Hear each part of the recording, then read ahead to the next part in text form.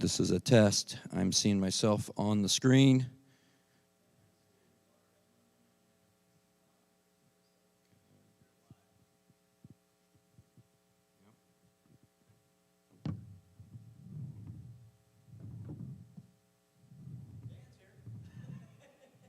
Who is?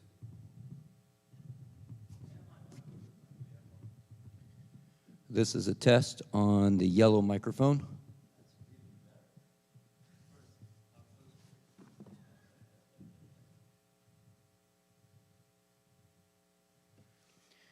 This is a test on the green microphone. And this is a test on the purple microphone.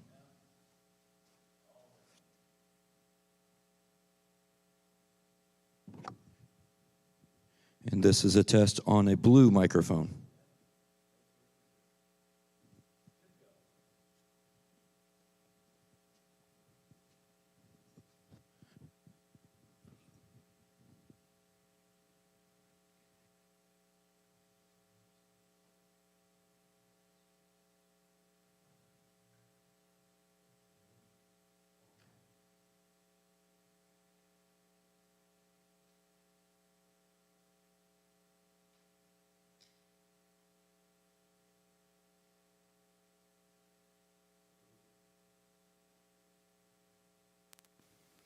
And this is a test on the countryman microphone.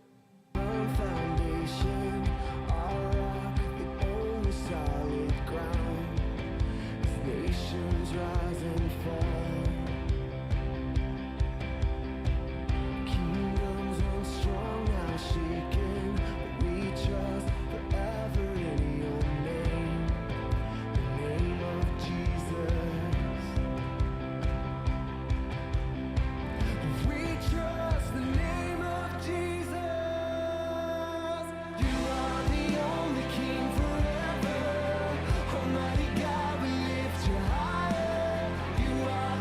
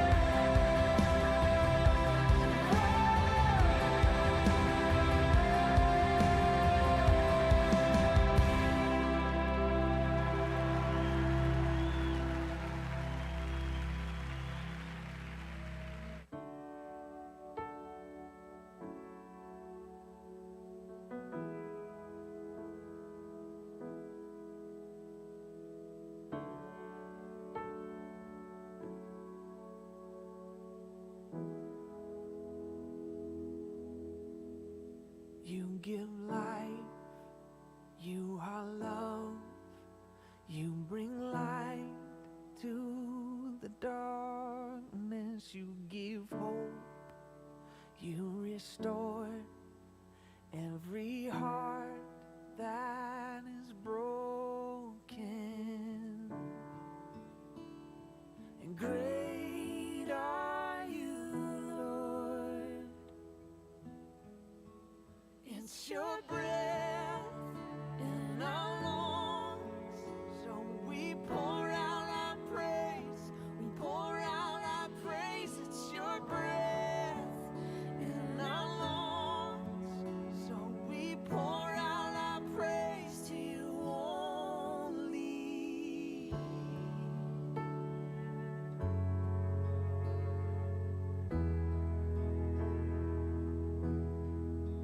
You give life, you are love, you bring light to the darkness, you give hope, you restore every heart that is broken. And great are you, Lord. It's your breath in our lungs, so we pour out our praise. We pour out our praise. It's your breath in our lungs, so we pour out our praise to you only. It's your breath in our lungs, so we pour out our praise. We pour out our praise. It's your breath in our lungs, so we pour out our praise to you only.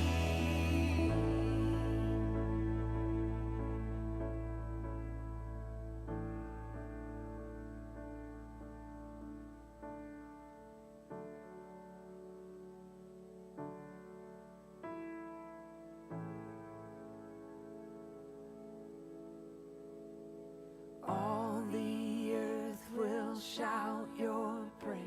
Our hearts will cry, these bones will sing.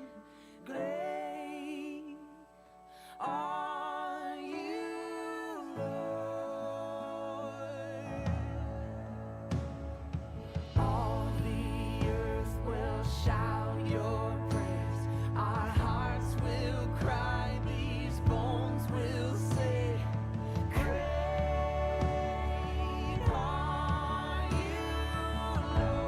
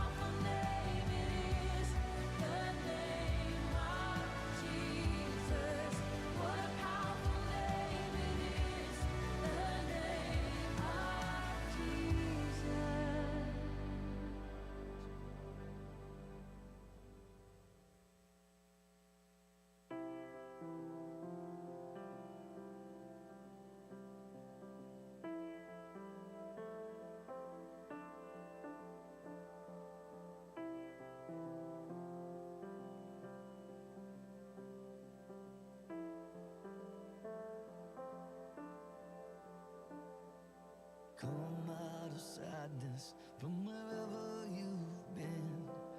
Come broken hearted, let rescue begin. Come find your mercy, oh sinner, come kneel. Earth has no sorrow that heaven can't heal. Earth has no sorrow that heaven can't heal. So lay down your burdens, lay down your shame. All who are broken, lift up your face. Oh, wanderer, come home. You're not too far. So lay down your hurt, lay down your heart, come as you are.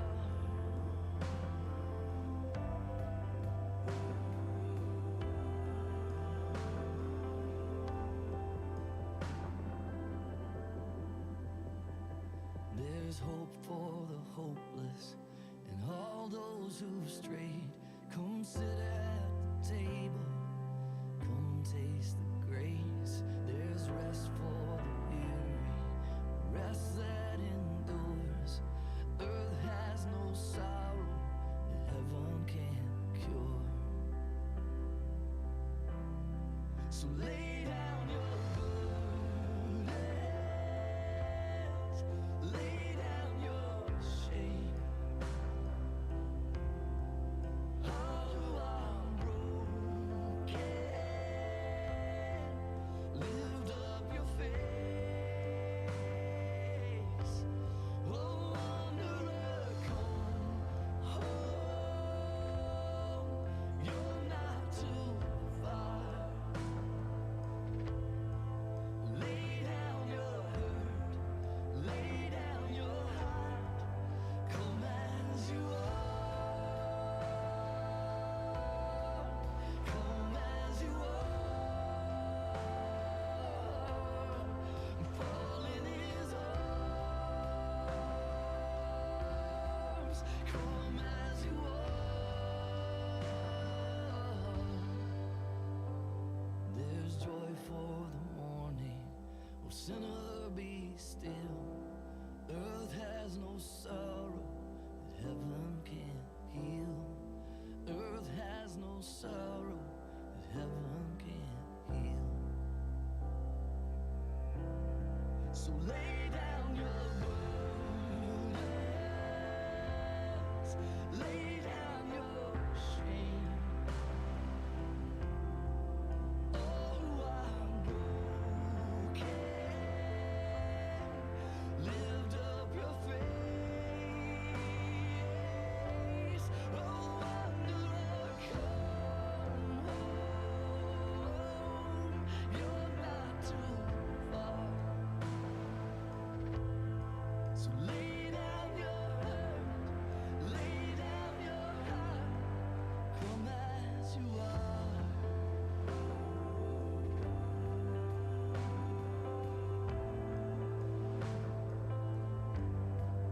Come as you are.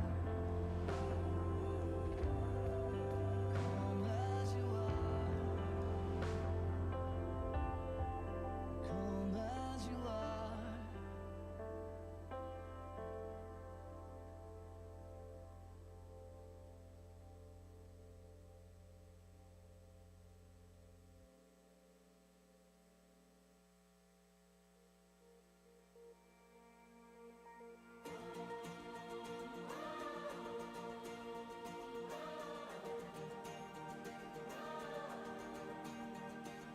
We waited for this day.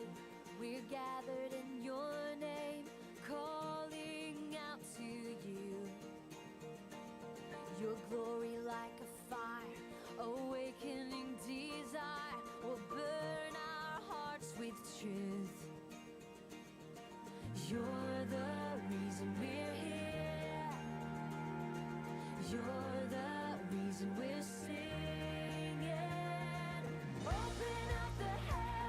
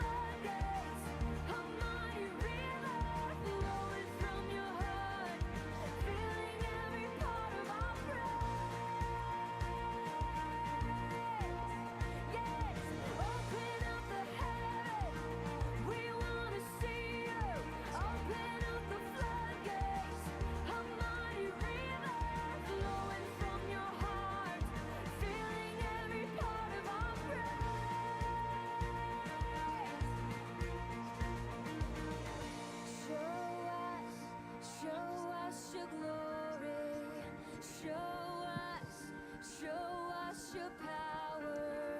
Show us your glory, Lord.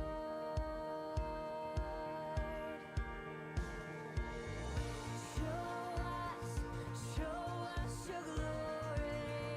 Show us your power. Show us your glory, Lord.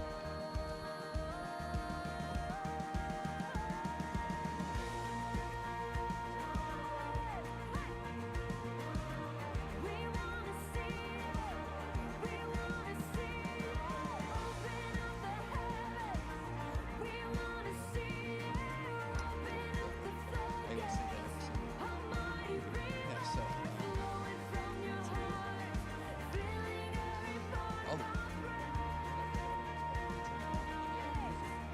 Say, open up the heavens. We wanna see.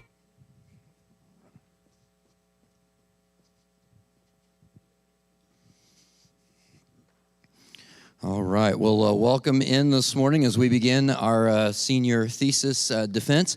And those of you that are online on the YouTube channel, welcome. Thank you for being here.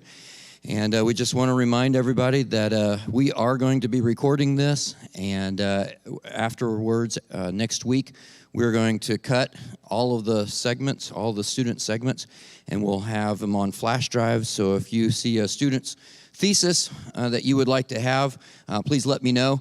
Families will be receiving their student's thesis, but if you would like to have one, or otherwise if you want the whole 8-9 hours worth of stuff, we will have that too. So let me know there. So today we're going to start. It's 9 o'clock. We have Cadence Hartford, who is coming up and to do her senior thesis.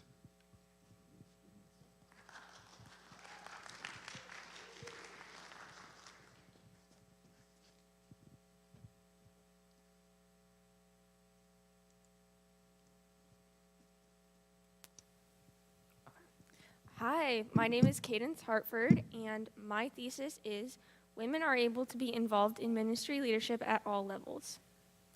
So for nearly all of church history, the role of women in the church has been debated. Can they be pastors? What about deacons or elders? Which titles and jobs can they hold in the church, and what can they not? My thesis argues that women can hold all positions of church leadership, provided that they are good leaders and follow Christ's way of living. So you're probably going to hear me talk a lot about complementarians and egalitarians, and for the sake of my thesis, I had to narrow down my definitions quite a bit to only focus on the leadership aspect. So in my thesis, complementarian and egalitarian will be described like this. Complementarians generally will believe that women should not be allowed to preach and teach. Men should be the head of the church and hold the main roles of authority, so pastor, elder, deacon, things like that. It's important to note that they don't exclude women from participating in every aspect of ministry, but might limit them to traditionally feminine roles, things like worship leading, kids ministry, hospitality teams, behind-the-scenes work, stuff like that. While egalitarians believe that leadership roles are not limited by gender, so women can preach and teach and lead in the same capacities as men. There is quite an overlap between complementarians and egalitarian views, so this adds to the difficulty of resolving the debate. Anyone who spends a significant amount of time researching this will find that the topic of women in leadership is very closely linked to other topics such as marriage, gender roles, sexuality. So in an attempt to remain direct and focused on one aspect of this debate, my thesis focuses on leadership qualities and qualifiers and examples of that throughout history. So I don't touch much on marriage or headship, things like that. So my paper discusses what qualities a good leader, specifically in the church, must possess. The character traits of effective leaders are typically not innate, but cultivated over a long period of time, which means that most people can be taught to be leaders regardless of their gender. I have about 4 or 5 main points, characters or arguments for my side. Characteristics possessed by effective Christian leaders, that's just kind of a definition. Then the biblical record of God's view of women, female biblical leaders, Jesus' interactions with women, women in Paul's letters, and influential women throughout church history. So first off, what makes an effective Christian leader? There are many different types of leaders, and the qualifiers for them would just be like honesty, integrity, compassion, servant attitude, things like that. They must be showing the fruit of the Spirit. And then biblical record of God's view of women is in stark contrast to the views of the Greco-Roman world. They continually dismissed and devalued women. They weren't allowed to have educations. They weren't allowed to own property or have the same rights as men. Whereas in the Bible, women have lots of rights.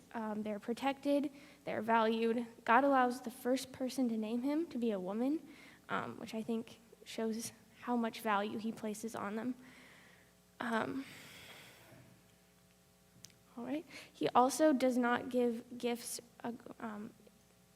with discrimination towards gender. He pours his Spirit out on all flesh. That's a prophecy in Joel, and then repeated in Acts. He says that both your sons and your daughters will prophesy, and on male and female servants I will pour out my Spirit.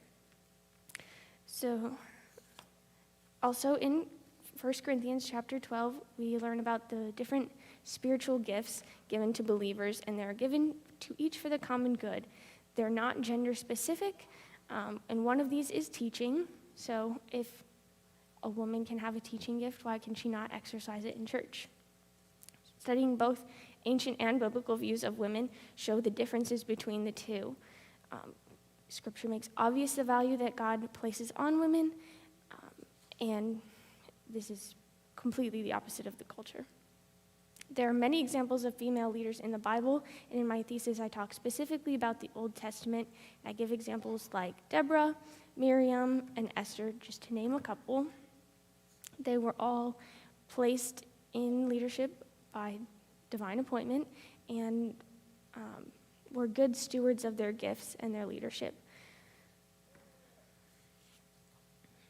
Jesus interacted with women all the time. There was a group of women who followed him around during his entire ministry. They funded his ministry. They were the last at the cross and the first at the tomb.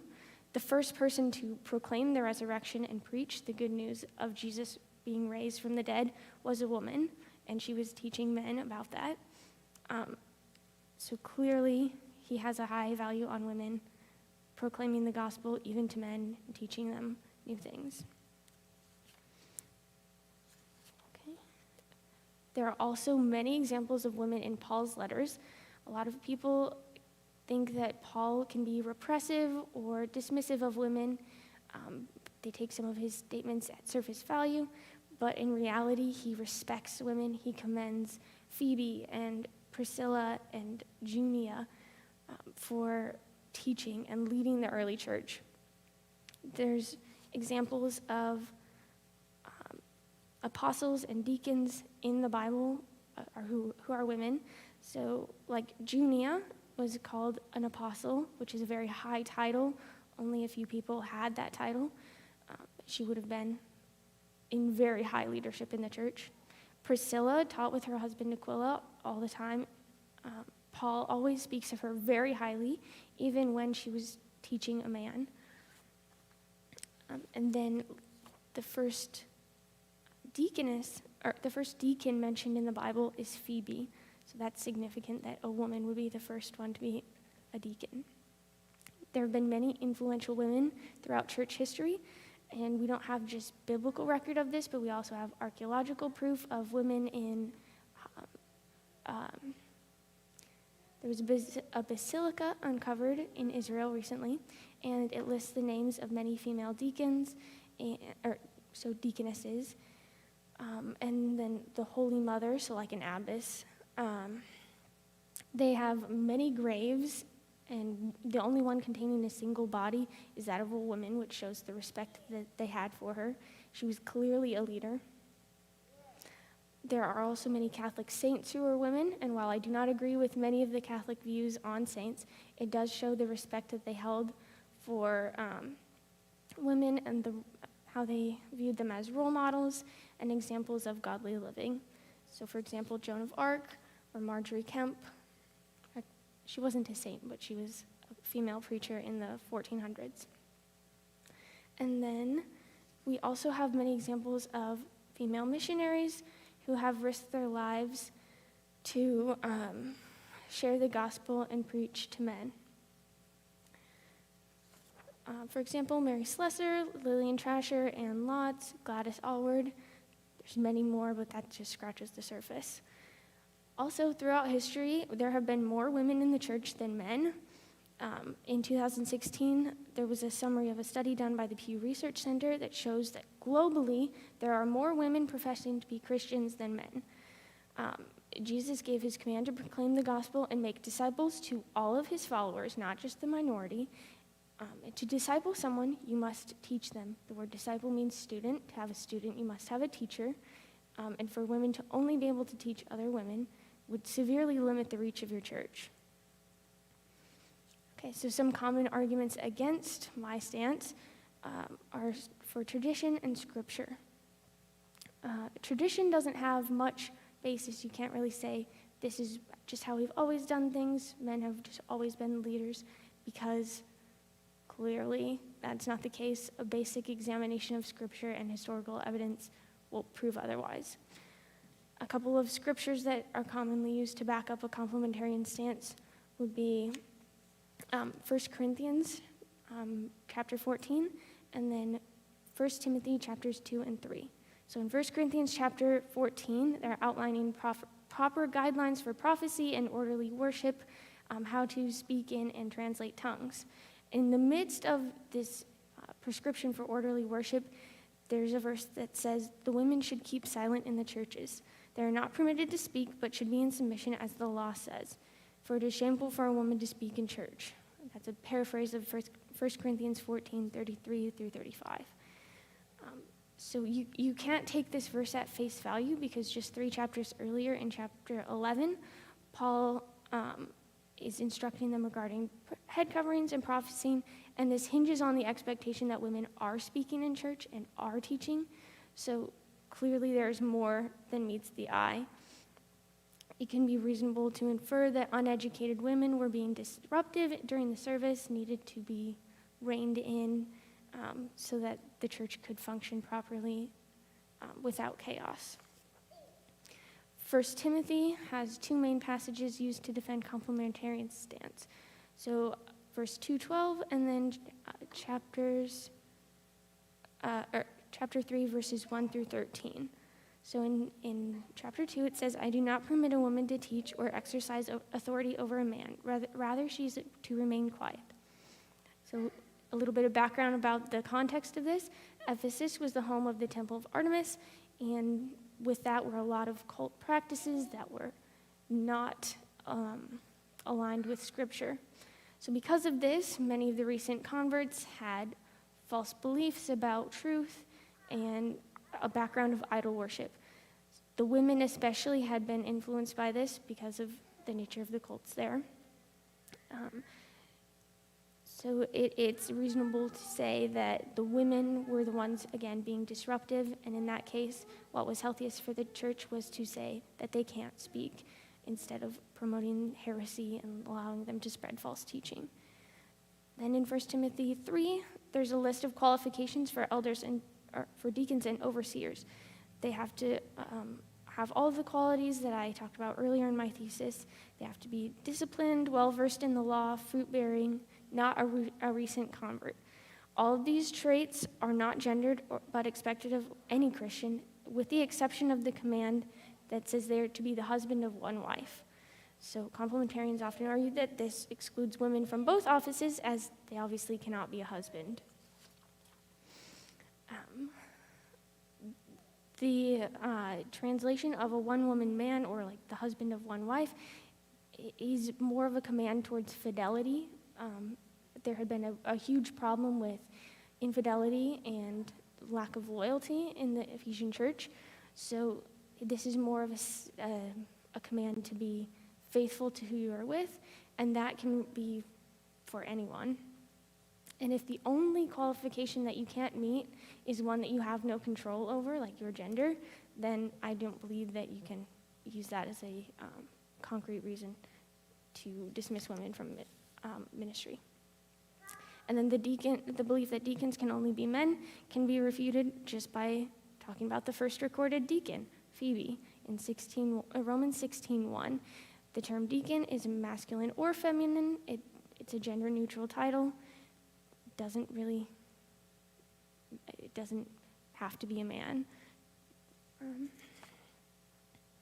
Scripture contains a couple of types of commands, some that are for all times, all places, all people, and then some that are for a specific place, time, and people. So what does the prohibition of women teaching fall under?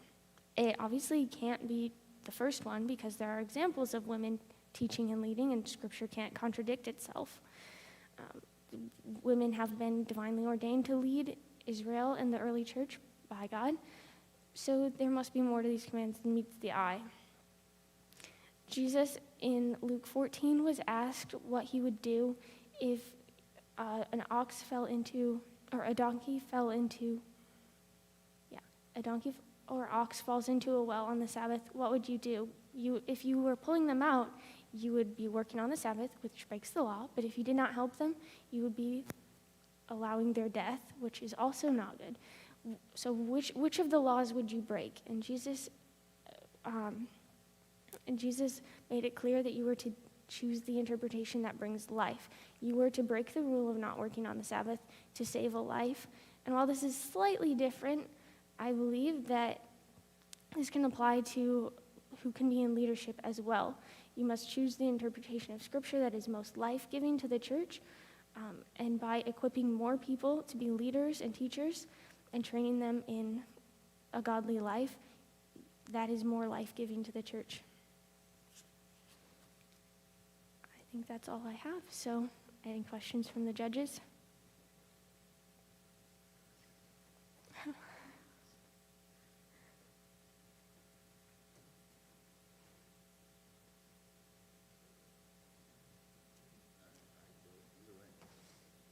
We didn't plan this. Well, I mean, first of all, Cadence, thank you.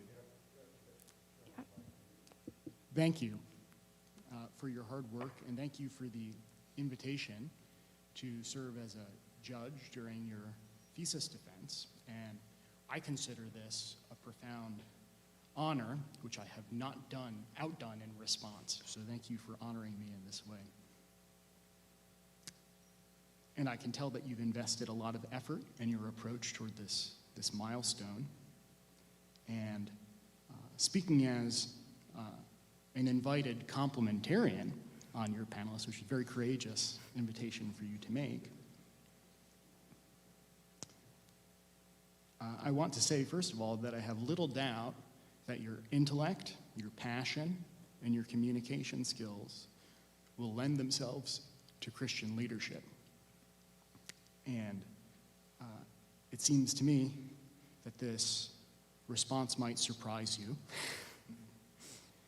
But such a surprise could only be the fruit of failure on my part and on the part of other complementarians to carve out space for you to use your gifts in the church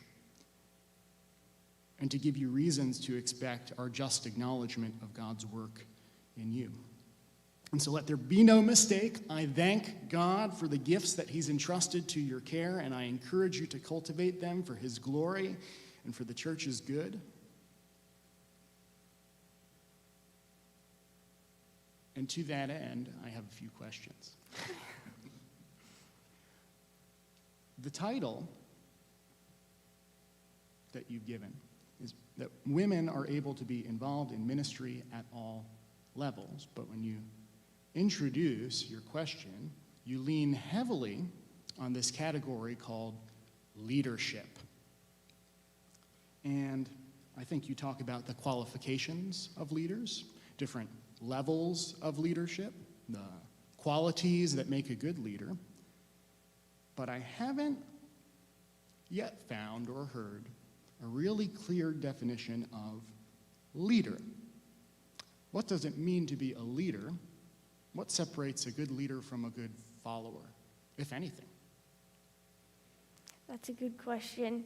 I think a leader in my paper, what I'm talking about, would be somebody who is teaching in some way, so teaching Bible studies, retreats, preaching on a Sunday morning, any Sunday school. That's what I'm using leader to mean here. Is that a sufficient answer, or do you want a little more? Well, it occurs to me that that's a rather broad understanding of leadership, and one to which I would not necessarily object. Okay. I don't know that that understanding of leadership is incompatible with a complementarian view of women's ministry. Although I think your paper would be strengthened if you built your case from there, right? To say there's something about complementarianism that is just incompatible with women exercising leadership broadly understood in the church. Yeah, I think that was one of the things. First of all, let me just echo everything you said in terms of the quality of the paper. I've made a few comments for you to read later. I had to read your pages, you get to read mine, so but one of the things I discovered about halfway through is I had ceased to regard this as a high school thesis and rather engaged as a serious work of theology, precisely because it is a serious work of theology, and I appreciate you sharing that with us, so thank you. But jumping off that a little bit, I think your definition of leadership being as broad as it is weakens your argument in many cases. My sense is, and please correct me if I'm wrong, that the core argument you're trying to make is that women should be allowed to be pastors and senior leaders in the church at all levels, not merely on the council, that kind of thing, but absolutely in that office of ministry. Am I reading you correctly? Yes. All right, you never actually state that, which I found fascinating. So you have that, but when we start talking about, okay, women should be allowed to teach, well, certainly, most denominations, even those that are complementarian, will have women who are teaching Sunday school, will be in those teaching roles, but making that argument expressly for the office of the ministry, I think would have strengthened your paper quite a bit, to really target those specific functions that are currently unavailable to women in the complementarian view and why they should be. Okay. So I think that's one area as you refine this a little bit to focus on. I also noted as I'm reading through that in the last quarter or so of your paper, when you're discussing the negative views, you lean heavily on scripture and an exegesis of the text.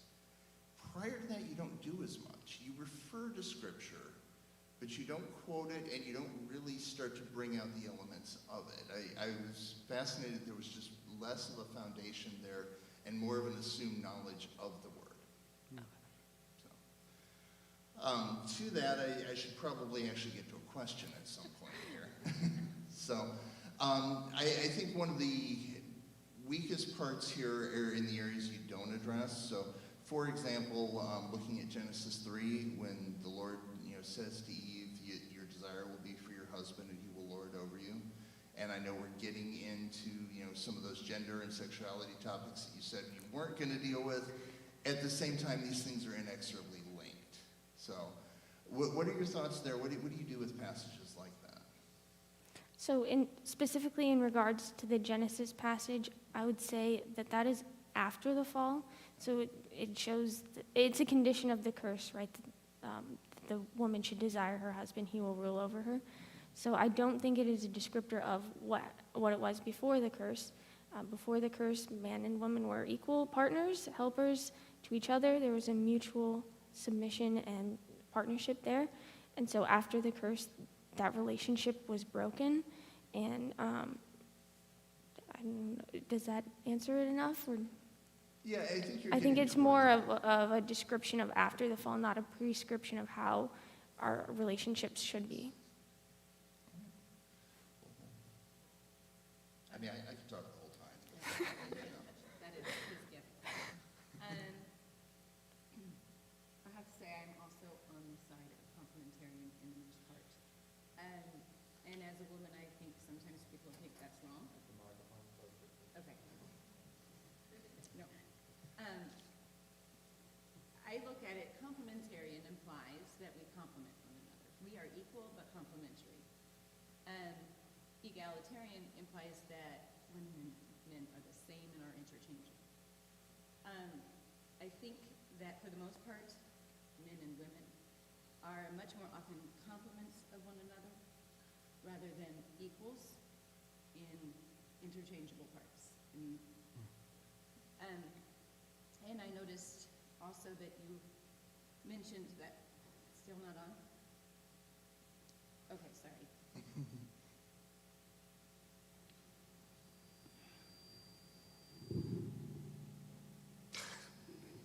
That didn't help. So sometimes, okay, I can lean back a little bit better. Okay. Eve was created as a helpmeet for Adam, equal but complementary, not the same. Otherwise, what was her need? They are equally important, and I am thankful that God values us, and He gives us those special roles that we fit. And I think, too, are men and women created equal and interchangeable, or equal and complementary is really where I'm thinking. Where are you landing on that? I think in some respects, I am. This is why I said there's a lot of overlap between the definitions, because I'm not arguing for an abolition of the traditional gender roles, or that women and men are interchangeable in all aspects. I'm saying that specifically in regards to leadership. Other than that, I think there are clear differences between men and women. That's very obvious just based on biology. We aren't physically able to do the same things, but I think the leadership that I was talking about in this paper is more of a mental or spiritual leadership, where I think you can have character traits that don't necessarily mean, oh, I'm a masculine woman or I'm a feminine man. So I think in that respects, they're more interchangeable as far as character qualities can go, not for all roles. Does that make sense? Yeah. Okay. Can I ask a follow-up there? Oh, absolutely. Well, one of the things I want to commend in your paper is that you've unfolded your understanding of egalitarianism across salvation history. So starting from Genesis 1, the big story of the Bible, through Exodus, the conquest into exile, Second Temple period, Spirit-filled life of the early church, ongoing presence of the Spirit into church history. And having read so widely, you are no doubt aware that the Bible is vast, and then to put church history on top of it is to multiply myriads. And it would be unreasonable for anybody to expect your paper to consider every detail of every biblical text, but I think it would be reasonable for readers to expect you to unfold both positions across salvation history. As it stands, I think you've presented the complementarian position as grounded basically on two passages from one author. But even these two passages point beyond themselves. They comment upon that big story, upon foundational scriptures that it seems to me you've left unexamined. And so, for example, when you're dealing with 1 Timothy chapter 2, you follow really well-established patterns in egalitarian scholarship. And in an effort, or maybe not an effort, but in a way that restricts Paul's comments to the local context in the Ephesian church. So Paul is addressing some combination of heresy and pagan matriarchy, Diana cult type stuff.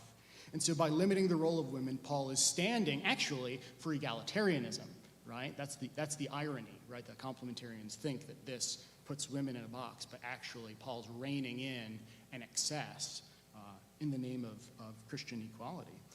But you cite Mounce, and Mounce argues that or acknowledges that these claims are speculative. And some New Testament scholars are increasingly willing to recognize that the historical evidence, the extra-biblical evidence, might even contradict these claims. But I think there's a bigger problem with the text and approaching it in the standard egalitarian way.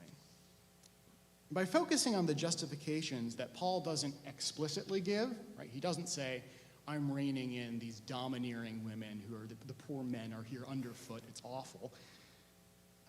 by focusing on those speculative explanations, we wind up maybe neglecting the reasons that Paul explicitly gives for his restriction.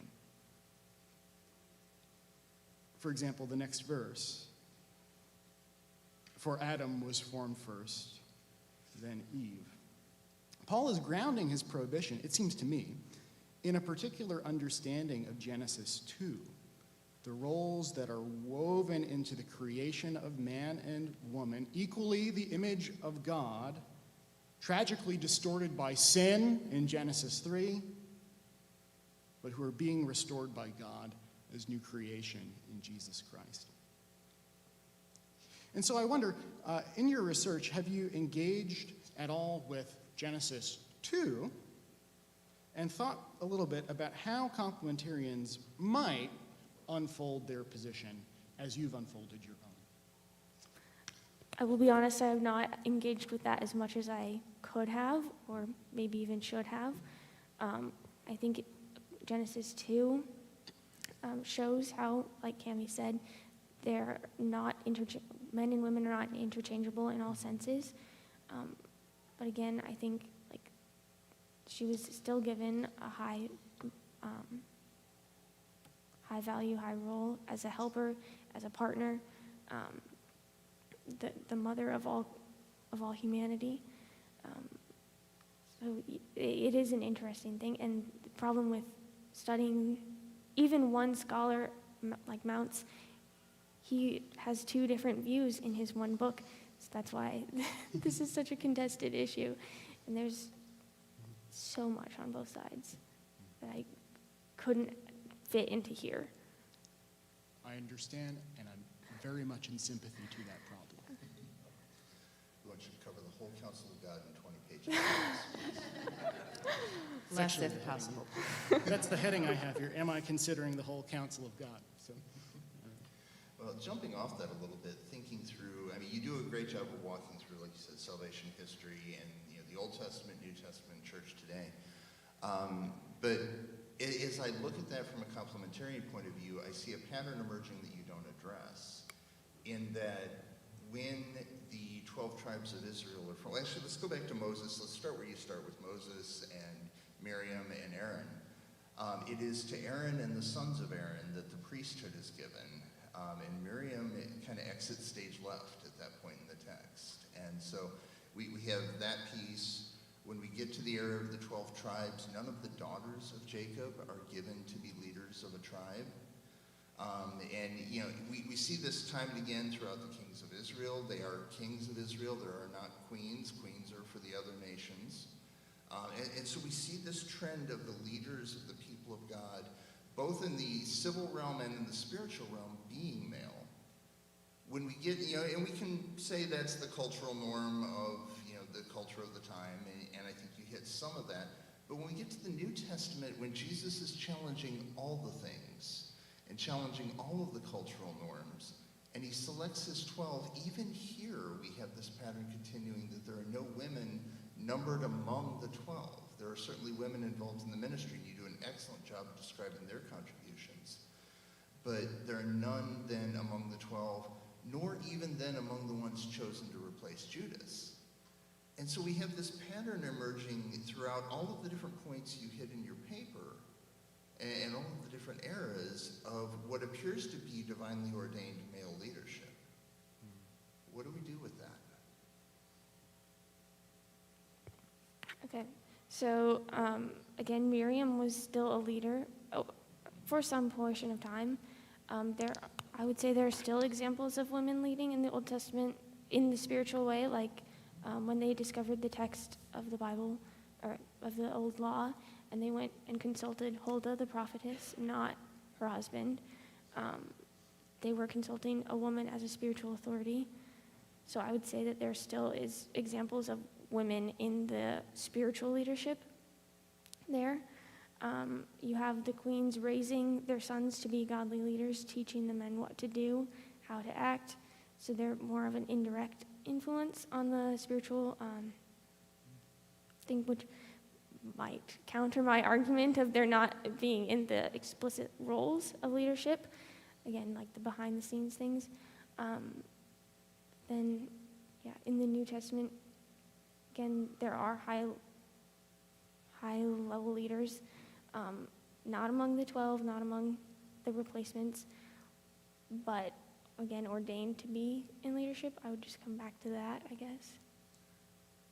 Well, it sounds It's as a little though circular. sorry. Is that what you were going Go- to say? It's a little circular? Or I thought that's where you're going. School of Tautology Club is the first school of tautology club. Is the fact that the examples of female leadership are so exceptional itself proof that this is not the norm and this is not the way it is intentionally structured? Possibly. I don't know. It's a tough argument because Yeah. it's an argument from silence, Yeah. and the text doesn't say that. Yeah. I have a question, I guess, about, you have here women already teaching and leading in many arenas of the world, and if the church won't allow them to do so, then they will do it somewhere else. A lot of the examples that you've given here, Deborah her role as a judge was outside of the church, definitely top leadership there, but it was outside of the church, but she represented God's righteousness in that aspect. Esther was particularly suited as a woman to play out her role in the plan of God and his people. But she was also not in the church. Many of these other women were not necessarily in the church. Joan of Arc wasn't in the church. She was for it. And as a Christian woman in a place of leadership in what I do, teaching in a public school, I feel like that is a place that God has placed me in leadership to bring his love and his mercy to others outside of the church. Is that wrong of me to want to do and wrong of me to No, do? not at all. Because if the church won't allow us to do it inside the church, I think it's almost more responsibility to take it outside of the church and to represent him there as missionaries, as a person in my vocation outside, bringing God's love to others. So as a woman, I think that's a particular role that I can play for the good of the church and for the good of the world. So is that, I mean, here it says then they will do it somewhere else. It just feels to me like that's wrong. Okay. Yeah, that was definitely not my intention, so I'm sorry that it came across that way. It's not to discredit the work that women are doing in schools, in other areas. That is very needed, and it shows leadership, again, like divinely given gifts of teaching. I touched on it briefly in here. Let me find it. Flip through all of my pages over here. Oh, okay. So Katie Cole wrote a book called Developing Female Leaders. I referenced it in there. And she talks a lot about how women can teach and lead in other areas and be very successful. And then they can bring those gifts to the church as well. So your giftings as a teacher and a leader in schools can then be translated, if you feel called by God, to support the work of the church in the church. They don't have to be like completely separate or completely in the church. You can exercise those in both. Does So that as make a sense? complementary role, I can be in the church, helping. So I feel like that is something that I can do, definitely, yeah. But I don't know if it needs to be at the top level. So are you suggesting that maybe more needs to be said about the distinctions between different ways women use their leadership gifts in the church? So, for example, you can use, in your view, your teaching gifts with great liberty outside of the church in your public school setting, and then you can use the same gifts according to maybe a different pattern within the church. Am I understanding that correctly? Yeah. I think, too, the church needs to acknowledge that and allow women to do that. more so as well. Because I think sometimes people are so hesitant that there's nothing being allowed. We need to find those roles where we fit the best. Yeah, I would agree with that. I mean, that's not a bad thing at all. No, I think that you've made a good point for women supporting women in the role that best suits them.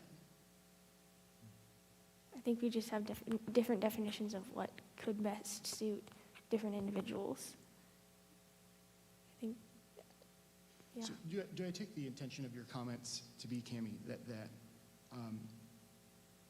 this acknowledgement that women use their gifts outside of the church, perhaps according to a different pattern than they might inside the church, is not necessarily an argument against complementarianism as a framework, right?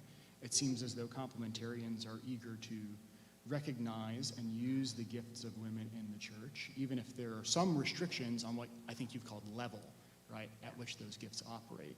And so it might not be enough simply to say, God gives gifts to men and women alike. All Christians should use their gifts for the glory of God. There might need to be another premise in your argument to say, and it is wrong for some reason to restrict the exercise of gifts according to gender at level X or something. Okay. Thank you. Very helpful. I have a follow-up question on these two. So we've talked about maybe general patterns in Revelation, and are woman leaders in the Bible the exception that proves the rule? Maybe does the complementarian framework offer insights for acknowledging the way women's gifts can, fruitfully be exercised across contexts? But I want to go to maybe something a little less nuanced. I want to go into your citations page, right? And I have to recognize here that you asked me for help finding good complementarian sources, and I had a family emergency and was not very much help at all. So the finger points inward here. But you don't cite a ton of pro-complementarian sources. Again, understandable. You do cite the Council on Biblical Manhood and Womanhood, which is really a collection of sources and not a source in itself. But the one really unambiguous, specific pro-complementarian source that you cite is Mary Cassian, who in your annotation you identify as a complementarian woman teacher at the Southern Baptist Theological Seminary. But your introductory definition of complementarianism on page 2 says complementarians generally believe that women should not be allowed to preach and teach, and maybe we'll give the qualification in the church, or some kind of context-specific restriction there. And so that strikes me as an exciting tension, right? Yeah. Your only source that advances a specific argument for complementarianism also seems kind of difficult to square with your definition of complementarianism, right? What do you do with that tension? Again, my definitions were very broad. Yes. There's a lot of subcategories of complementarian and egalitarian. From what I remember, I have not read this article in a probably month or two, but what I remember is that she is a teacher, like I listed, so teaching theology to men, just not in a pastoral role, and argues that women can't have a pastoral role. They can teach and lead outside of church. But I would argue that she's doing the same thing in a seminary. She's teaching probably more in depth than in a church. So I don't see why she's saying she can't do that in a church. I don't know if that quite answers your question, but yeah. Yeah, well, I bring up the example of Dr. Cassian, first of all, because she's someone with whom you have engaged on some level. But it seems to me that one of the objections that's emerging through this exchange, and that I've heard many times in teaching the pastoral epistles at Rosedale, is that complementarians have not done a very good job, and I said this in my first comment, right? Not done a very good job of saying what women can and should do, right? They've been more focused on saying what women can't do. I wonder, as you've engaged with maybe popular expressions of complementarianism, famous and controversial ones even. I'm talking John Piper, John MacArthur, Paige Patterson, maybe the friendlier Kathy Keller, Kate McCoy, Jen Wilkin, or scholars, husband-wife team, Priscilla and Aquila, Andreas and Margaret Kustenberger. Any of these popular sort of views, it seems to me about half the people that I just named would ordain women to the diaconate. Like John MacArthur is supportive of women deacons. And so I wonder whether you've given thought to what complementarians say women can and should do, apart from what my wife is doing right now as she lays out the breakfast spread for Rosedale's all-male board, right, which is a feminine role, as you say. Is there anything ministry-wise that would complicate the picture? Anything like Mary Cassian? So you're asking me what I think complementarians are saying women can do in the church leadership? Or how they can so we have this very lead? broad concept of leadership, right? And clearly diverse expressions of complementarianism. But even the really nasty ones that people love to get mad at, right? They would, I think on your scale of leadership, have women in roles much higher than, or if we're conceiving of it as a hierarchy, higher than greeter or... Oh, yeah, for sure. There are a lot of complementarian churches who, like you said, ordain deacons. I know the Lancaster Conference in the Mennonite Church has a woman on their bishop board, but they don't ordain female bishops, which I think is a little interesting. So they do definitely let women do a lot of things. From what I have seen, they do not allow them to be pastors and like a senior pastor, whereas that's where I have an issue with it. I think they should have an equal shot at that. But I don't think that they're all restrictive. We just see the bad ones more often. I had a hard time finding sources, especially on the internet, obviously, that were not very hurtful, and I didn't want to misrepresent the complementarian side, and I didn't want to completely tear them down. So then I almost swung too far in the opposite direction and didn't talk enough about some of the positives. It was a difficult tension to find. It always is when you're having to argue some points in opposition to yourself to try to refute them. You're not necessarily going to bring out points you can't refute because, well, that sort of defeats the purpose.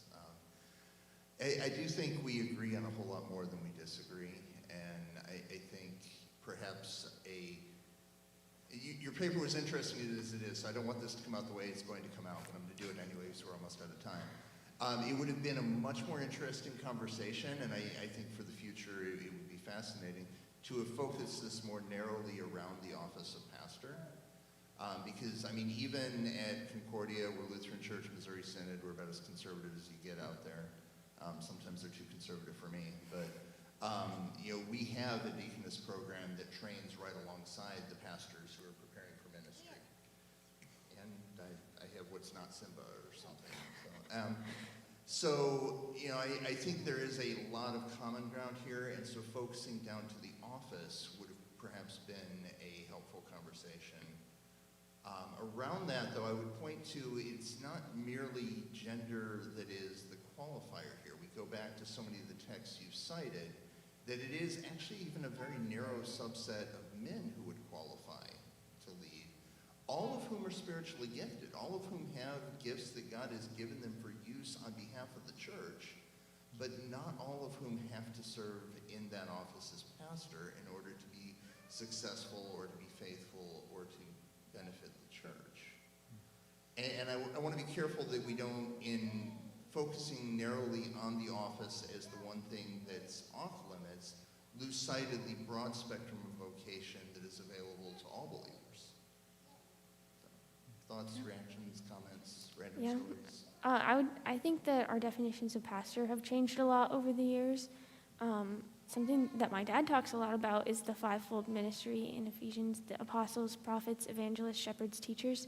We've kind of condensed that down into one role, and I think when you do that, it's much harder to say, oh, women can do this. There's just so much to cover. So I think if we had kept it broken down into those like 5 subsets, there would be a lot more opportunity for women to lead and for men to lead in those roles too. There's not as much disqualification. Yeah, so you got your topic for your next thesis, I Yeah, guess. I feel like you have done a wonderful job of giving examples of women who have fulfilled their roles in inside and outside of the church that God has placed them in here. And it's encouraging to see all of those things that you've compiled for us, to know that God has us where he needs us. Thank Is you. that all? All right. Well, thank you very much for coming out. I really appreciate it. And thank you, Matt, for coming all the way from Ohio. It's an honor. Well, thank you, guys. Thank you, Cadence. Thank you.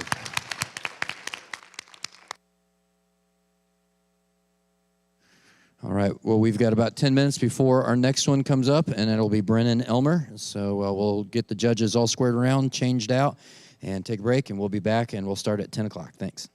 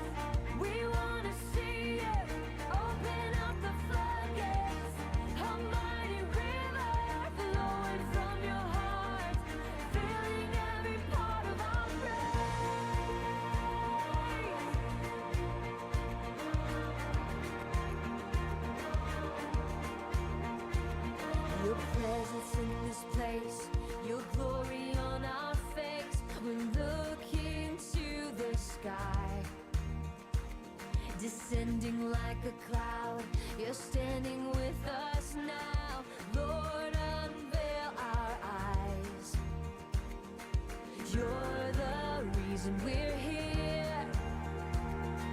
You're the reason we're singing. So open up the heaven, we wanna see you. Open up the floodgates, a mighty river flowing from your heart, filling every part of our praise. Yes, open up the heaven, we wanna see you. Open up the floodgates, a mighty river flowing from your heart, filling every part of our praise.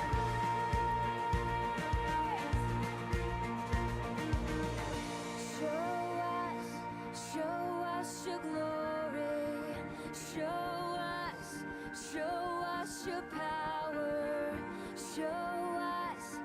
Show us your glory, Lord.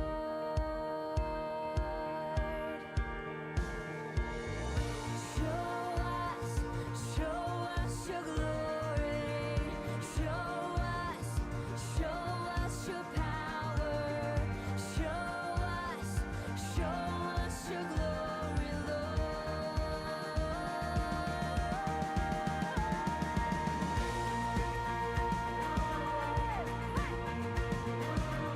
We wanna see you. We wanna see you. Open up the heavens. We wanna see you. Open up the floodgates. A mighty river flowing from your heart, filling every part of our praise.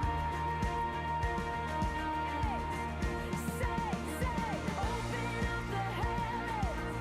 We wanna see you. Open up the floodgates. A mighty river flowing from your heart, filling every part of our praise. We sing,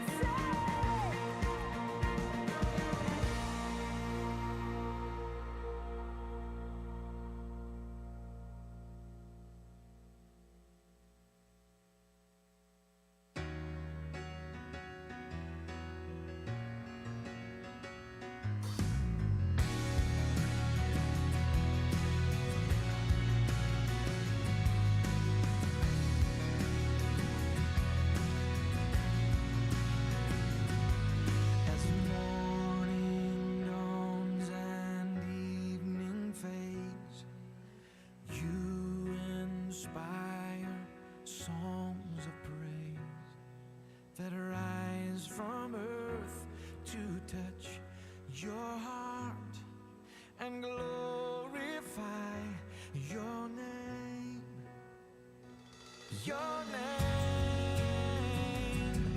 is a strong and mighty tower. Your name is a shelter like no other. Your name, let the nations sing it louder, 'cause nothing has the power to save but your name.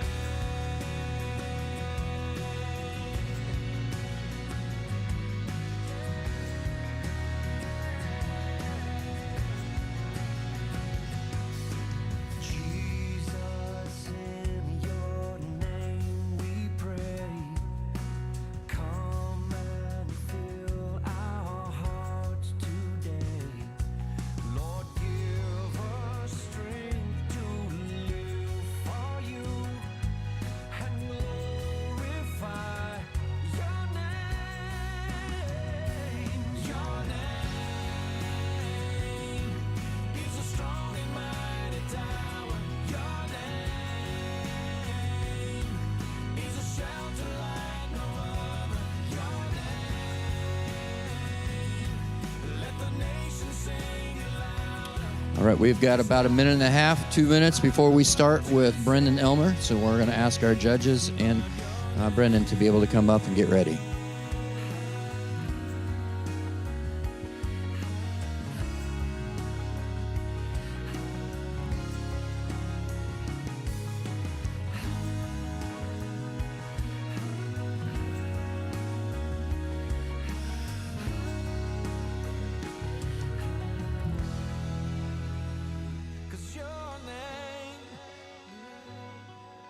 is a strong and mighty tower. Your name is a shelter like no other. Your name, let the nation sing it louder. 'Cause nothing has the power to save. Nothing has the power. Your name is a strong and mighty tower. Your name, let the nation sing it louder. He's a shelter like no other. Your name, let the nation sing it loud. Oh yeah, 'cause nothing has the power to save but your name.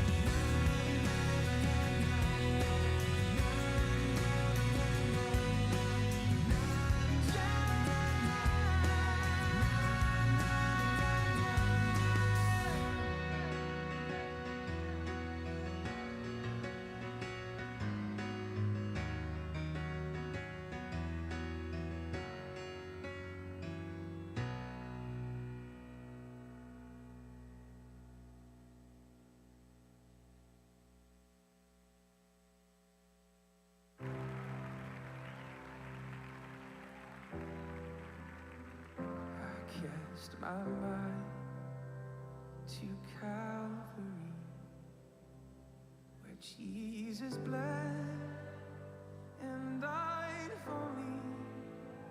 I see his wound, his hands, his feet, my Savior. All right, we are going to go ahead and start. Our next senior thesis defense is Brennan Elmer. And here we go. We've got our judges ready online. Family, thank you for joining us. Here we go. So you want name, thesis statement? I mean, my judges know me all right, but although there's still no people in here.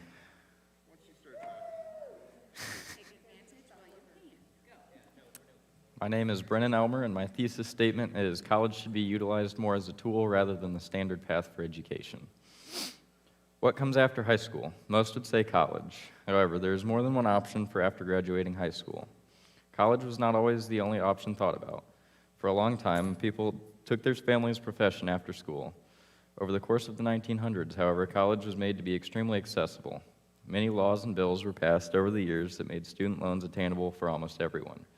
So rather than being a path that mostly the wealthier people took, it has become a standard today. Now, if a person is not attending an institution of higher education, he is viewed as different. Within this paper, there are three main reasons as to why college should be utilized as a tool rather than a standard path for education. First, college does not always provide an education which is useful. While there are very useful degrees that can be obtained, not all are. Many of these degrees are pushed on children starting in middle school and then emphasized all the way through high school. A vast percentage of people today do not even use their college degrees in their current positions. Many college students, lured into furthering their education by readily available loans, do not have the motivation to finish out their degrees. College requires some independent thought and determination in order to finish. Generally speaking, people today do not exemplify that. The second point covered is that college is simply too expensive. The average U.S. college debt is $32,731. There are millions of people who have retained college debt up through their 60s, more than half their lives. There are currently many laws in place which make student loans crippling, so why take such risk for a standard path? Finally, there are many other valuable options for career paths, trades being one of the more common ones.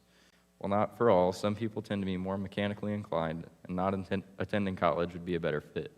There's also mission work, the military, and a wide range of jobs which do not require a degree.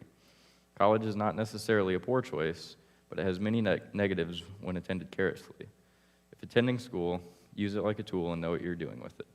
For a long time, I even thought that I would have to go to college, or it was in the back of my mind that college was an only option. Not until about a year ago did I start thinking about, oh, I should do something. And I would go to college had I found a profession that required it, but I could not find any that I enjoyed, so I felt no pressure to go to college. And I feel like many people my age go to college to hope it will fulfill their path for them rather than them putting the work in. So my point is not necessarily don't go to college, just it should have more thought, and you should go with more intention rather than just going in blind. I'm ready for questions. Okay. Maybe I wasn't prepared to be the first one. I've talked a lot already this morning. Oh, I okay. can go, or? I can go ahead too. Uh-oh. Yeah, take a drink, Brennan. I think your overall thesis is correct. I think that students need to have a better preparation for this decision. I think that having all of those options laid out in front of them would be helpful. I'm not sure you addressed that as well in your paper as you could have. I feel like you spent a lot of time saying that college is bad because of this, this, this, and this. I think you could have supported your thesis by saying college is this option, these are the things you should be thinking about, and these are some of the pros and cons. Here's trade school, here are some of the pros and cons. Here is your military pros and cons. And as far as that goes, going back to the university system, you start off talking about in the medieval times that it was for the richer, more elite, and you come back to that too. But time has changed things. Things being mechanized and the tech, things like that, systems has reduced the need for that number of people. So the university system grew because people need to have something to do. And when you look at where apprenticeships have turned, I think they've turned into things that you get within the university system. And speaking on that, with the degree in art that you speak of, yeah, challenging to find a job with a degree in art. Looked up the careerproject.com lists over 70 specific arts careers, and that's by no means an exhaustive list. And art's not just knowledge to pass on, but I think that if I were to look for an apprenticeship as an artist, I think you can learn that way as well, but where can I find that? So, not going to college to get an art degree, but if I wanted to be a ceramicist, I could have learned from a ceramicist, right? As an apprentice. Where do I find that now? Like, what do you mean? Like, So if I'm a ceramics creator, a potter, I can see necessarily not needing a college degree for that. I can see that being taught as an apprenticeship, no problem. But where do I go? Who do I go to find that apprenticeship nowadays? In medieval times and back in the Renaissance, there was a ton of artists where I could go apprentice under the master. Where do I go now? I'd still say one of the only options for that would be college, and if that's what you want to do, go through with college. Just know what you're doing and go all the way through. I feel like a lot of art would be better taught one-on-one or small classroom groups, I agree. because then you can learn techniques from multiple different people or just one specific person and be taught more in depth. But as of right now, not many people do that because of the current situation. Right, so college is my option. And I'll have to argue that the general studies, we have a bunch of people in those classes, but when you narrow down to your own specific degree, you get the smaller group. And then you have multiple masters that you can study under when you have multiple things. And I think that is what has changed and why the university system grew, is because it took all those little things and put them together in one place.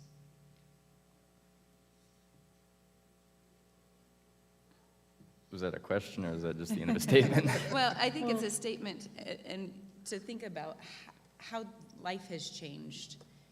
Yeah. what other options do we have now? Yeah, for most trade skills, we no longer have the medieval or Renaissance guild where you Yeah. can go and train. I mean, you have some unions, labor unions, that kind of thing, where that's still system, there's some remnants of that, but most all that's been folded into the university system today. And so for the vast majority of skills you want to learn, where would you go except to college?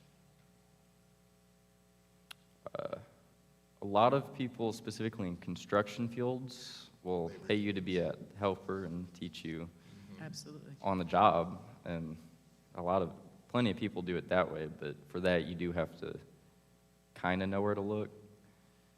Like, I guess the point I'm chasing here is those are actually, at this point in history, the more specialized skills that there's a narrower path as an apprentice and a tradesman than there is in terms of skills that you can acquire through college.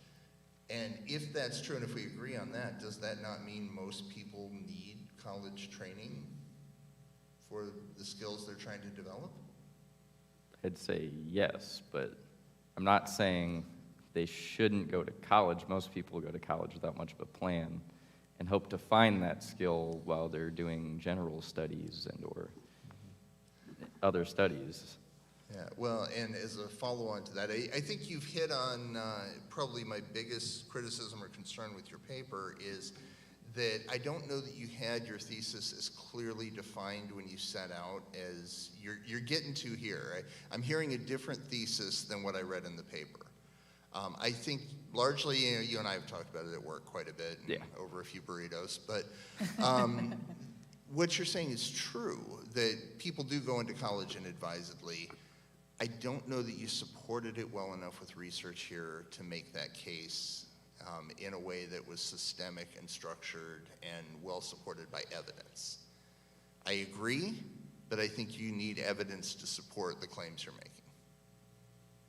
So. I think also that, and I have some questions, and I'm not sure if this one comes to a question or not, but I think that some of what we're saying here, I don't think you're wrong that those things could be better done as an apprenticeship, but maybe the evidence of these days is that, or it actually kind of supports what you're saying, that we've gone away from an apprenticeship towards the college and that we're getting more money. It's become more consumerism and more about making money. And so in some respects, I think that it kind of proves both sides as well, because we've moved away from apprenticeship and brought it all to college, and yet that's probably not the best approach. In light of that, I felt like I loved your exordium, how you bring in the challenge themes. That was really powerful, and then you use it as your clincher in the end to wrap it up as well. And I think you had I felt like you had some strong points. There are some things that I think that you could have focused on that could have made it even more powerful. But one question I will ask is, might there be a benefit to having a college degree that goes beyond what you're actually studying? Well, a lot of employers do look at college degrees as a higher up when hiring people. Mm-hmm. The reality is, when looking at a job, most of the other people you're applying against will have a degree as well. So it kind of puts you on a level playing field still. And a lot of people do look at you as having higher knowledge if you have gone through college. So there are benefits, and it will open you up to some more job opportunities. So you feel that it's just knowledge that they're looking for? They're just that if you have a college education, that means you have more knowledge? Do you think there's I'd any say other that's how benefit? it's- I'm sorry. I'd say that's how it's viewed now, is having a degree means that you should have more knowledge, especially depending on your specific field. Okay. Well, on page 11, you refer to, I think that's where it is. Maybe I'm a little bit further. I highlighted it.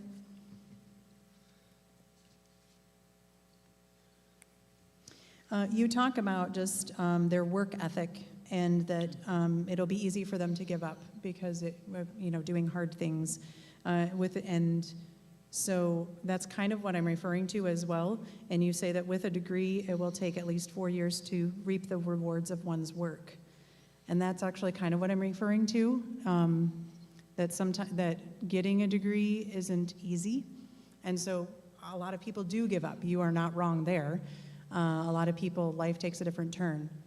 But might it be that it's the perseverance also, the evidence that they were willing to work through something difficult and stick with it, so they have this to show for it? Yeah, that is a great benefit of going all the way through. Okay. But you 'Cause- must go all the way through in order to get that. Right. So I'm going to follow on that. On page 4 of your paper, you talk about those who get useless degrees. Shoot. I'm going to give you a chance to redeem yourself here and save yourself from the inevitable criticism you know is coming. What's a useless degree? One, that I did not mean to leave that specific wording in there, or at all, I don't think. But a lot of people go for degrees like philosophy or something where many of the only options are teaching. There are degrees that people go through and expect to do something but don't end up wanting to teach at the end of it, and they have a philosophy degree and don't know where to go with it. But Okay, well, so let's pick on philosophy then. Why is philosophy valuable to learn? it is very valuable. It teaches you how to think, not necessarily what to think, but how to think. We've gone over philosophy a whole lot. It is a valuable skill to have at least some knowledge of. Helps you in debating and many other fields. But to go get a degree in it, you can really only teach it to other people, which is valuable, but you don't need millions of philosophy teachers necessarily. Well, there's a limited market, but does that make it useless? Is the only application of having a degree to teach, or is there value in the knowledge in learning new ways of thinking independent of their marketability? Well, a lot of people do enjoy going to college to study, and people do have the means to go attend college as a hobby, and a lot of the seminarians are scholars, and they enjoy learning and furthering knowledge, so that is valuable. So it sounds like college is about more than employment necessarily. Yeah. Some people use it for more than employment, but a lot of people going out of high school go in after employment, and I'd say that's a majority of people that are attending schools. Yeah, well, and I think there's a point to be made there that you could have worked with, that there's a difference between training for a career and learning for the sake of enlightenment and learning. And college can certainly serve both those purposes, but a little narrowing of the definitions might have served you well there. Yeah. I mean, I can keep going. I think that, did you have something? No. No. Okay. I think that you are correct that plenty of people don't end up using the field that they went to school for. But I would agree with Bill that that there is more beyond. For like I said earlier, just working hard to get through. I think that a lot of people are looking for somebody who didn't give up, and as well that if there is. If we've gone to school to learn these things, for philosophy, for instance, or whatever, that there is the opportunity to raise that bar on a larger scale than if we have not gone to college, and if there's a wider spread. And so, in that respect, that does go back to what you were saying about just the knowledge piece of it. I was going to say something else, but now I don't remember what it was. So, I think too that one of the focuses I would have liked to have seen you explore more is the other options available for students to choose from as they go forward with choosing either a career through a trade or continuing their higher education through college. And I think too, I know that our Molly and Maddie went to the Anthus Career Center with Fort Wayne Community Schools, which offers many trade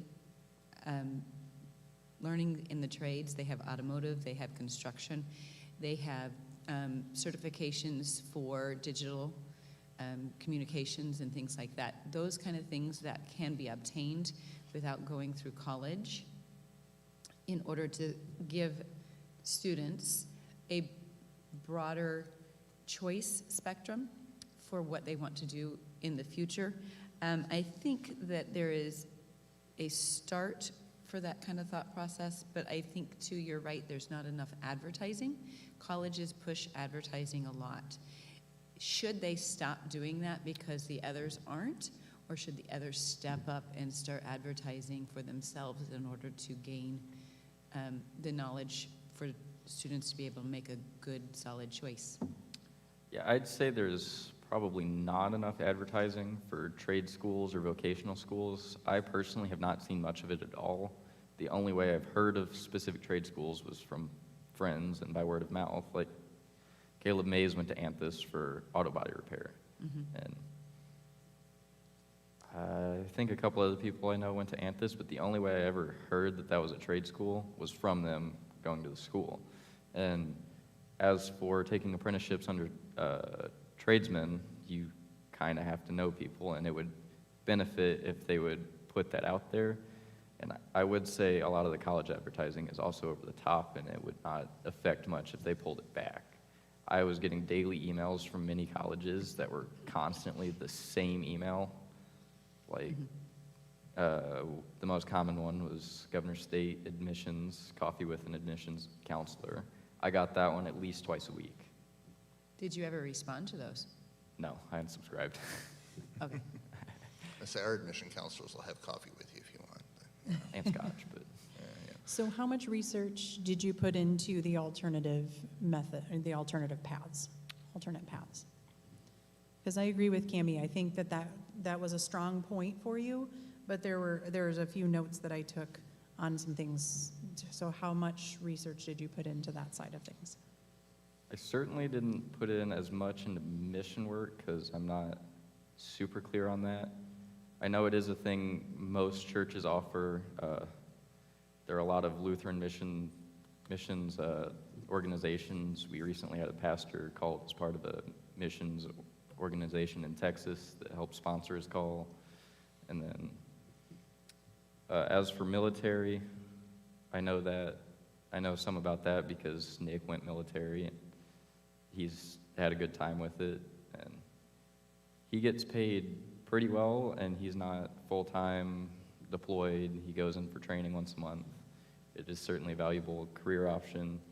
And as for trades, that is where I am going, and most of the people I know that have taken trades have been very well off and are doing good.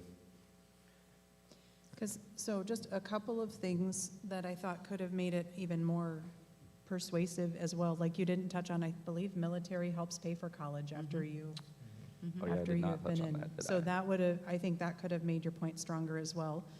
And in the mission work, I know it depends on the denomination as well, because I know in the Nazarene Church, you have to go to college and even seminary, Well, and which is beyond college. looking at being an educational aid or a medical aid, those require Like a a nursing degree program as and- well to go to be a missionary there. And missionary is not a lucrative business. I was So gonna say it that doesn't too. help you pay off those things. It is definitely a calling to go do, and it is good. But as far as the cost exchange, it's not the wisest decision as far as money goes. And it's not, that's definitely not something a missionary thinks about.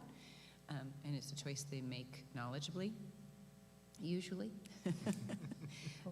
Hopefully.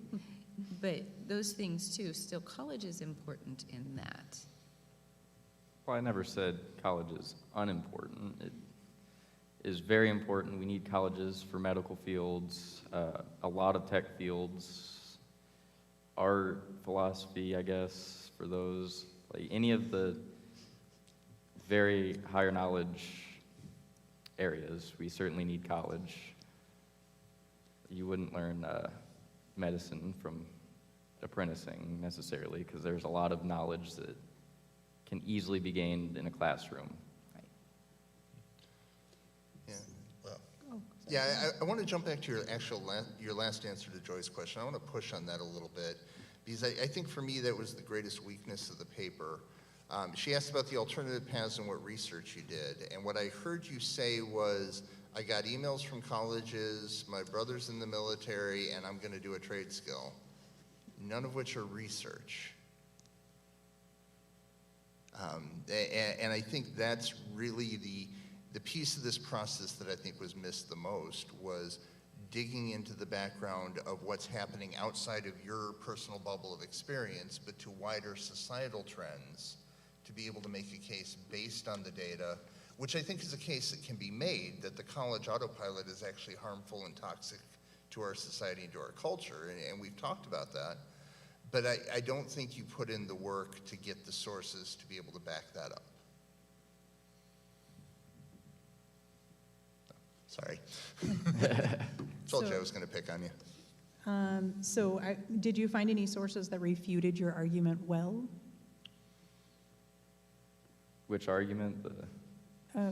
Just in general, not going to college? Yeah, that were kind of against your argument. Did you find anything, in your research, did you find things that refuted your position? Yeah, in research yesterday, I found a couple things in looking through and finding data. One of them was I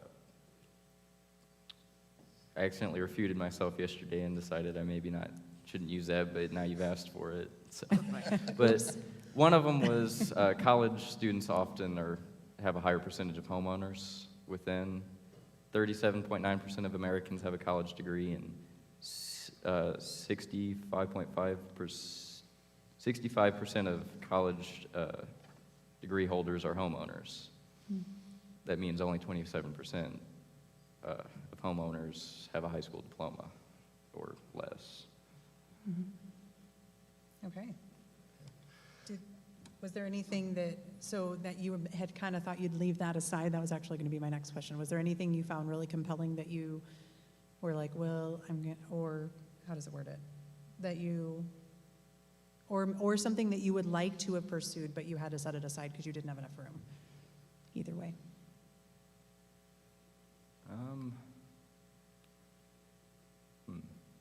So like anything that I wanted to put in but couldn't? Or anything that was really powerful, but you didn't know where to use it? I'm sure there were some things. It has been 2 weeks since I've turned in the paper. You I just don't remember a lot of the then. specific research. That's okay. I've just forgotten all about it, and I understand. I've been there. I want to make you do a little math, actually, because you dig into several points in your paper. You talk about the burden of student loan and how you're better off without the college degree because of the loan burden. That somebody who goes into a path that doesn't then require the loans ends up better off financially. I think is the point you made. Am I saying that fairly? I think so. Okay. So if as a tradesman, and I'm going to make up numbers here, you can make $40,000,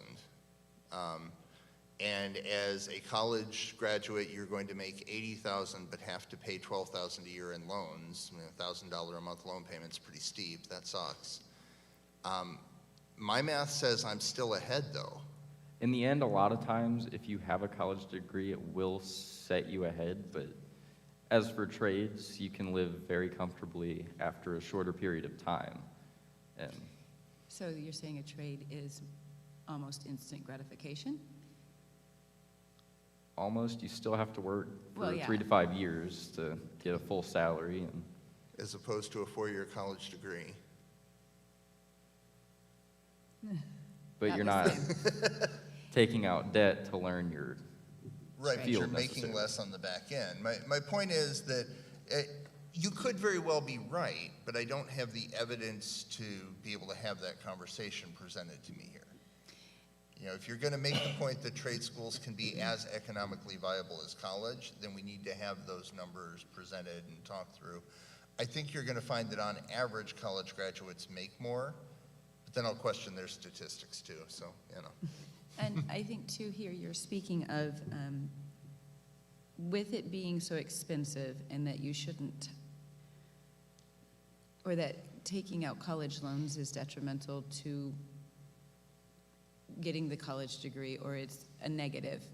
And you speak about it having been for the wealthy, and the wealthy stay wealthy, and the poor stay poor. So there I feel like you're almost arguing for a class system, that if you are wealthy, you should go to college because you can afford it. If you're not wealthy and can't afford it, don't take out the loans because that's not wise.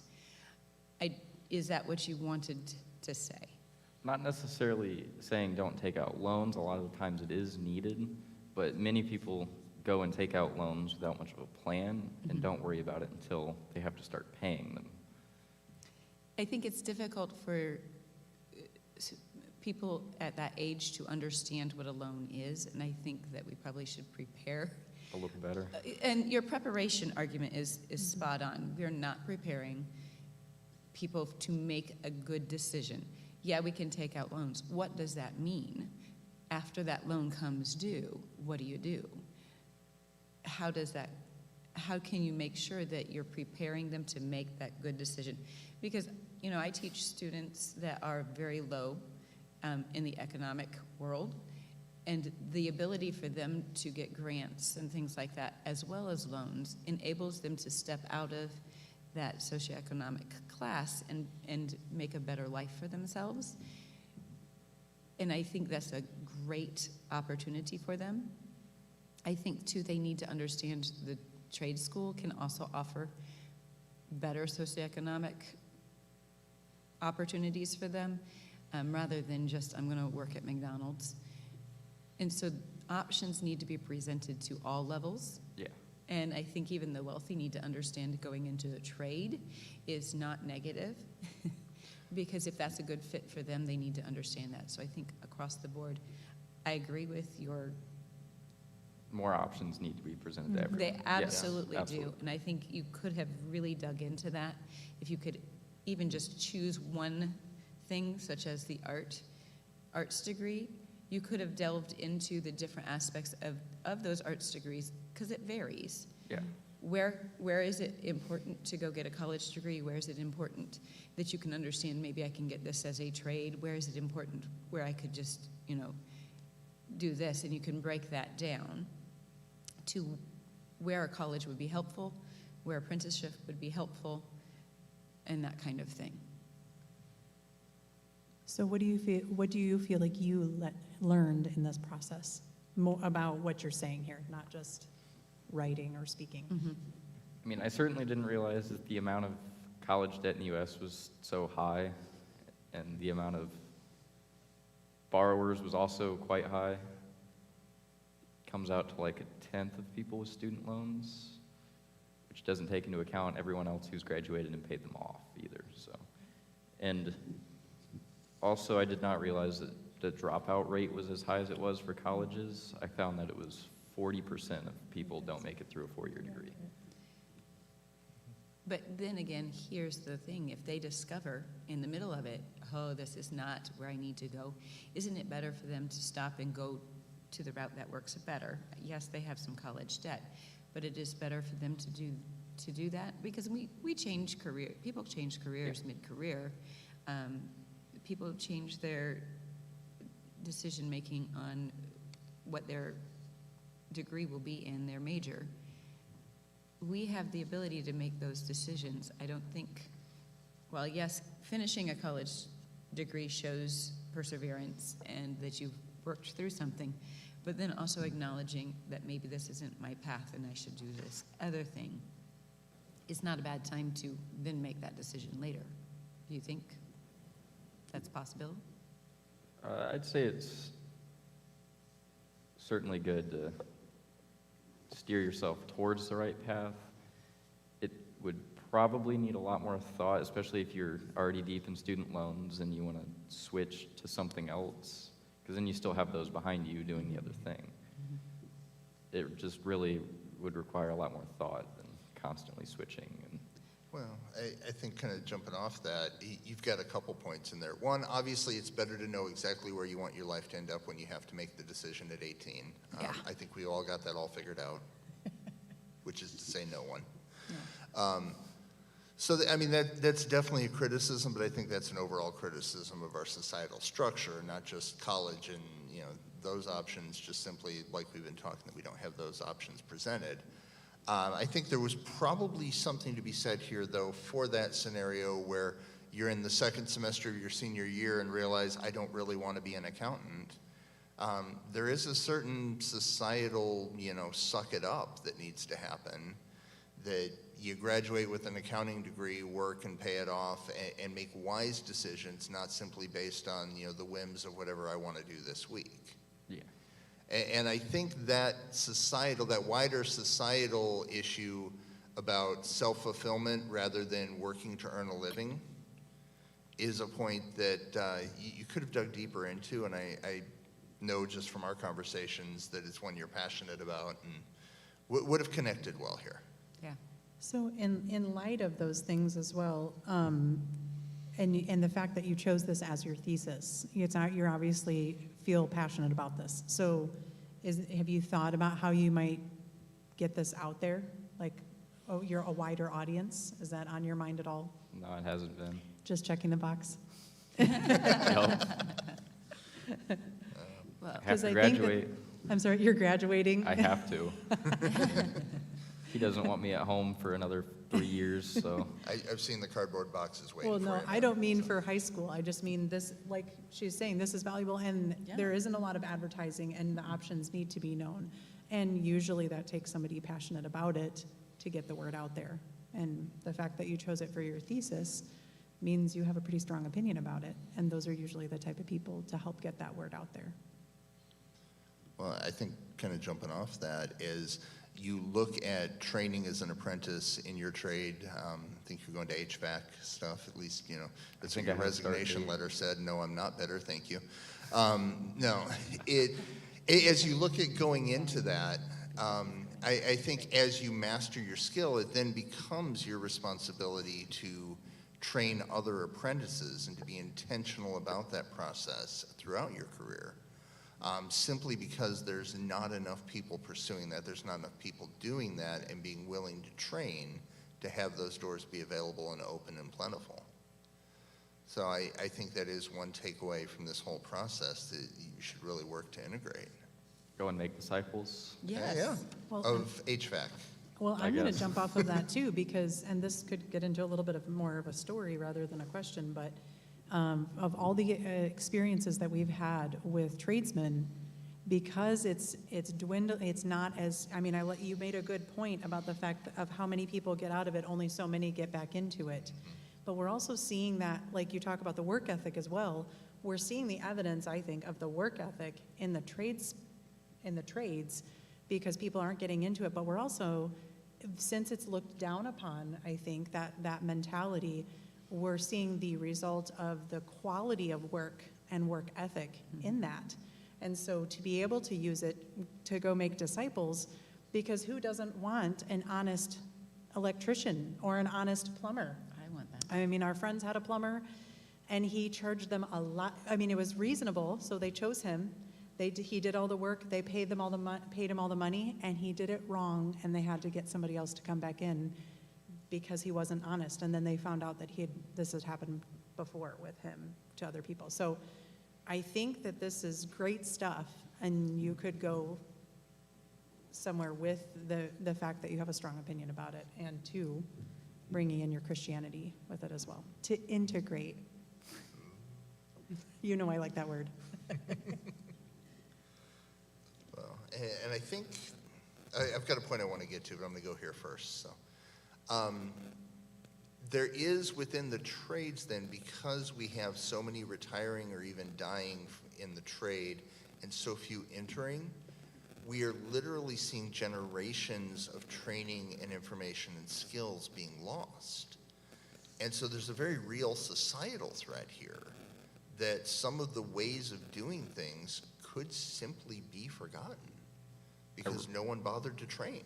I did read that the average age of a tradesperson is 42 now. Yeah, and I'm sure that's climbing. Probably. And I'm thinking some of the things I've read about, for example, barrel makers, and if the world runs out of people who know how to make barrels, Whiskey Night's in trouble. That This is is fair. serious stuff. You know, I mean, there's consequences to this. But my point is, you know, I'm joking, but it's serious that there really is a need for these skills. And an argument could be made that this is almost an existential threat to society if we lose these things. So I think that's a point that was left on the table, but is very much in favor of your thesis. Yeah. I thought you were very brave to take it on, and I was very impressed overall. It was a very good, thoughtful point here, especially as a mother of a teenager who's getting ready to make that decision.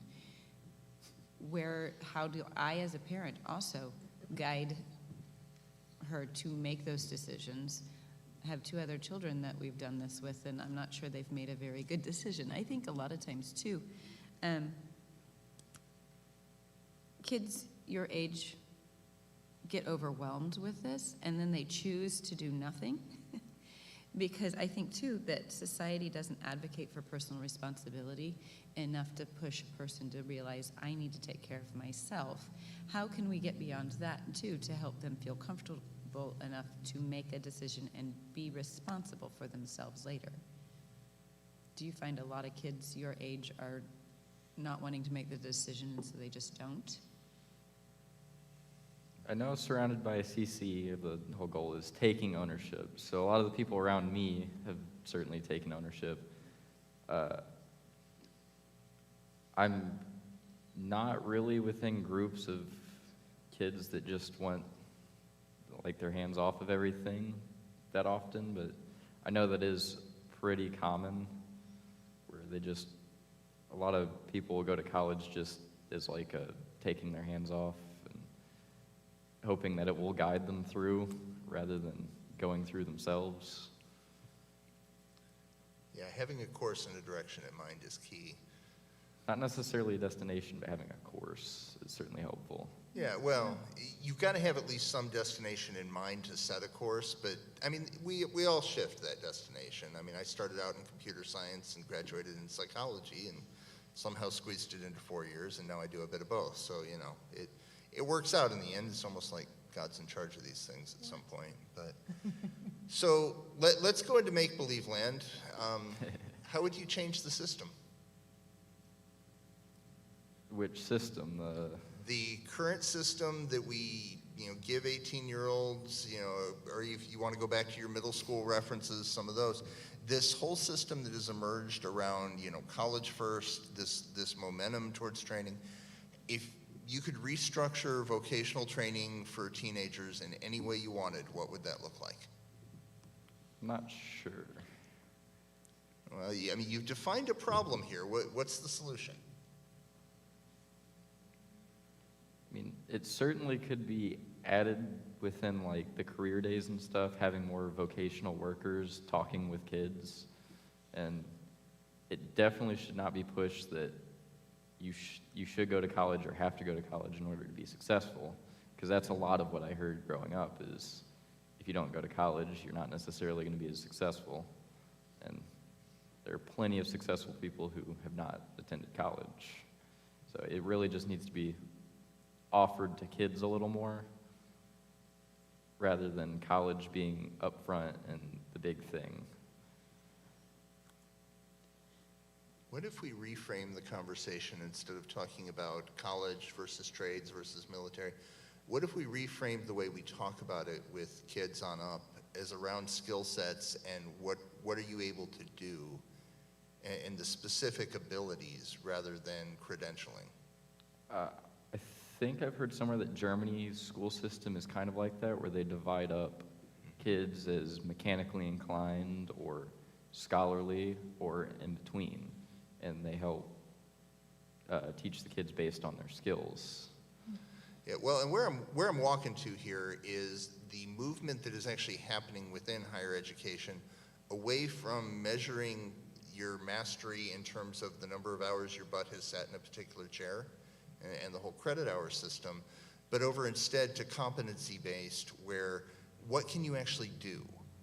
And we're seeing that happening within the business world as well. I don't know if your research encountered any of Google's career certificate pieces, There are these wonderful, like, 6-month programs where you walk out with a certification in a very narrow area of, online advertising or whatever.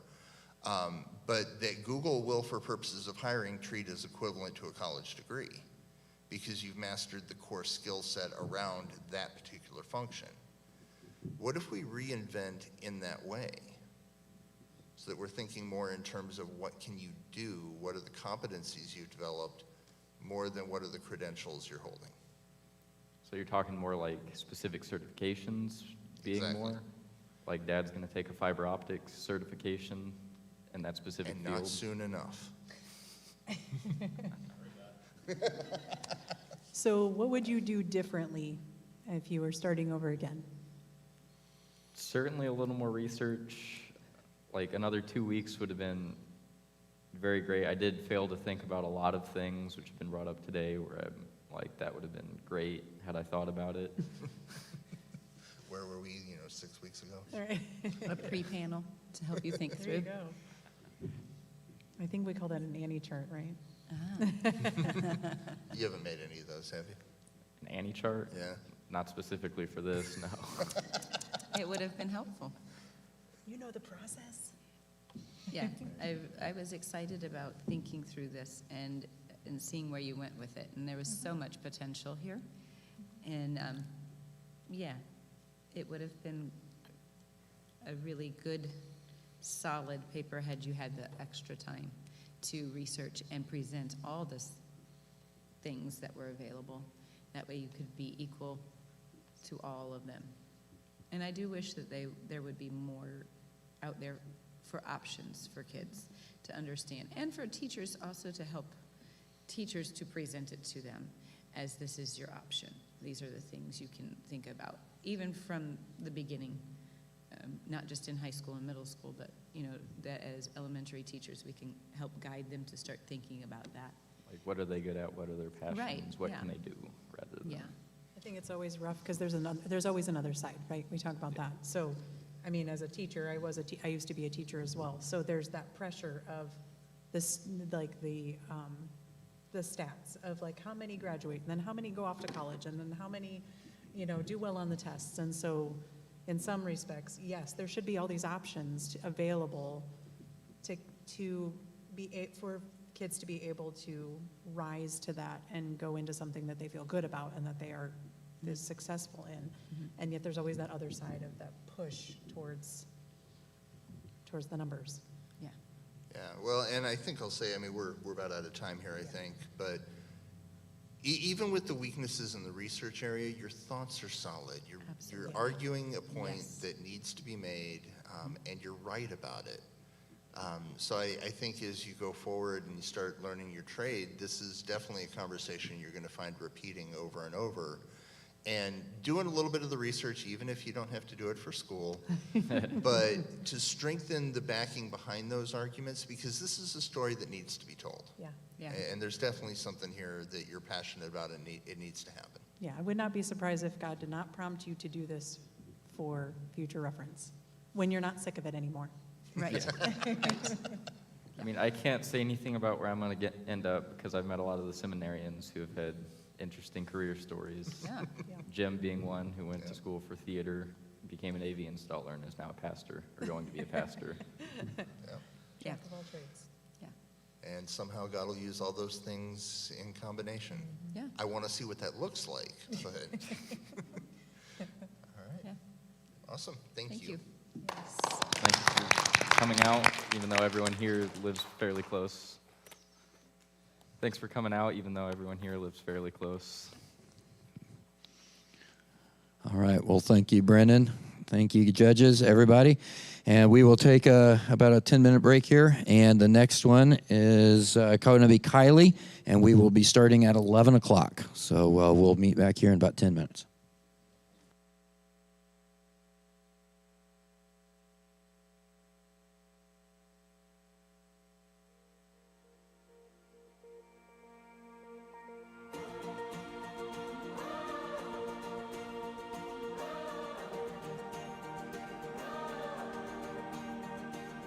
We waited for this day. We're gathered in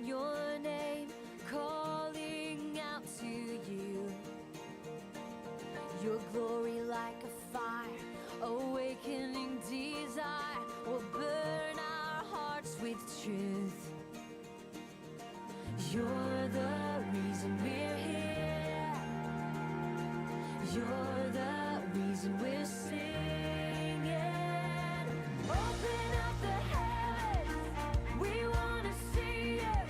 Open up the floodgates, a mighty river flowing from your heart, filling every part of our praise.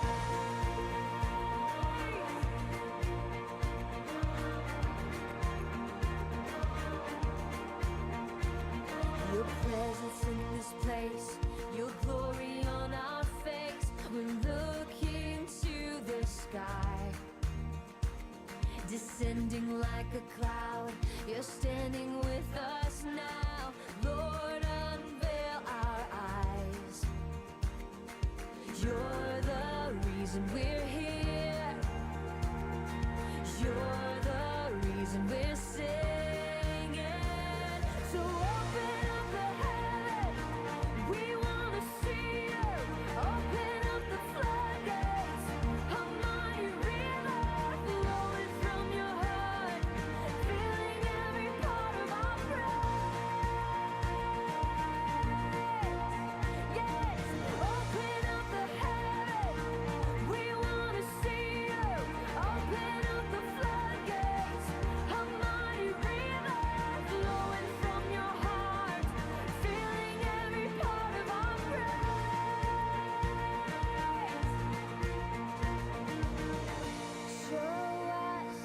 Show us your glory.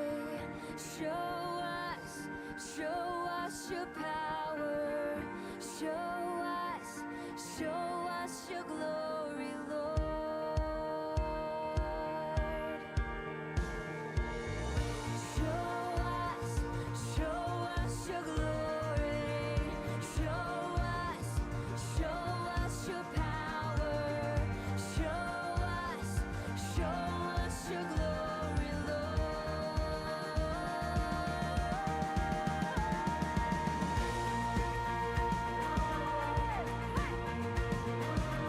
We want to see you.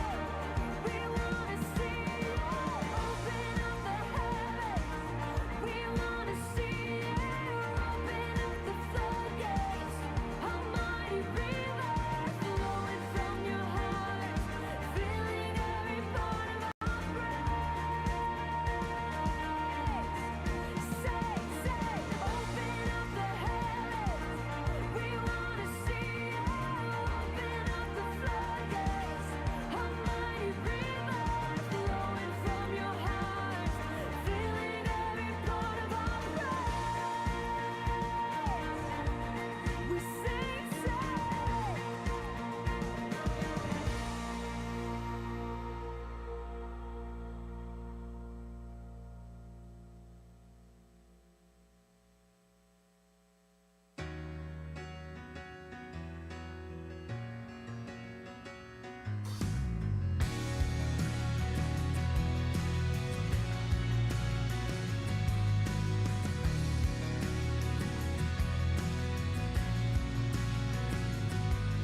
As morning dawns and evening fades, you inspire songs of praise that rise from earth to touch your heart and glorify your name.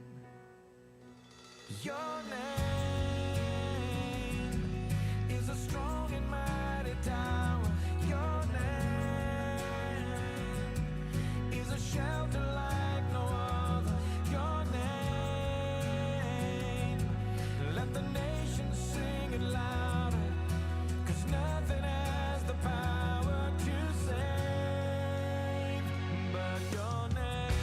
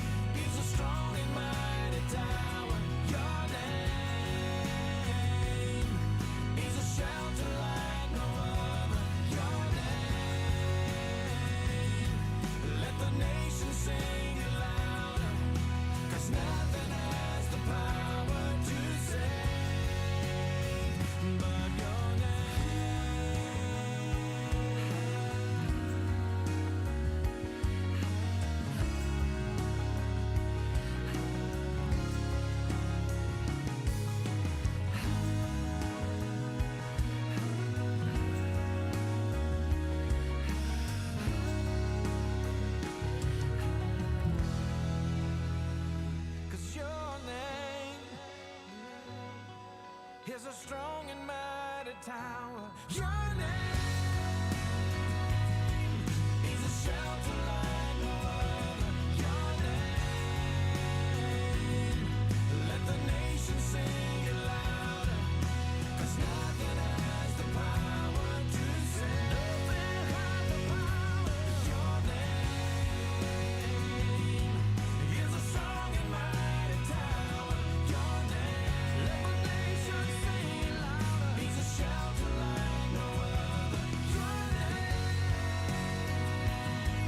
let the nation sing it loud. Oh yeah, 'cause nothing has the power to save but your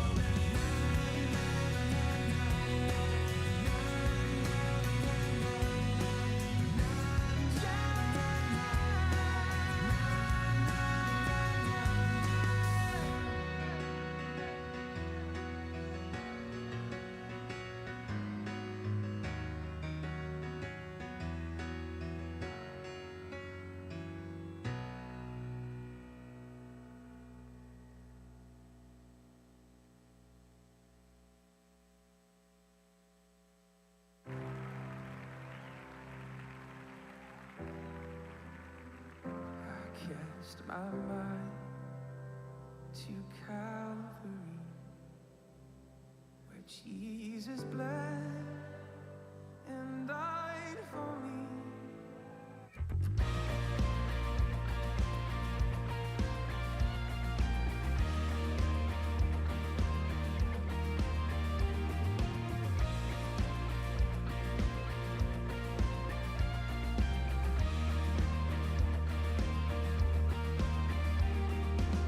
Who breaks the power of sin and darkness? Whose love is mighty and so much stronger? The King of glory, the King above all kings.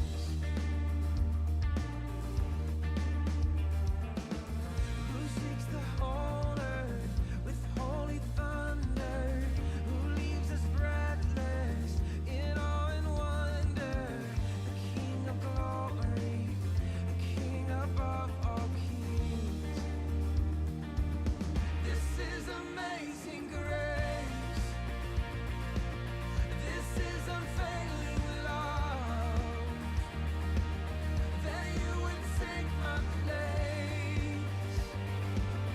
That you would bear my cross. You laid down your life. That I would be set free. Oh, Jesus, I sing for all that you've done for me.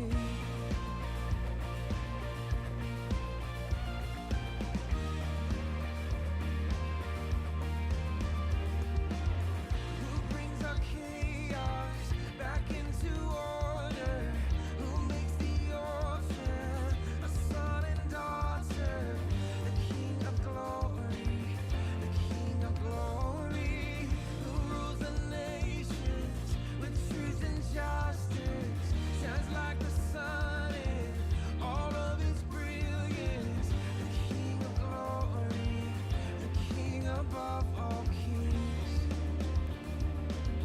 This is amazing grace. This is unfailing love. That you would take my place. That you would bear my cross.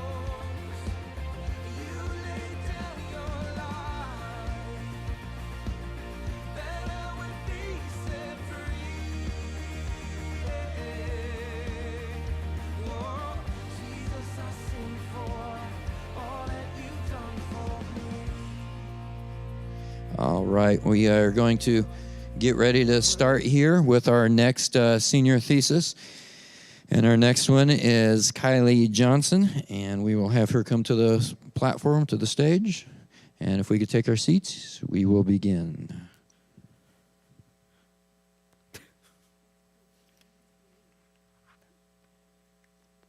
Brennan's. Yes, not mine. Well, hello. My name is Kylie Johnson. in my senior thesis statement is vertical gardening could improve agriculture economically. What is vertical gardening? Vertical gardening is a special kind of urban gardening suitable for small spaces. This is an alternate method for gardening by expanding the scope of growing plants in a vertical space. It is also the use of buildings to grow plants indoors instead of in a traditional field. This paper shows the different ways to vertical garden and the logistics of what's behind it, and how they could truly change the future of agriculture. By first showing the harms of traditional farming, like weather, use of water, uneven sunlight, pests, chemicals used on pests, and the amount of space needed to farm. Next, it looks at the alternative ways to solve these problems with vertical farming. Being able to garden indoors using different vertical techniques gives us the ability to keep away the weather harms, uneven sunlight, and harmful pests.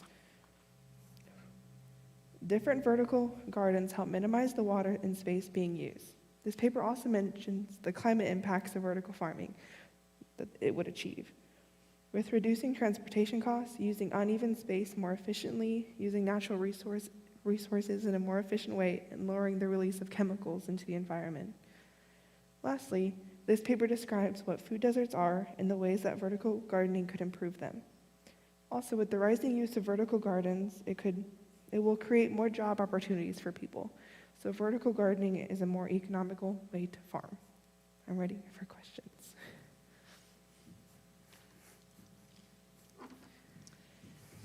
Well, you kind of used interchangeably the term gardening and farming. Yes. And I think, correct me if I'm wrong, I think you were leaning more towards like the farming rather than I guess, and correct me if I'm wrong, I consider gardening more like individuals growing plants rather than on a larger scale. Yeah, I did interchange the words just because it's kind of the same meaning, but they are slightly different. So we're leaning more towards like a large scale. Right? Yeah, definitely more large scale. It can obviously be used in small spaces and still be efficient.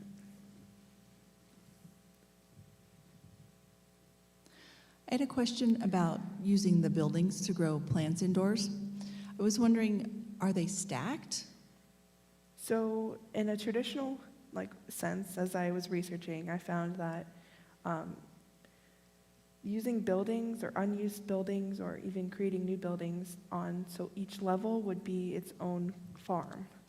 So a level of a building, like level 1, would be different kinds of crops, and then it's basically like a stacked horizontal farm. So vertical, yeah, sorry. Right, so each level would be a different crop? Yeah, or the same crop. It just depends on what they're growing and where they are, too. Right, but not stacked within the stories of the building? Yeah, just like in the stories. Right, Yeah. interesting. Okay, thank you.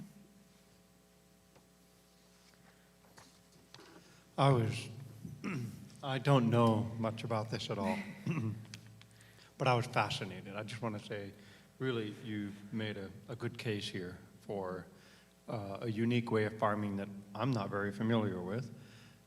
And actually noticed that this week I had some tomatoes from Canada, which tells me that Canada naturally growing tomatoes right now probably wouldn't work, so they had to have done something like this. I think what's jarring for me is most of the conversations I've been having with people about farming has been more towards the organic, which was interesting to me that you're arguing that not to go that route. So I just want to name that because I see a lot of movement in our culture towards sustainable farming that involves like companion crops and those kind of things. So then when I tried to figure out a question, one that keeps coming to me is kind of the cost analysis of this. I think I'll leave it there and then just see, did you find yourself wrestling with that a little, or did that feel like something that you've given some thought to? Yeah, for sure. As I was researching, I was also researching the opposing side, and that vertical farming isn't going to be helpful for our future. And cost was it's a huge thing, just because you have to account for the reservoirs, you have to account for the space of the buildings, the light, the water. It's a very costly thing at the start, but it will gradually. I was seeing a couple of statistics where in a couple years, selling produce and selling those crops in this way will be more efficient with cost, besides than a traditional field. So, but cost was a huge thing with, because it's a completely new thing. So Right, you're talking about the retrofitting and the initial upfront investment. yeah, the initial one is costly, but it does gradually, if it's being used more, people are gonna lower the cost, just so people can actually start producing these vertical farming plants. Which the upstart for regular traditional farming is also steep. Yes, yeah. And usually has a lot of loans as well with the tractors and the land and Yeah. all of that as well. Now I lost what I was going to ask. So did you come across a definition for organic? Because I'm thinking, in my mind, when it says organic, I'm thinking they didn't use pesticides and all the chemicals on it, so this could still qualify as organic, or am I wrong? Yeah, this could definitely qualify as organic. As I was researching, I found organic is the pesticides used on these plants to prevent pests are more organically sound, and that we're not using harmful chemicals that we're eating and they're producing. So, but with vertical farming, it just depends on the person doing it, if they're going to use organic pesticides or if they're going to use the chemically made ones. So it's just, I guess, up to the person. But So, and going off of that a little bit, how do you know if there's any studies yet on the nutrient density of the foods? yes, so And how that compares? yeah, for sure. As I was researching organic matters and different kinds of pesticides for the different ways to farm, that if we're using harmful chemicals on these plants, that it's going to go into us. It goes into the roots of the plant, and it's not organic anymore, even though they might market it as organic. Those pesticides that they're using on these plants to prevent the pests, but they're kind of not good for our health and overall. So, in the way the plants grow as well. Was that the nature of your question? That's not quite what I was asking. Yeah, Sorry. I was wondering about that too. So, Yeah. and because you talk about the fields and as they use them over and over again, which is also biblical, I thought that could have strengthened a point too, where we don't rotate or give the field fallow time. But part of that is that the ground would be able to replenish the nutrients through the weather and through the animals and through whatever falls into the field and then gets tilled in is important because of the nutrients then that's in the soil, and then the plants are able to absorb those nutrients as they grow, and then that's where we get our nutrients. So you were also talking about the nutrient water, the nutrients that are in the water, but did you see any studies that compare the nutrients that are in these vertical farms as opposed to the plants that come from traditional farming in the ground? I didn't see much on that. It was more of their opinion on it. But using crop rotation in regular traditional fields keeps all the actual good nutrients and the bugs waste and animal waste. And with vertical farming, we wouldn't be able to do that, but Right. we could still use an organic matter to help these plants out.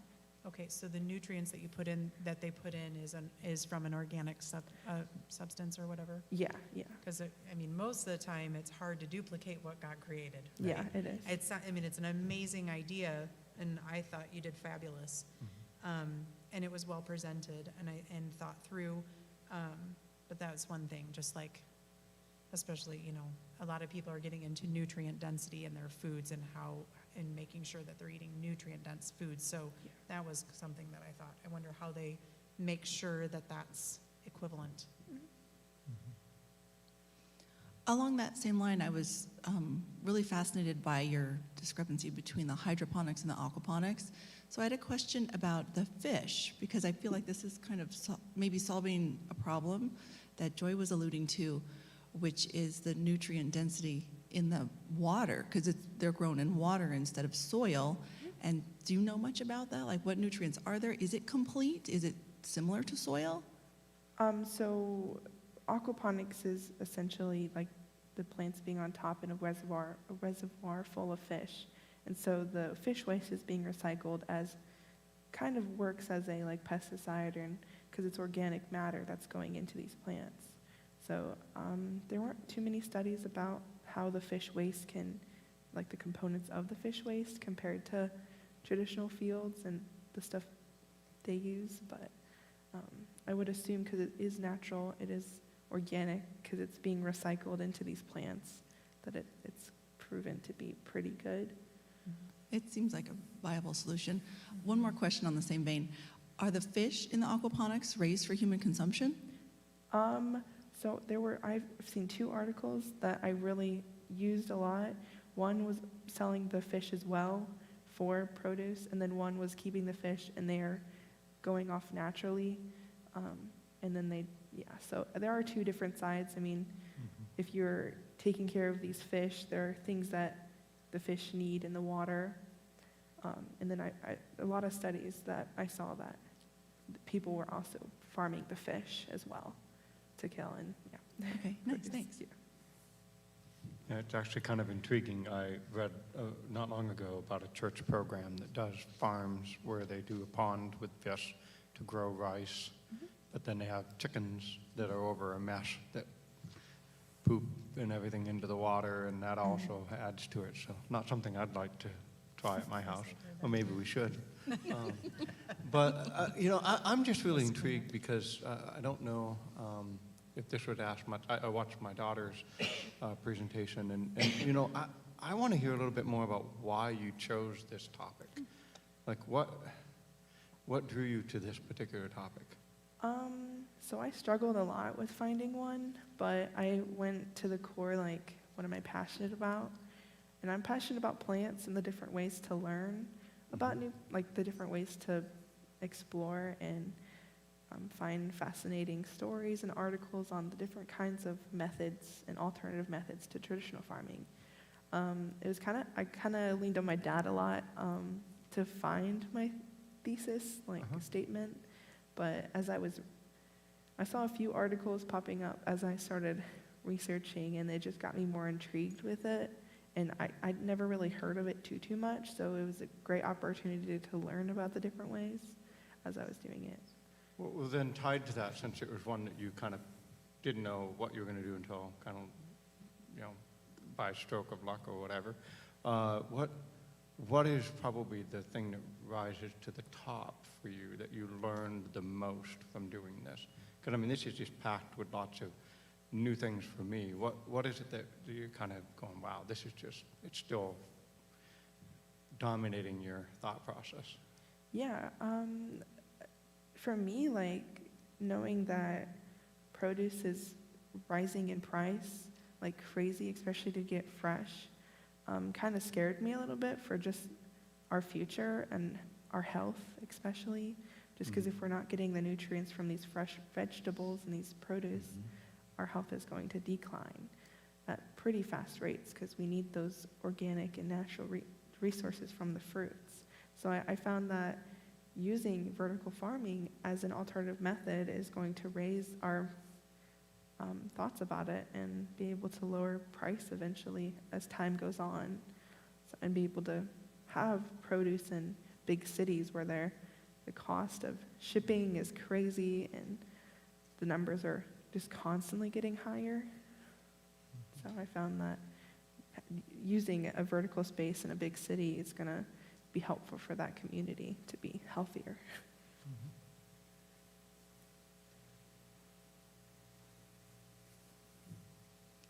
So did you come across, since you did use them interchangeably, like farming and gardening, did you come across ways I mean, you talk a little bit about the rooftop garden, but did you come across other things that make this like something doable to do at home on a personal level? Yeah, for sure. I mean, there are ways to do it at home in a small space. A lot of the time, like just doing it on shelves and planting with grow lights and indoor farming it's grown a lot. I know a lot of people at my farmer's market who I asked about them, and they've just grow their plants on a platform of a shelf. And it's kind of the same thing, like you're growing it vertically in a different sense, but it's still vertical, in my opinion. So most of those would probably still incorporate like the soil that you'd buy at Home Depot or whatever, not necessarily. You don't necessarily get into hydroponics or the aquaponics at that level, probably. No, right? I do know a farm at the farmer's market that did the aquaponics, and they also care for the fish as well. Wow. So it was quite interesting to know that that produce that I didn't know where it came from, I know where it's from now, and I know how organic and natural it actually is. Because that would probably be about the only way to make sure that it still has the nutrients it needs to have in it. If, I mean, on a personal level, otherwise the learning curve would probably be steep. Mhm. But, for sure. I wouldn't know what nutrients to add to the water. I had a question back on cost. You had mentioned transportation of produce to various locations, and it said the cost to get it from the farm to the grocery store ranges from $3,000 to $7,000, depending on how close you live to the source. I was wondering, how much produce is shipped for this range? Like, do you know, like, what we're talking about there? Is it a month, a year, or truckloads, or how does that work? So normally we see on produce, like from grocery stores, Mexico, and big other, very far away. I mean, if living in Fort Wayne, seeing Mexico, that's a very far away distance. So they went through a lot of travel. Through truck, through plane, through ships. What was your actual question? So I was Sorry. wondering how much produce is shipped for that amount of money, from $3,000 to $7,000 per month? Per month. So I was reading a little bit about that just because I wanted to be prepared for that. But they go by months. So the farming industries with actual traditional farming, like they do crop rotation, so part of the field is going to be for that month, and the next part is going to be for that month. So they are being like in a line, so they can keep producing these plants and these fruits and veggies for the grocery store.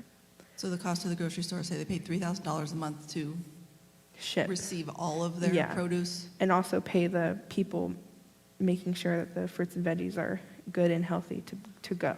I see. So it's a cost of shipping, but also paying the people doing it.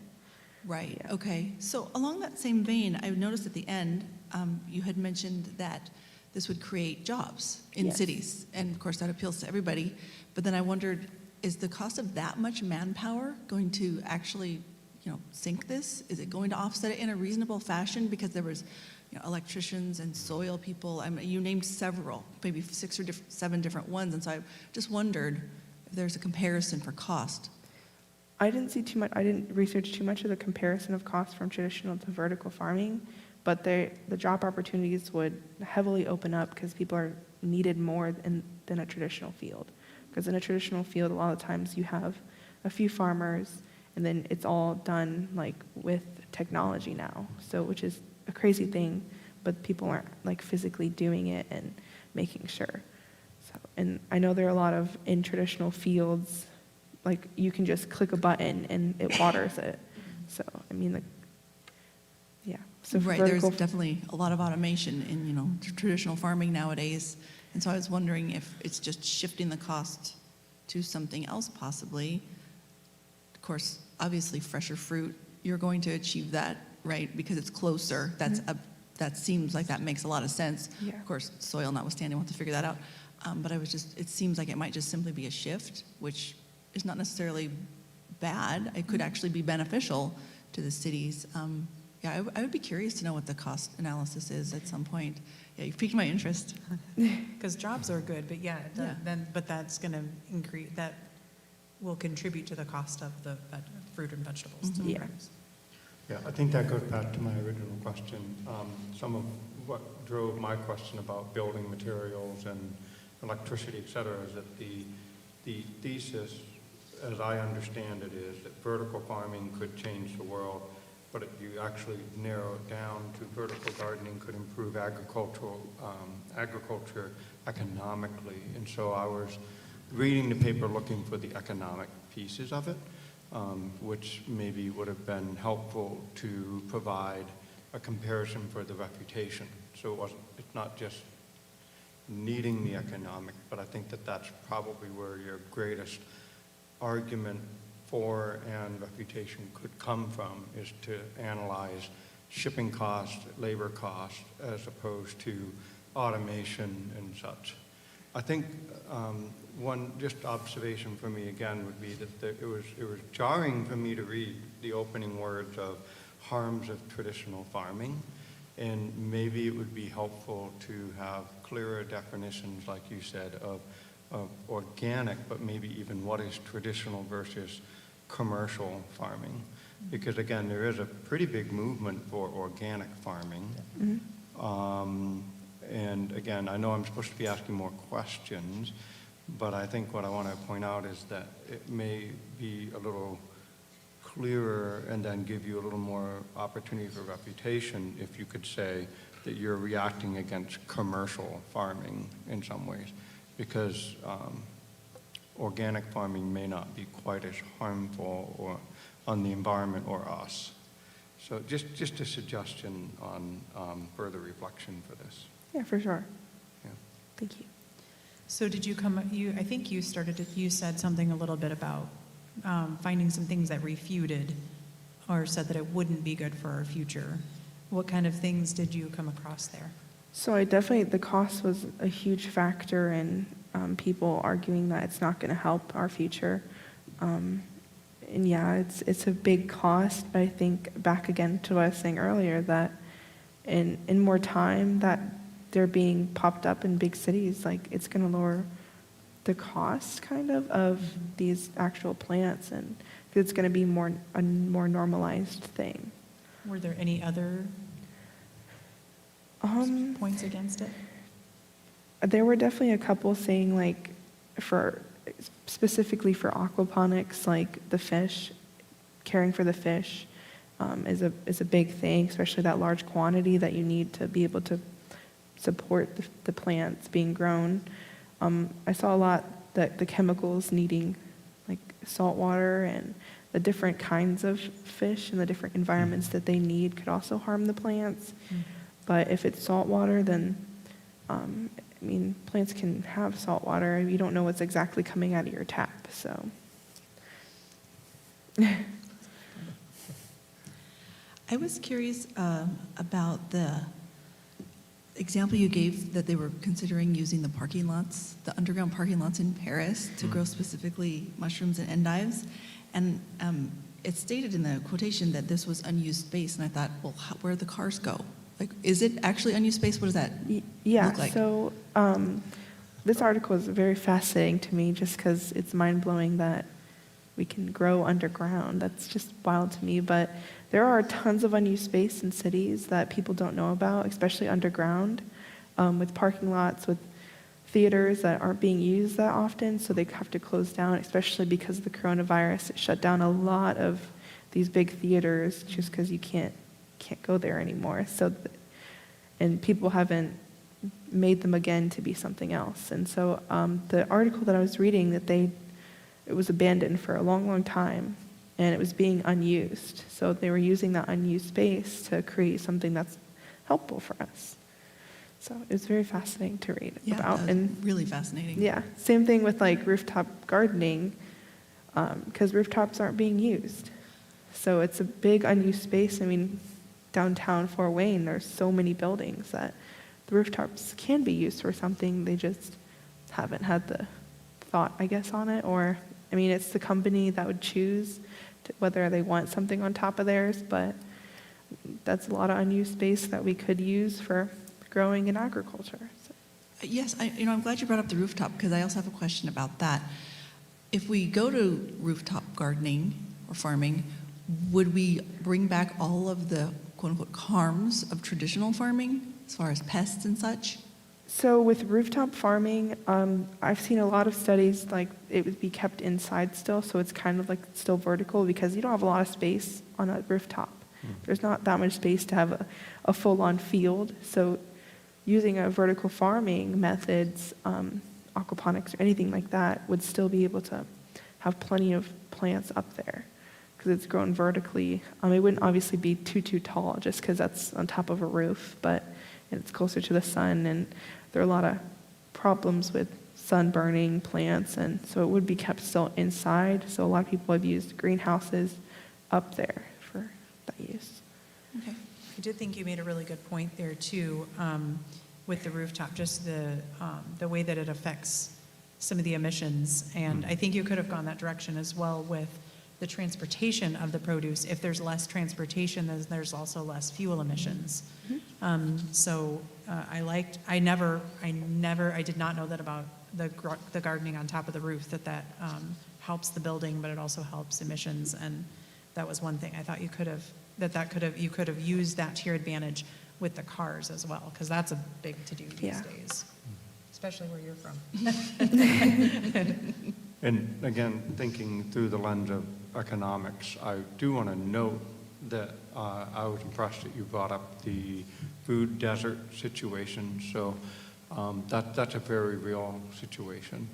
In another way to layer that argument could be to talk about the cost of people living in food deserts. And so even if you do have the expensive proposition of building something with solar and plastics and electricity, on the other end, you can layer something like medical costs and, just kind of the greater cost of someone going to the convenience store to buy food because that's the only grocery store.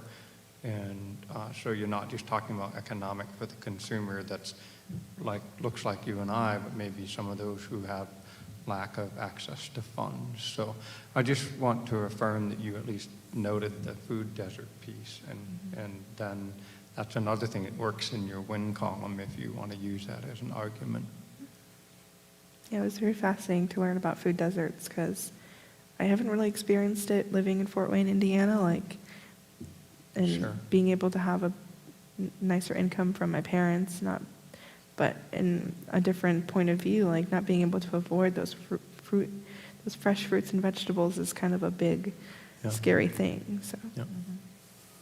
So then it takes it from this is going to be super expensive and not as beneficial to almost more like a Nobel Prize sort of thing of like taking something to where it isn't already. I mean, that's where one of them came from, right? Was making the wheat into something they could grow in the desert. So you're talking about deserts. That's just where my mind went.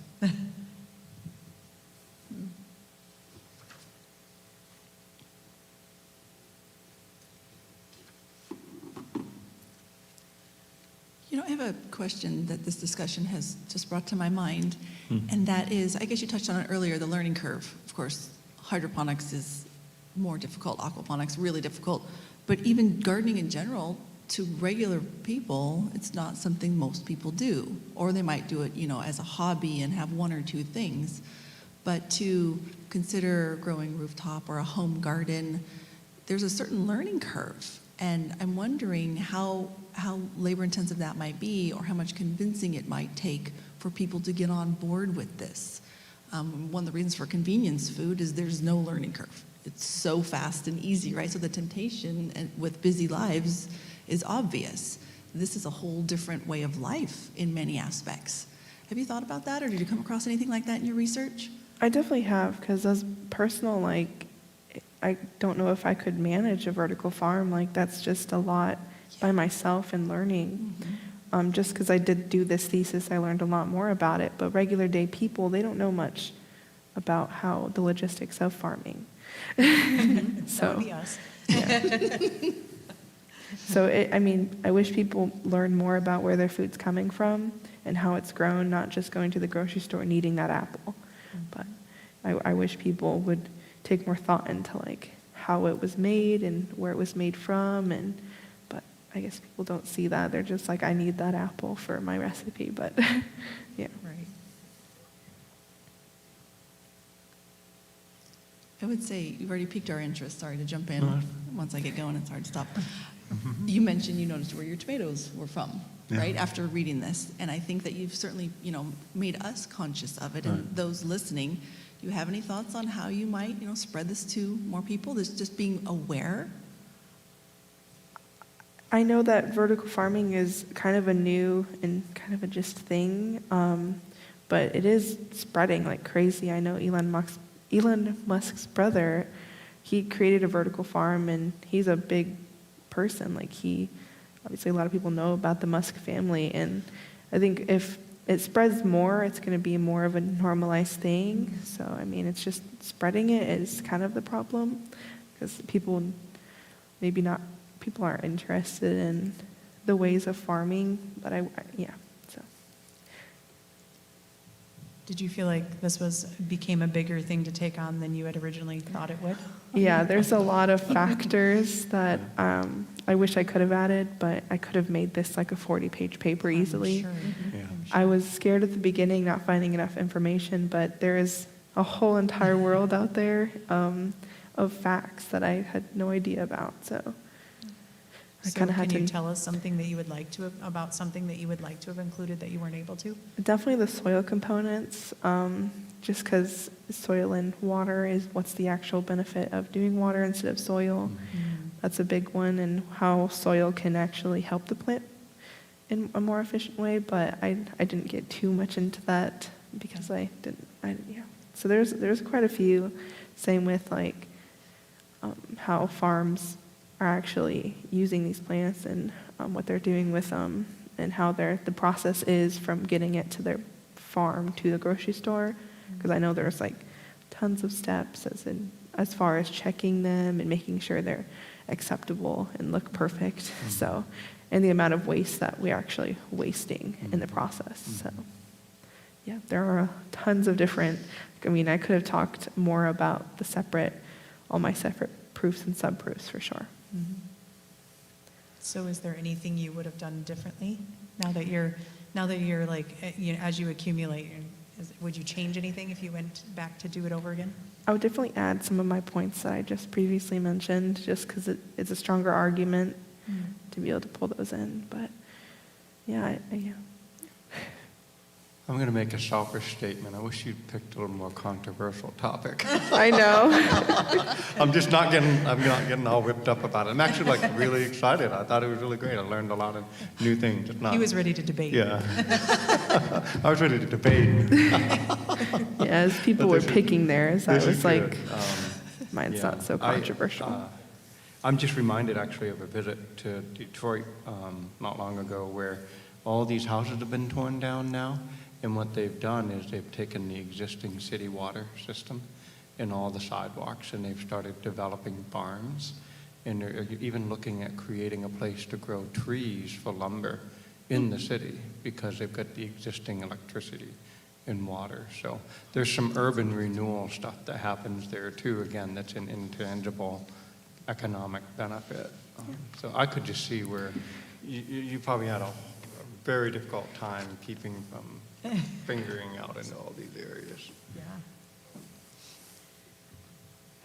Yeah. On an organizational level, I liked your headings because I felt like it made it easy that to helped. follow you where you were going, and I appreciated.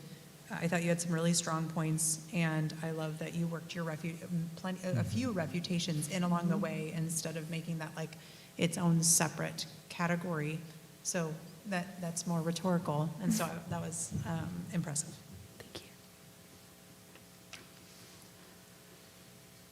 you. And I would add too, from my end, I was very happy to see just the amount of research you had done. I wanted to make sure that was one of the comments I made, that to have, 4 pages of citations means that you spent time reading and researching and looking at a variety of resources. That's really great to see.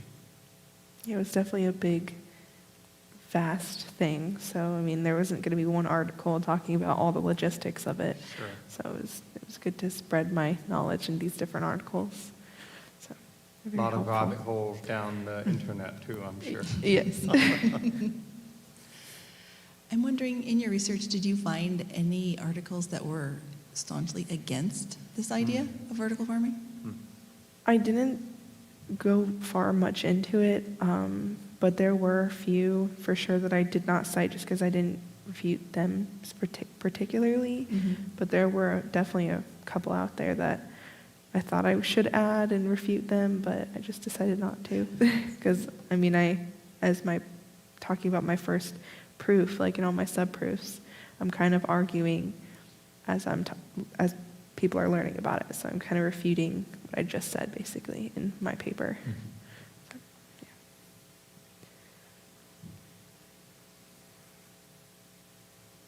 I do have one question that I didn't get to at the beginning of your paper. In the harm section of traditional farming, there's a statement that says, among the disadvantages, one is not having enough land to farm on. And I was wondering, is that anywhere, or are you just referring to near urban areas? What was that referring to? I'm just referring, like, we're seeing more land being used for housing, and as I was traveling down Auburn, like, these past couple semesters, the amount of houses that have been built, and so that land isn't there anymore for farming use. So I mean, I don't know, because I haven't traveled much and looked at how much land we have out there, but I know that we are getting more people in this world, and so we need space for them, and people build houses. But that also means that we're now converting that land that could be used for farming into housing and like businesses and stuff like that. So in general? Yeah, less just, land. yeah. So it makes sense that the integration of farming into these communities would solve that problem. It's interesting.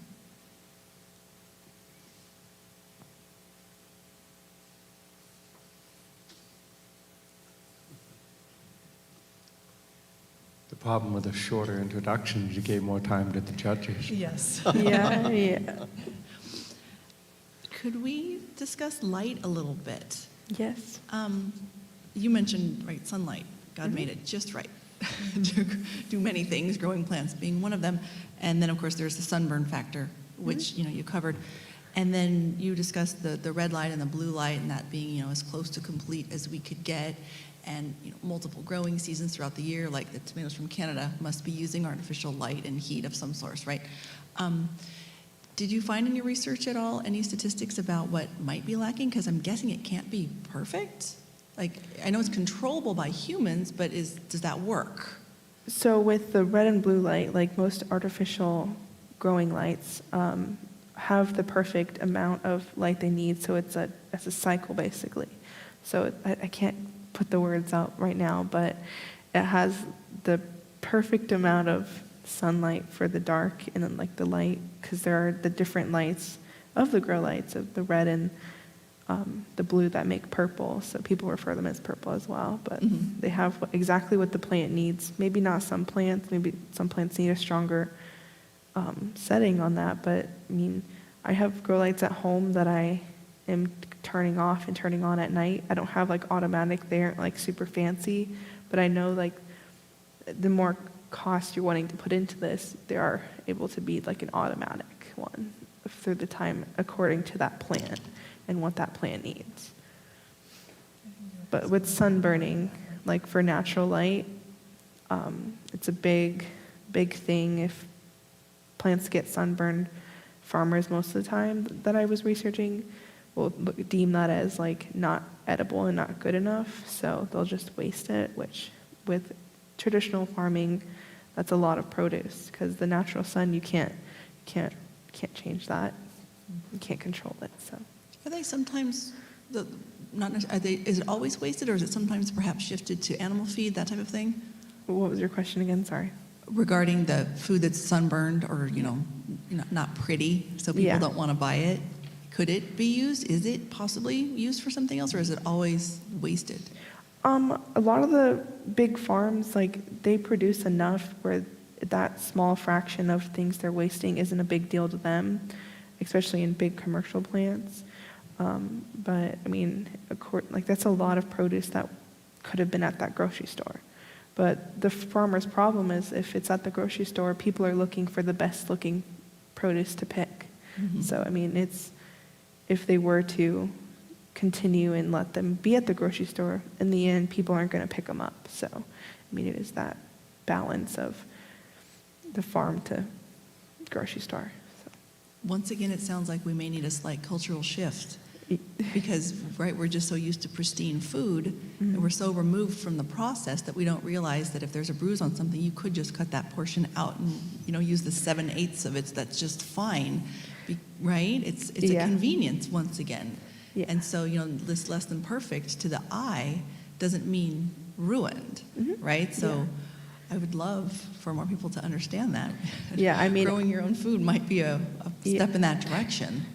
I'm definitely one to judge fruit and vegetables at a grocery store or at home, especially on apples. Like if there's bruising, I'm like, I don't want to eat that. But knowing that you could just cut it out and throw it away.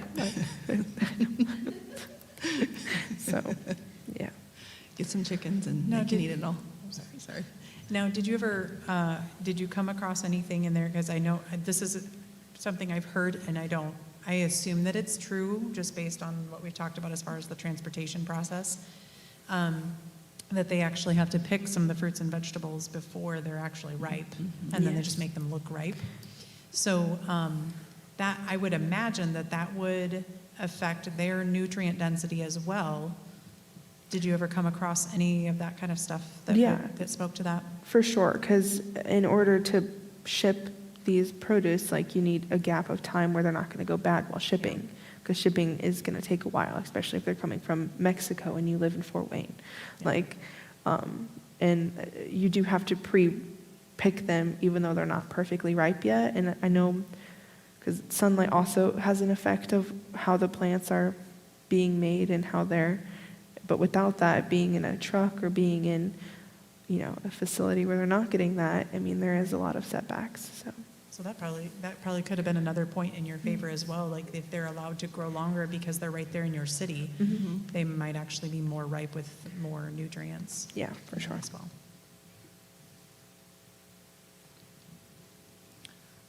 If we could shift gears to the pesticide section. Yes. I found it interesting that this statement, most pesticides are highly toxic to plants. And I thought, well, that's interesting. Are the pesticides worse than the pest they're trying to eradicate? In some cases, yes, which is absolutely mind-blowing. But in some cases, absolutely. The chemicals being used to kill these things are very strong and toxic to us and obviously the pest and in animals. So if you're doing it organically and you're getting rid of these pests organically, there's less of a harm, but most people just use that quick thing that's easily going to take care of it. So. Is it maybe about like they lose some of the plants, but they don't lose as many? Is that maybe the reason that it doesn't matter? Yeah, I would. Yeah. Huh.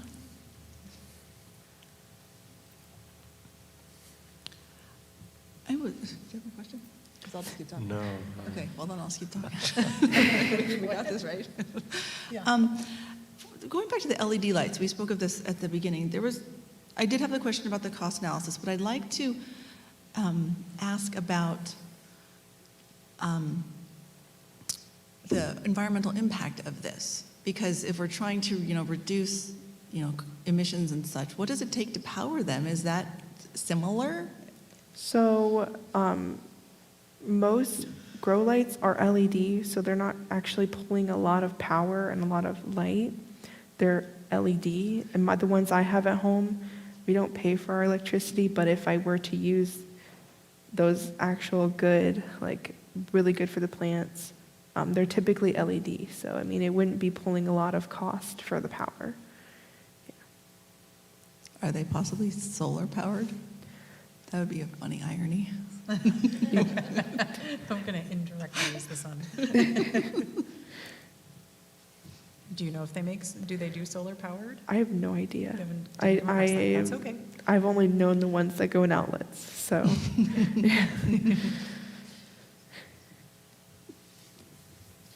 Yeah, a lot of the questions that I have, I really feel like they just keep stemming from what I brought up earlier. So I guess I just want to ask something a little more fun would be, I don't know if I heard from you. I would like to hear, do you think you're going to try any of this here this summer? and this winter? I've been very interested as my research goes, like the different ways to vertical farm, and I'm kind of interested in more farming. I know I'm growing produce inside on my shelves. That's kind of a way that I'm vertical farming, but I definitely would like to actually kind of hopefully try and use these methods to actually produce some for the family and for friends. And so, I mean, I'm definitely Maybe. interested in doing so. Can Dad give you part of the roof? Sadly. Or you'll need to let some of us know if that happens. Yeah. It would be very neat. I had a thought. In your research, did you come across any plant that this is not good for? It just won't work? So I didn't come across too many, but trees are a huge factor, like amount of space that they need to grow and flourish, especially apple trees. So I saw a lot of research on trees like bananas and plantains and all those that grow on trees. The space there isn't, people aren't growing trees yet. I mean, that's kind of large space you need to be able to grow those. But and most other plants that need it more moist, their soil more moist, I mean, you can clearly, obviously do that and just give them more water as need be. But trees are for sure one that I saw a lot of, I can't say that word, but I saw a lot of articles out there that said trees were not, people haven't tried yet with those. That's so great.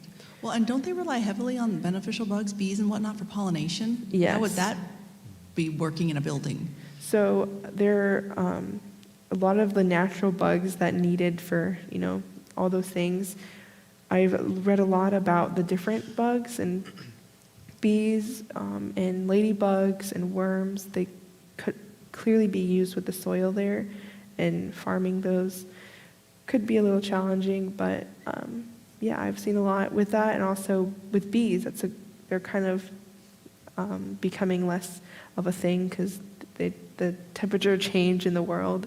So keeping bees inside has been I've seen a couple of things about that. So it's kind of interesting. I mean, you'd have to work around what the bee needs, and obviously staying away from the bee and not making them angry. But I mean, being able to protect the bees also inside could play a really big part in growing food. So Becoming like a whole indoor ecosystem. yeah. Definitely.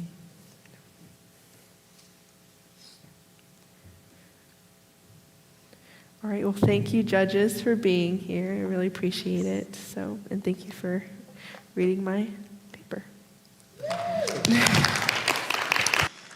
Thank you, Kylie. And we will take a break here. In about 10 minutes, we will come back with Emily Thomas will be up next. So thank you, an online family. Thank you for joining us, and we'll be right back at noon.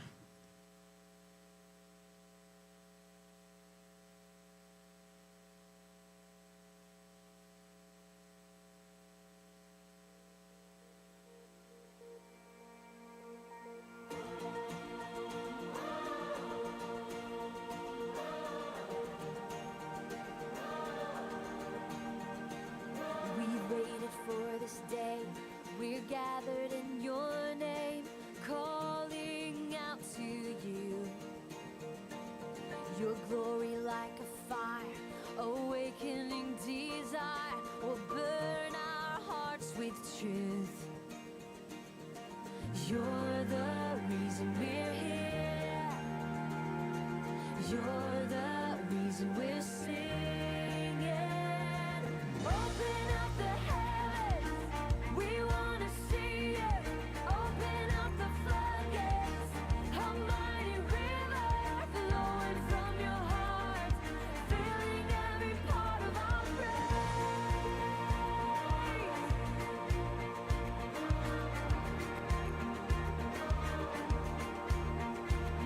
Your presence in this place, your glory on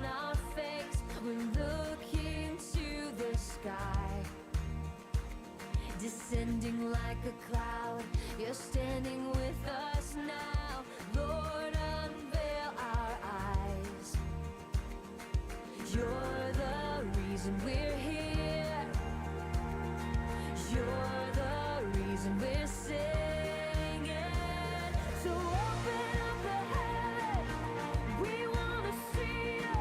Open up the floodgates, a mighty river flowing from your heart, filling every part of our praise.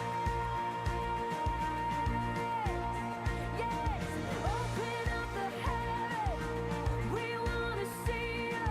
Open up the floodgates, a mighty river flowing from your heart, filling every part of our praise.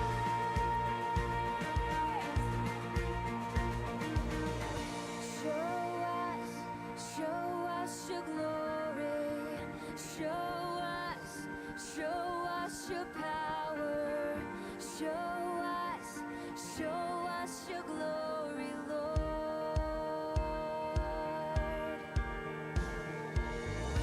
Show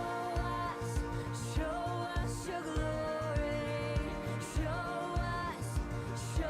us your power. Show us your glory, Lord.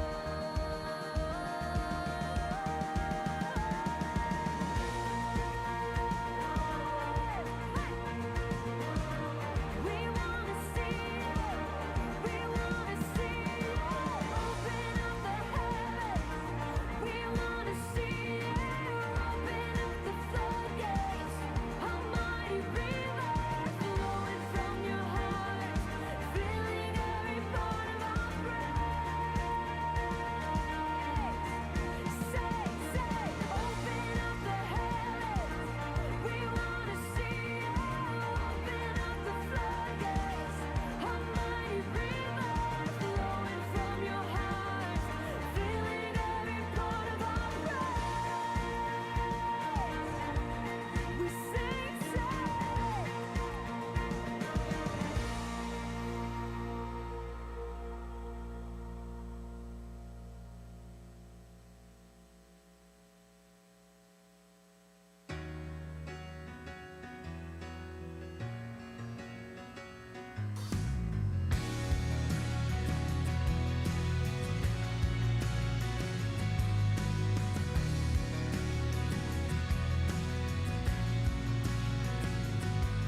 As morning dawns and evening fades, you inspire songs of praise that rise from earth to touch your heart and glorify your name. Your name is a strong and mighty tower. Your name is a shelter like no other. Your name, let the nations sing it louder, 'cause nothing has the power to save but your name.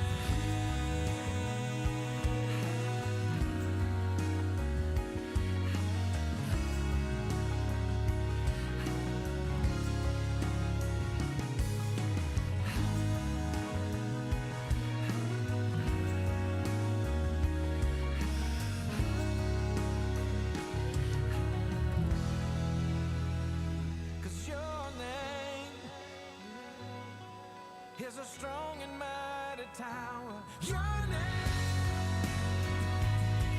is a shelter like no other. Your name, let the nation sing it louder. 'Cause nothing has the power to save. Nothing has the power. Your name is a strong and mighty tower. Your name, let the nation sing it louder. He's a shelter like no other. Your name,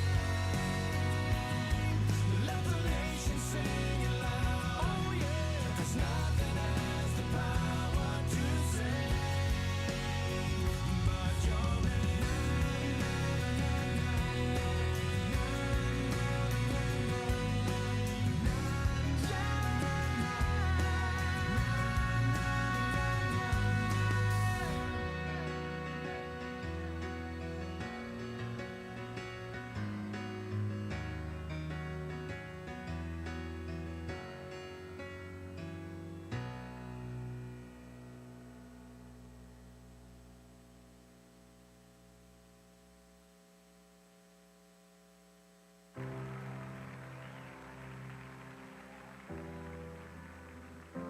cast my mind to Calvary, where Jesus bled and died for me.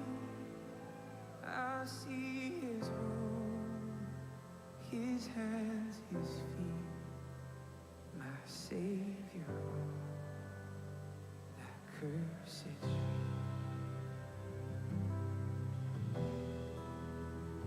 His body bound and drenched in tears, they laid him down in Joseph's tomb, the entrance sealed by heavy stone. Messiah still and all.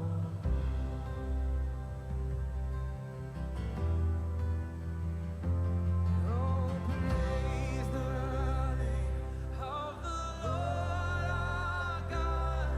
Oh, praise his name forevermore.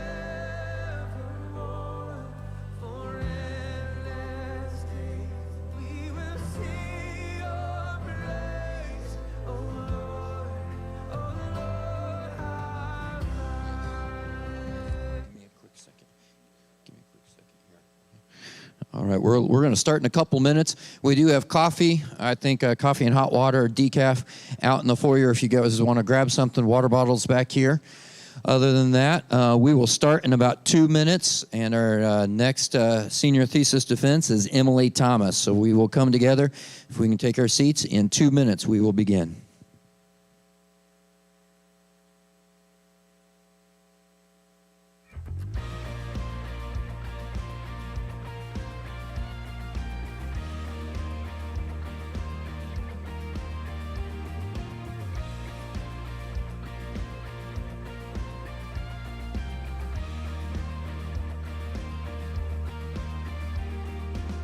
Who breaks the power of sin and darkness?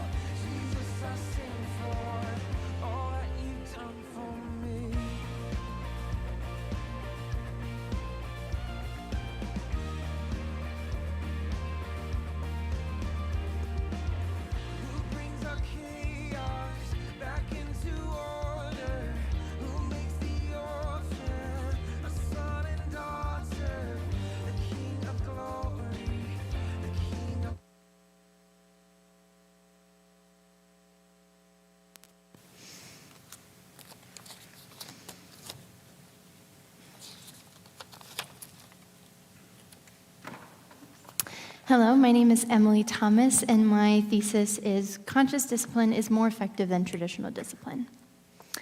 Quote, discipline isn't something you do to children, it's something you develop within them. Dr. Becky A. Bailey. What comes to mind when you think of the word discipline? What does the word mean to you? It could hold different meanings for different people, but a common definition of the word is punishment. Often, discipline and punishment are used almost synonymously. This discipline can come in many different forms. Corporal punishment, spanking or slapping, loss of privileges, long lectures, often with yelling and can be demeaning toward the child, and conditioning through fear or dread. This type of discipline will be referred to as traditional discipline, as it is a very common practice and is seen in many homes. There is, however, a different way we can grow our relationships with our children. First, we begin by looking at discipline in a different way. We need to learn that discipline and punishment are not synonymous. They are, in fact, almost two completely different topics. To help us better understand this idea, let's look at definitions for both of these words. Punish, as defined by dictionary.com, means to subject to pain, loss, etc., as a penalty for some offense, transgression, or fault. Discipline, on the other hand, is defined as an activity, exercise, or regimen that develops or improves a skill. That definition is also from dictionary.com. Now that we know the actual definition of these words, we can see that they're really not all that synonymous. Punishment is us playing judge to others' faults. Discipline is about teaching new skills. This approach to discipline is called conscious discipline. This model of discipline was developed by Dr. Becky A. Bailey, an expert in developmental psychology and childhood education. The foundation of this style is geared towards communication, connection, and problem solving. Communication helps us address the problem in a civil manner, connection paves the way to willingness, and problem solving teaches valuable logic skills. Conscious discipline recognizes that the brain is a social organ and uses our day-to-day interactions with people as learning moments. This is why we must be careful with what we display to children. Since the brain doesn't finish developing until about the mid-20s, children are in a constant state of observing and learning. They learn the majority of things from their primary caregivers. Whatever actions and behaviors we display, or whatever emotions we allow to dictate our actions and behaviors, teaches children to do the same because we are modeling it for them. So if we yell at others when we are angry about something completely unrelated, or turn to food when we get sad, we ultimately teach children that it's okay to go on a rampage when we're upset and to binge eat when we feel down. So how could we handle this differently? What can we do to help our kids achieve a more beneficial outcome? Believe it or not, the answer to these questions lie not within our children, but rather within ourselves. Conscious discipline focuses heavily on self-regulation. We need to make sure we are calm and collected before we can help others achieve a similar state. This model of discipline is so different and unique, it's the most beneficial thing we can do for ourselves and our children. Conscious discipline is heavily based on the brain state model. This model is the idea that the brain is split into 3 sections. These different sections govern different behaviors and are referred to as brain states. The 3 sections are as follows. The lower region, which consists of the brain stem, which is what we use in the survival state. The mid region, which hosts the limbic system, it governs the emotional state. And the higher region, the prefrontal lobe, helps us in the executive state. In order to help children move up states, we must be able to answer the developmental question that comes with each state by using a set of skills designed for each state. These skills are referred to as the 7 skills of conscious discipline and are as follows. Composure, assertiveness, encouragement, choices, empathy, positive intent, and consequences. Each brain state claims 2 or 3 of these and uses them to help reach the higher centers of the brain. As you advance to higher brain states, you incorporate the new skills associated with them, as well as building on top of the previous ones. You cannot add in any new skills until you have learned and are actively using the previous ones. The survival state is concerned with safety. The developmental question being asked is, am I safe? A child that resides in this state does not feel safe. They perceive everything as a threat and are constantly on guard, ready to defend themselves. Because of this, they could be physically aggressive with those around them, lashing out in an act to protect themselves, even if the action of the other person wasn't targeted or harmful. They could also do this as a way of getting their message across. If a child is still learning to use his or her words, aggressive acts such as biting or hitting are used as substitutes. Under these circumstances, these children pose a threat to everyone else around them. We can help answer his developmental question by using 2 of the 7 skills, composure and assertiveness. By using composure, we help calm ourselves. Using composure, to help calm ourselves, we become able to handle any situation that comes our way and to teach children to do the same. Assertiveness focuses on setting limits and letting children know what we want them to do. This allows us to be the adult that these children need when they feel unsafe. Moving up, the emotional state is concerned with connection. The developmental question being asked is, am I loved? A child residing in this state now feels safe, but is longing for connection with peers as well as caregivers. They are experiencing many big emotions and don't know how to manage them.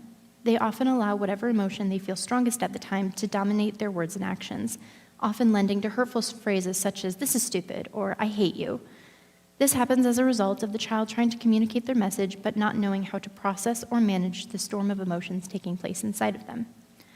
We can help answer their developmental question, am I loved, by adding in new skills. These are encouragement, choices, and empathy.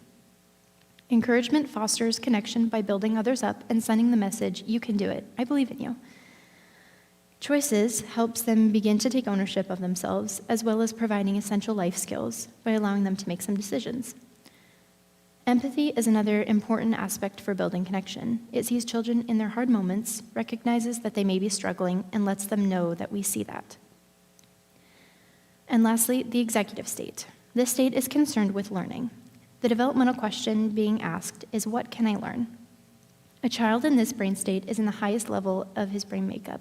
He feels safe and connected and is now focusing on trying to learn and take control and responsibility of himself. The executive state is where we are striving to be. The skills used to help us achieve this state are positive intent and consequences. Positive intent works to see the best in people and not assume anything based on our own perception, to try and see the moment as it is. Consequences works to teach through experience and a child's actions. There are 2 types of consequences, natural and logical. Natural consequences are consequences that are born out of cause and effect. We do not issue these kinds of consequences. They arise, as the title suggests, naturally. Logical consequences, on the other hand, are ones that we provide as a means to keep everyone safe. These consequences do not result in physical punishment, but are more of a process of helping the child reflect on what was unhelpful or hurtful about his or her actions. Looking at the brain in this way provides an understandable model for us. It's important to remember that children are always sending us messages and that all behavior is a form of communication. We just have to be willing to see it and willing to help. We do this by first assessing and equipping ourselves with the correct tools and attitudes, and then helping the children to learn these skills for themselves. I'm now ready for questions.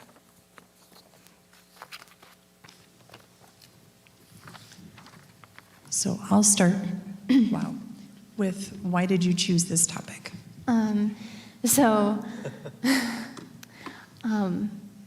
I grew up in a home where traditional discipline was most often used, not in an abusive way by any means, but it was just, it was just used. My parents used it. But I recently started working at a daycare where they use conscious discipline with the children, and it just absolutely fascinated me that there could be another way to work with kids, and that really, really helps them learn problem-solving skills and communication, and I find that so valuable. And when I work there and see some of the kids using their words and communicating things to each other, I was like, wow, I probably never would have learned. I mean, I would have learned to do that eventually, but at such a young age, it's so valuable to see them being able to think through things and communicating with others about, hey, I don't like that, or why don't you do this, and we can do this instead, but maybe not that. It's a really valuable thing to see, and I was completely taken with it and fascinated.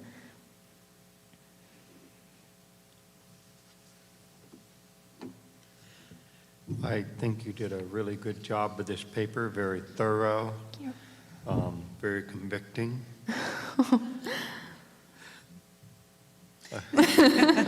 Not supposed to laugh,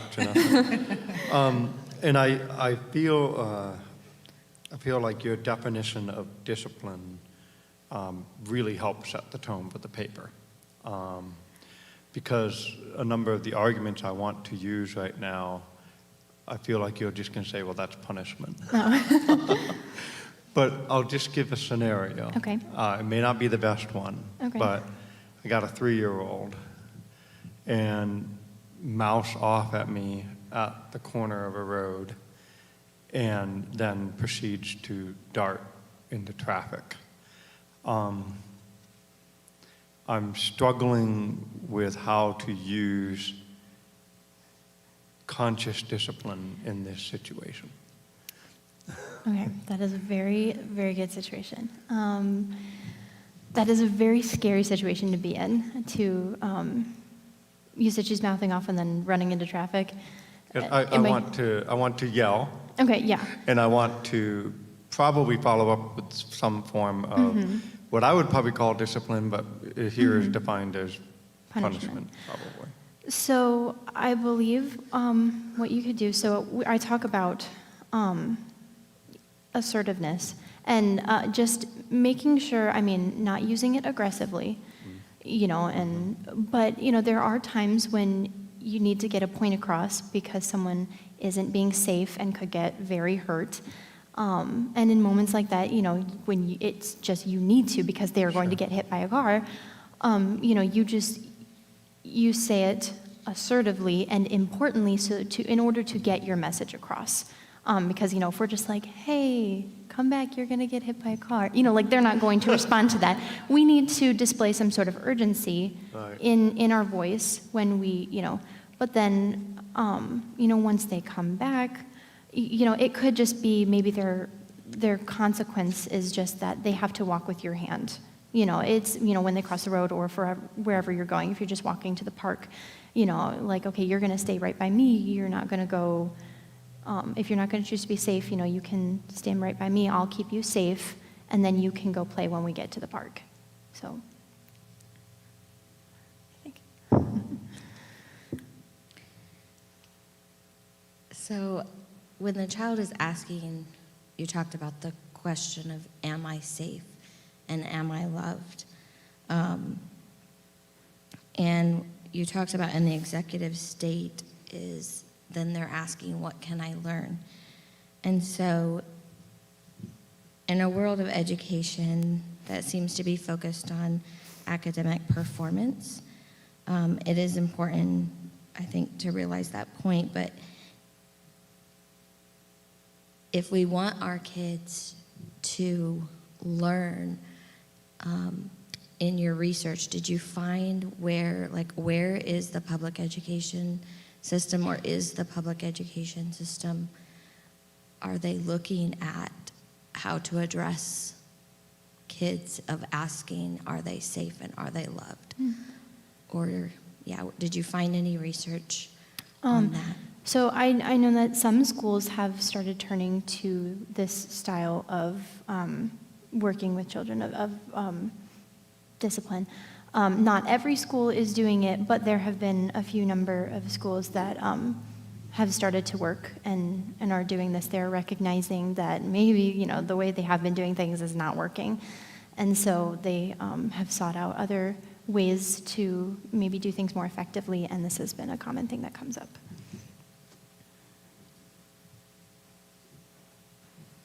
So did you feel like things, you knew a little bit about this already coming into it. Did you feel like it became more complicated as you looked into it, or did it answer a lot of your questions? Yes, both. There was a lot more to it than I think I initially realized. I knew there was going to be a lot, but you know, when you start getting into it, it's like, wow, okay, there's a lot more. But it did answer a lot of things, and it helped clear so many things up for me.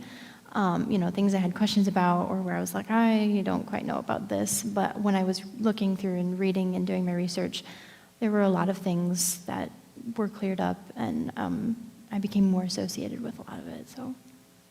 So do you feel like it did it create any revelations for you personally in your own life, and like how you had processed your parents' form of discipline with a new form. No, this is fantastic, because we always hope that you take the next step beyond us, that you get to grow to a level that we didn't attain quite yet. So, but did you find some revelations personally, or help you reprocess some things in your own life? Yeah, definitely. I think I started realizing just a few things on how maybe the way that I was disciplined growing up, I was like, I think I turned out okay, but maybe not where I could have been. Not to say that my childhood was bad, but just, seeing the process of a child who goes through something like this, I realize that they are very far along for such a young age. And I just think that, yeah.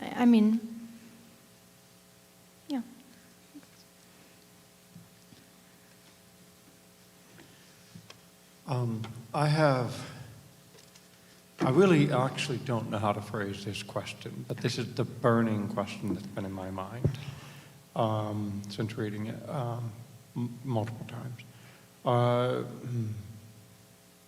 We're living in a modern age. This is all really new research, okay? So I'm trying to figure out if maybe there's been something pre-modern that would be similar to this. In your studies, did you see anything? I'd be really interested in hearing, like, if you saw anything that said, we did it right once before and we got away from it, and now we're doing it right again.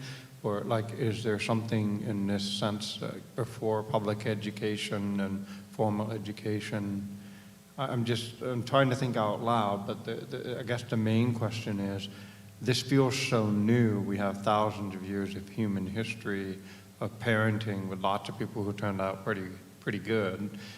Do you see hints of this somewhere, like within the biblical record or the historical record, that gives some more strength to the argument?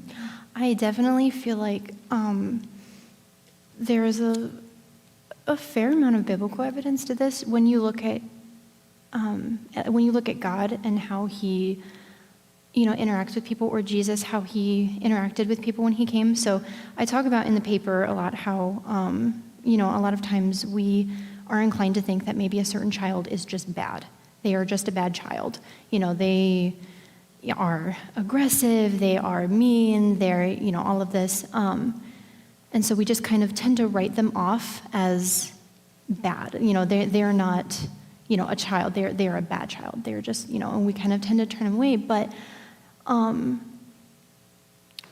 when we look at Jesus and when he came to earth, he never turned anyone away for being supposedly what we would call bad.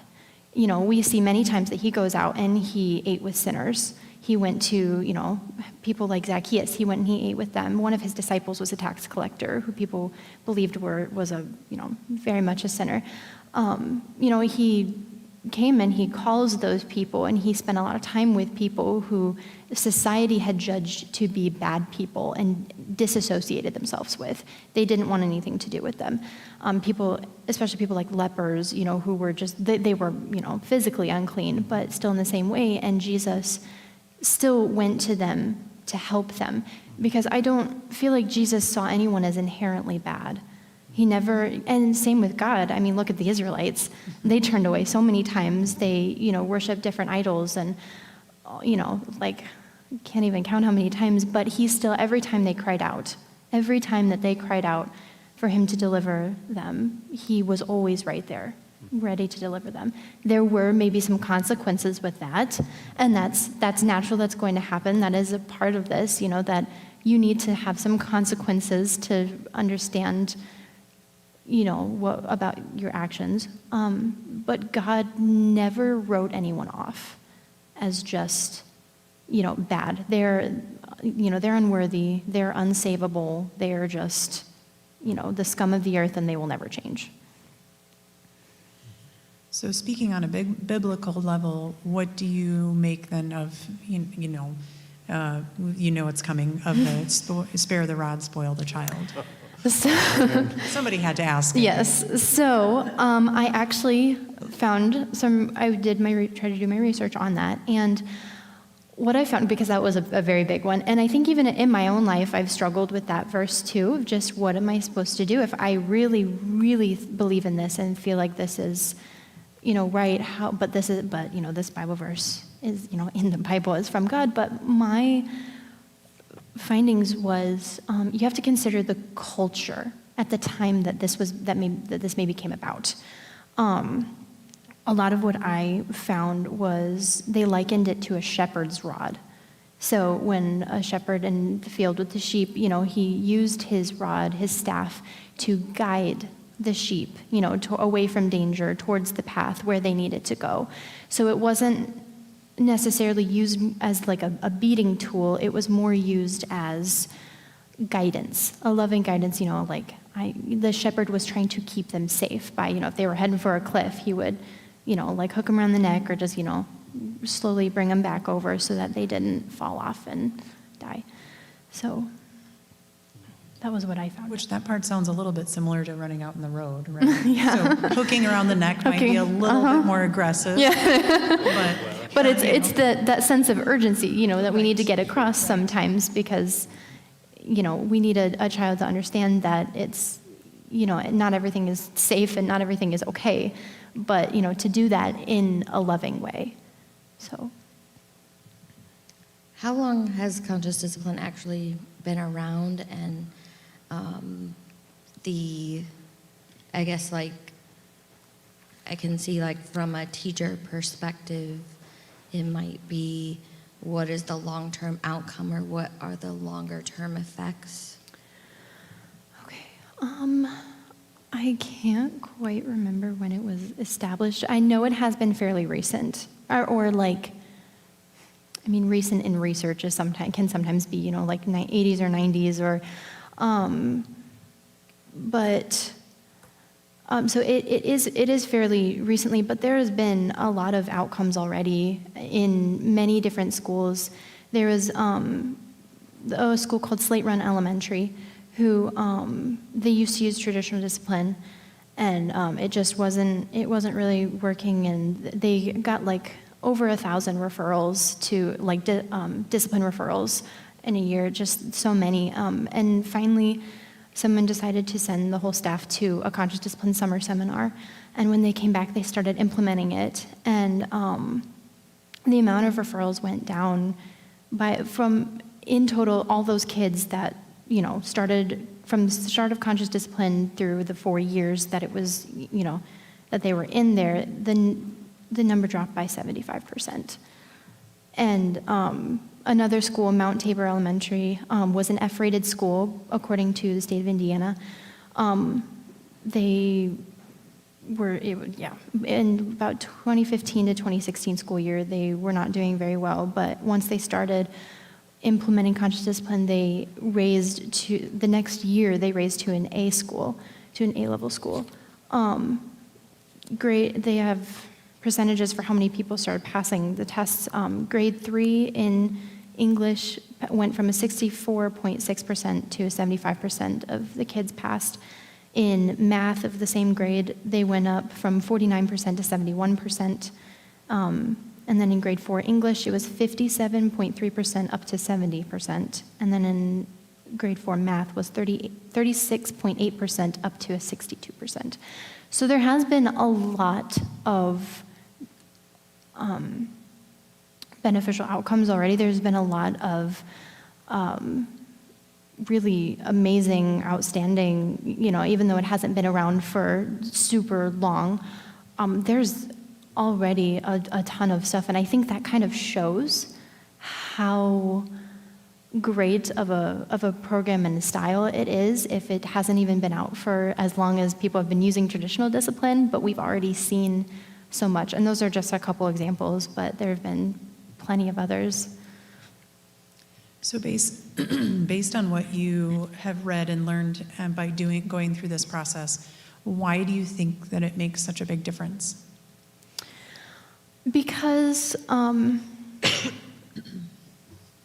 traditional discipline, and I think I defined this in my paper, and is more centered around a domineering relationship, kind of being, I am the adult and you are the child. I know best and you know nothing.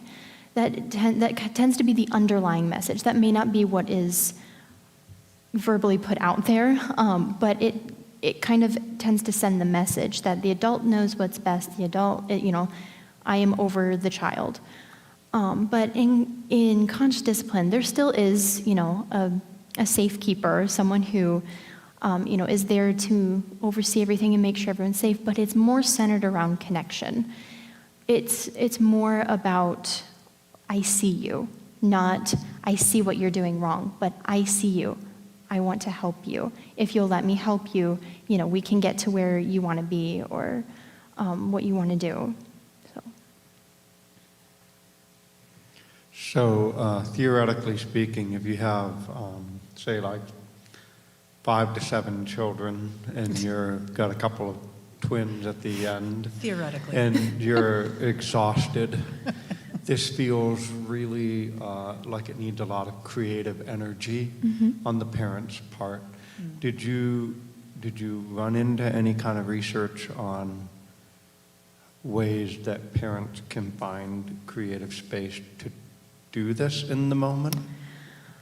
Well, so it's hard to start implementing it because it's a new way of doing it. Most of us have grown up in the traditional sort of sense, and I find it in myself all the time that even though I work with it all the time and I try to use it, it's still very hard because it's not what has been ingrained into my head.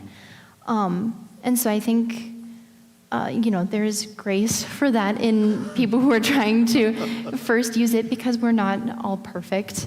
And, we're going to get it wrong many times before we get it right. And it's just being conscious, as the name suggests. It's just trying to, first, it's very significant that composure comes first in the skills because you cannot have any of the rest until you yourself are composed and calm and have overridden the trigger thoughts that were mentioned, because those really hinder our perception of what's going on, especially if we're tired.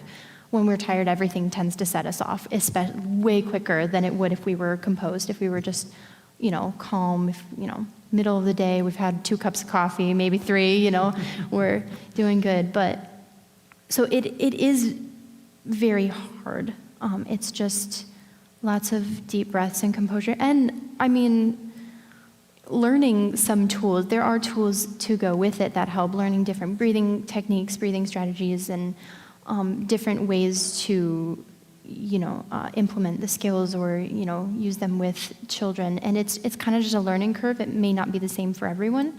Maybe different for some parents on what, I'm trying to think of an example. Like, maybe some kids prefer one type of encouragement and another, and some like the other. Maybe some of them like, when you really break it down and explain it, and some of them are like, no, I'm just good with the way to go, you did it. It's just gonna be different for certain kids, but yeah, it's just a learning curve. So this is all a very quick overview of a lot of hours of work for you, but how, if somebody was interested in more information, what would you recommend? I think if you want a more in-depth study, any conscious discipline book by Dr. Becky Bailey, they are very in-depth and very thorough and just amazing to read. She is so wonderful. I very much enjoyed reading her stuff. That's if you want more directly for conscious discipline.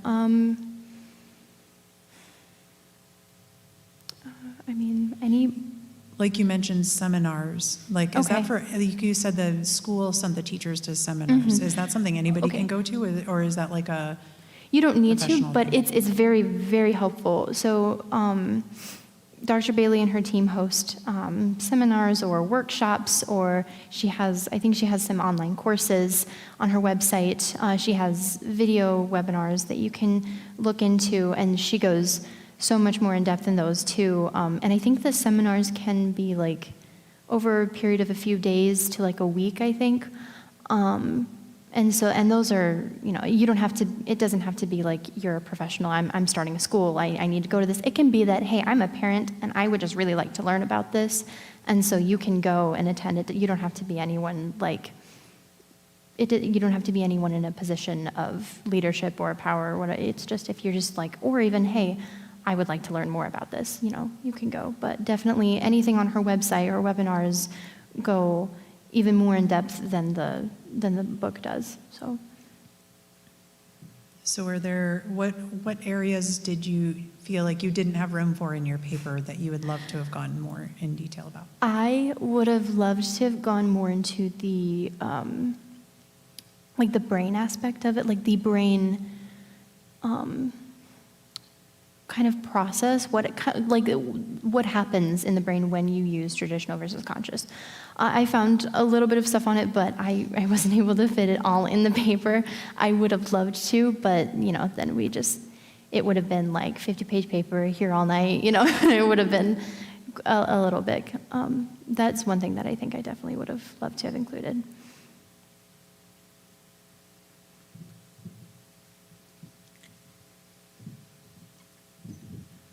So if a child has traditional discipline at home and conscious discipline at school or daycare, does it cause confusion in the child, or can you address that? Yeah, so that's a very tricky place to be, because they're maybe getting one thing at home and one thing at another place. And as maybe someone who, works in a facility with children, there's not much that you can do for their at-home life. The best thing that we can do is just love on them while they're there and give them maybe what they're longing for while they're there, so that they have some sort of safe place to go to, some sort of place full of connections, because we certainly don't want to leave them hanging. We don't want to be like, oh, well, they're just getting that at home, so we're going to keep giving it to them there because that's what they're used to. We don't want to do that because we don't want to give them what they're used to. We want to give them what they need.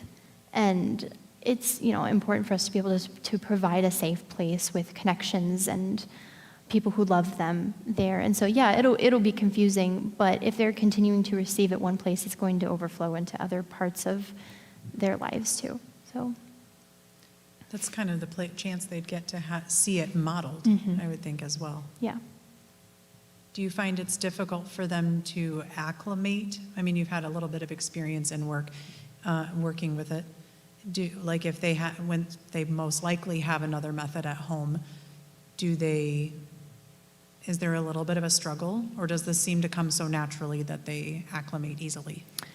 It can definitely be a struggle at first. I think if they're used to handling situations in one way, like I said, it's a complete lifestyle change. It's a mindset change. It's a learning curve for us and for the kids too, because like I mentioned, kids are always in a state of learning. They are always constantly learning through seeing what we're doing, and so especially when a parent is modeling something for them, that makes a big impact on what they're doing. So it is very hard, but I think conscious discipline is focused so much more on them. It is focused about, connecting with them, that it is possible to be able to, draw them away from that way of doing things. You talked in your paper about how conscious discipline is teaching new skills and new life skills. Have you experienced learning those life skills as an adult, and how you can implement those things and help you as an adult?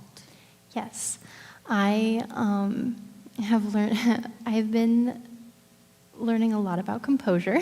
I love kids, but they're hard sometimes. And I'm just realizing how very, very important that is to have under my belt, or to be working on getting that down for other kids. And especially just with with all of them, when I look at them, maybe, so for encouragement, for example, that was a big one for me. When I look at maybe the traditional way of encouragement versus conscious discipline way of encouragement, they're different. They really are different. And when I kind of broke down and analyzed them, I really love it when people use encouragement discipline or encouragement with me of the conscious discipline model, because it makes me feel so much more, it helps me feel so much more special. It's because the traditional way of, encouragement is, oh, good job. I think I gave a few other examples, but, it lends itself to almost more of our judgment of someone, of like what someone did. It's almost like us putting a grade on that, versus the encouragement of conscious discipline is more of, you did this and you did it like this. Way to go, like good for you. That was really, it's more, it describes it a little more in depth, that even if I already knew what I did, I know that I painted this picture, whatever, but someone who breaks down what I did, who notices what I did, feels so much more special because someone noticed little details that you put in there. Even if you noticed it and you knew what you did, it's so much more special when someone else can notice, hey, the strokes on the brush like this, or when you added in that little detail right there, that was really cool, or, it's versus someone just saying, wow, good job, that looks nice. So I think, and with all the other skills too, not just encouragement, I've broken them down and looked at each of them in the traditional versus the conscious, and it's just, the conscious is just so much more, I can't quite think of the word, but it's just so much more nurturing for me, I think. And I feel like, I believe that it extends to the other kids too, and I always want to use that. Ever since I've, started learning them and breaking them down, I always want to use them because I know how great it makes me feel, and I want others to feel that way. Yeah, her question kind of taps into kind of an observation and a question. I know in my own role as a minister, I've actually run into a theory like this for adults. So I'm really intrigued by your paper because, like, for example, on your first page here, it talks, the page on now we're ready to talk about brain states. Mm-hmm. It says children in a survival state don't know how to communicate. Peter Steinke, who's somebody that I read, calls that the lizard brain. We refer from the lizard brain. So I'm just really intrigued to know if you ran into kind of an extension of this theory going into like how we relate to each other as adults or young adults or teens. I know it's a little out of your lane here, but did you run into some ways where this kind of goes out into more aspects? It's a little bit of the question you're asking, but did you run into stuff that talks about like general interpersonal relationships? Do I feel safe? Am I noticed? That kind of thing.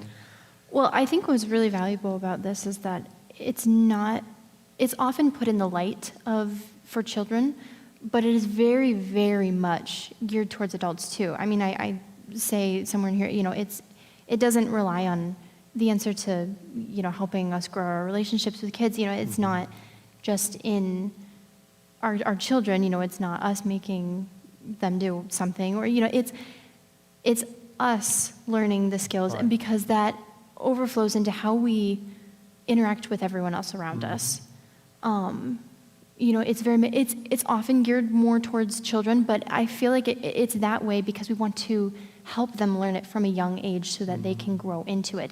It can still very much be used for adults, older adolescents, or people as you get older. It's just maybe it needs to be modified in some way, maybe changed a little bit because some of the things you don't always need to say for like an adult, like the name. I don't need to give a consequence to. Yeah. You I'd would. be in a lot of trouble if I gave a consequence to my wife there. Yeah. So yes, it definitely is modified a little bit for, but it definitely is still part of, adolescent learning, adult learning. It's something that everyone is able to use because even if we are just using it for our children, it will just automatically, because we're learning it, because we're implementing it, using it in our everyday lives with our kids, it's going to overflow into our everyday lives and our everyday interactions and the people around us. I can vouch for that. She started using some of the phrases with each, like, family members at home, so. So I was going to ask, did you come across some things that disagreed with your viewpoint? Like in favor of traditional discipline? I had a little bit of trouble just because I think a lot of people are tending to lean a little more towards a different way of disciplining. There definitely was a few sources that, and I have had a couple of people say to me that, a lot of us turned out fine. Why do we need to change anything? How do you justify this if, we turn out okay? And a lot of sources would say, that it's some sort of spanking, if you do it in a loving way, is healthy. And I just kind of read that and went, I feel like that's kind of an oxymoron. Like in the same sentence was, just looking at this, I felt like I understand what they meant. They would talk about sitting down with their child and helping them understand, why this was happening, why they were doing this, but I still don't always feel like that really helps in a sense, to reason it out with them and then say, but I'm still going to do this. Maybe they understand, like, okay, yeah, I shouldn't have done that, but, like they realize whatever they were doing was maybe hurtful or not helpful or something, but then to still inflict that upon them is still, I feel like, the conditioning through fear, because they don't want that spanking, they don't want that punishment that we're inflicting upon them. And so it doesn't, the reasoning aspect I understand, but there's still spanking at the end of it that they don't want, and so I still feel like it fits into that. So there were a lot of, I do feel like, yes, there were a lot of articles against this, because, it's a topic. It is a big topic on how to work with our kids, but just what I found, I felt like I could refute with this. How do you plan to personally grow in this and continue experience and implementing this in your relationships with kids, but also adults and future career? So I think I want to remain mindful of everything that I say and do. And I think that's something that God calls us to do anyway. Let no unwholesome talk come out of your mouth, come from your mouth. I think just making sure that I'm always refreshing myself with some sort of resource. I think making sure I'm building others up and just, maybe getting some input from other people, being like, hey, surrounding myself too with people who maybe help me, keep this up too. Because it is a hard thing. It is a very hard thing to remember to do, especially if I'm not around it all the time. But I would love to be able to keep this up, and I think just being mindful and being conscious of what I'm saying and what I'm doing. So. I think I just wanted to offer an observation in this time. The question that you asked earlier, and then you mentioned you ran into a number of articles against.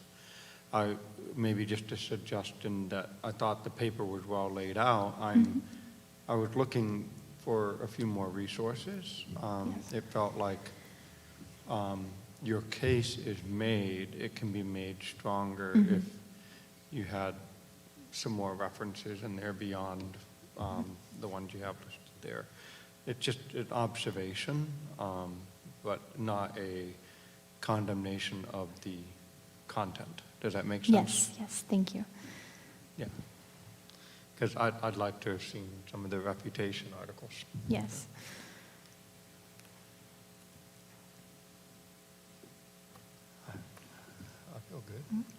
Well, if that's it, thank you so much Yeah. to everyone for coming did. out and being here. I enjoyed this. Thank you so much. Good job. Good job. All right, great job. Thank you. And we have about 15 minutes before we will go on to our next one. So we will, online family, we will be coming back at noon for our next presentation from Bell Sally. So we'll be seeing you here in just a few moments.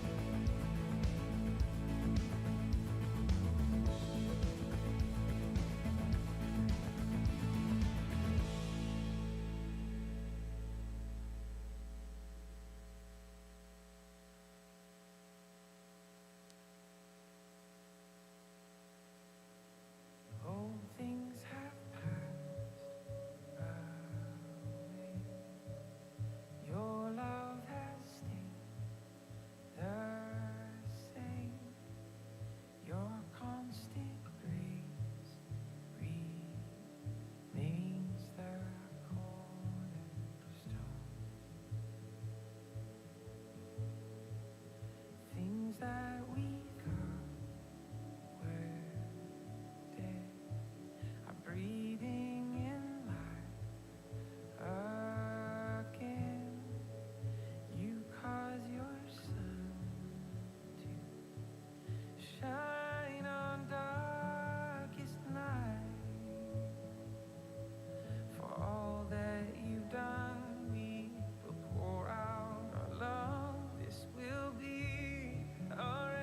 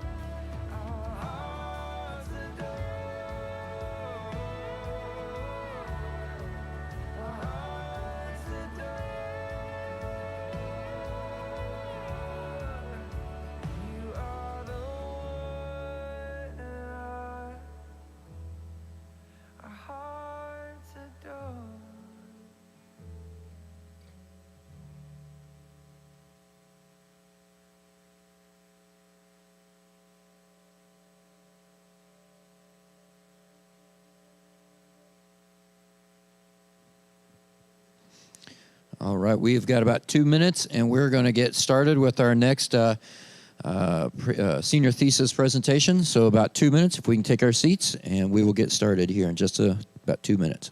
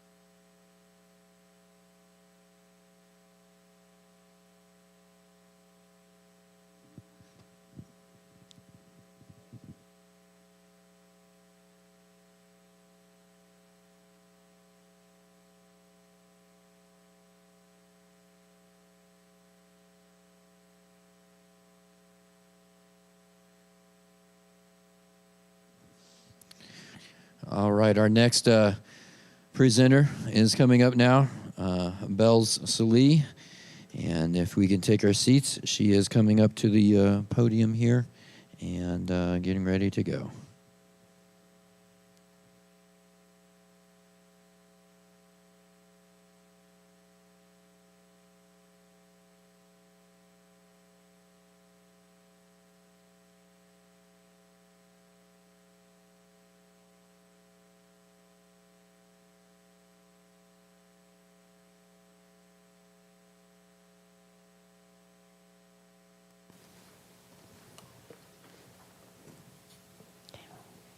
Hi, my name is Isabel Salih, and today I am going to be talking about why transgender women should not be allowed in women's sports.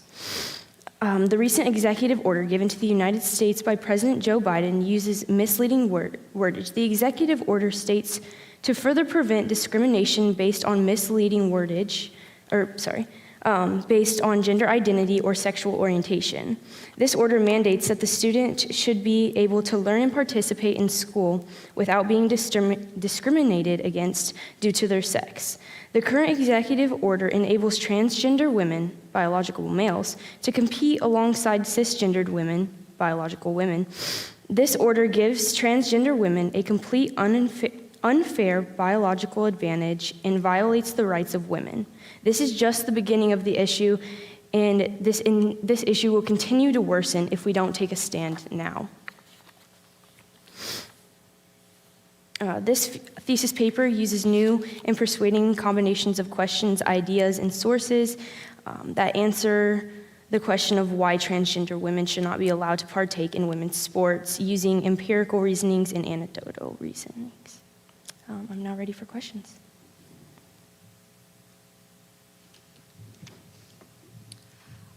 First of all, I'd like to thank you for clarifying for me the terms sex is biological and gender is societal. Mhm. I had to underline it and refer back to it often because it makes no sense. So thank you It's for helping very me con- to yeah, it's a navigate little this. confusing. Mhm. Yes, that was really helpful. I had a question. The first quotation in your exordium by Madison Kenyon, she says we need to stand up and fight for fairness, safety, and well-being. Mhm. And I'm just wondering if she or you have an opinion on which category feelings fall under, fairness, safety, or well-being? Probably well-being. I think it could fall under a lot of, sorry, I'm just trying to look back at the quote real quick.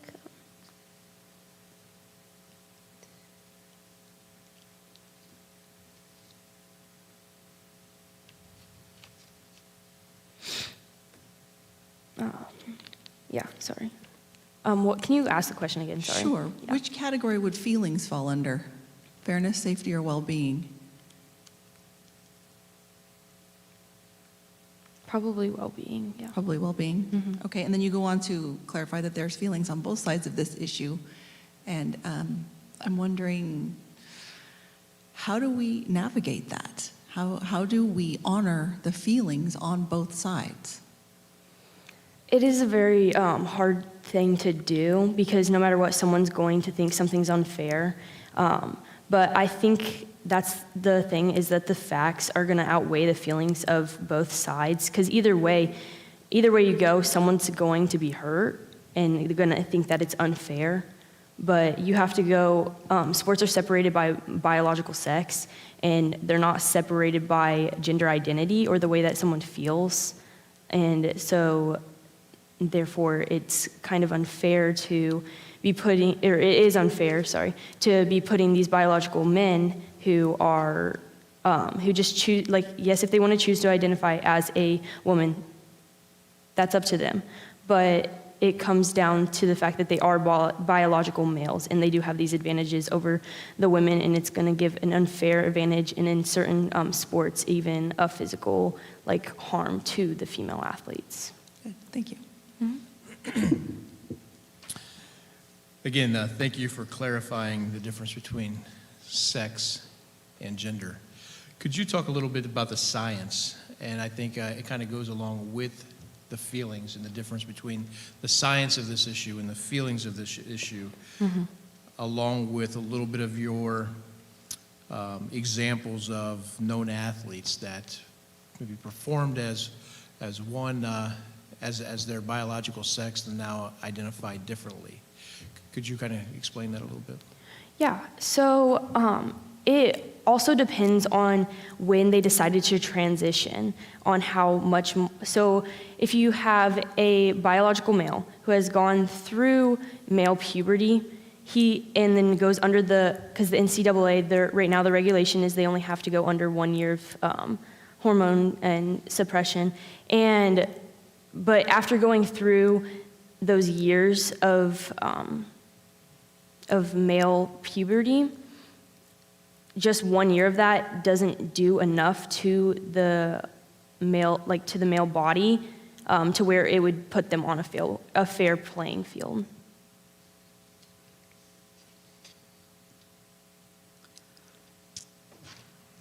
You mentioned in your paper and also in your abstract that you would use both empirical and anecdotal reasons. And do you have an opinion about this? Do anecdotal reasons have as much authority as empirical reasons? Sorry, 1 second. I'm just gonna. Top of page 3.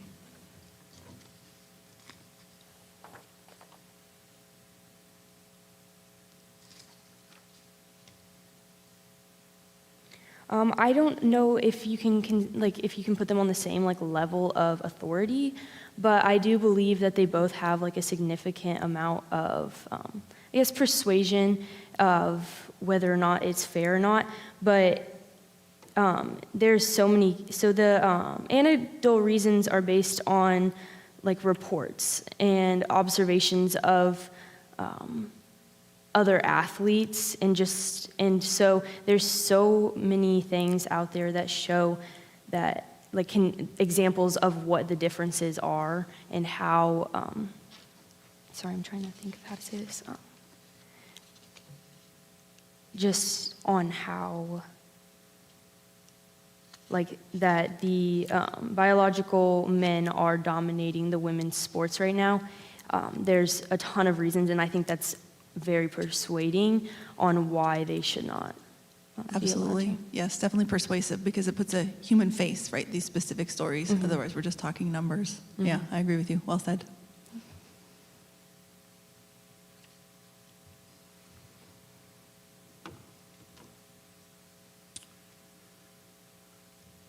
Why did you choose this topic?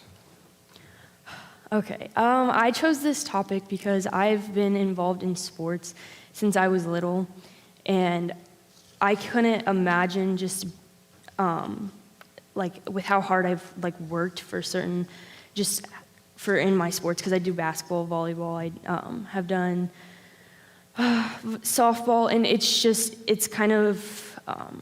just hard to see that happen to other girls, that they're having these biological men, after all this hard work they put in, they're having biological men come in putting in little to no effort to win these, to win over these brackets. And so it just was I felt like I needed to say something about it, just kind of because of where I come from. I can't imagine a biological male playing against a biological male in basketball, per se.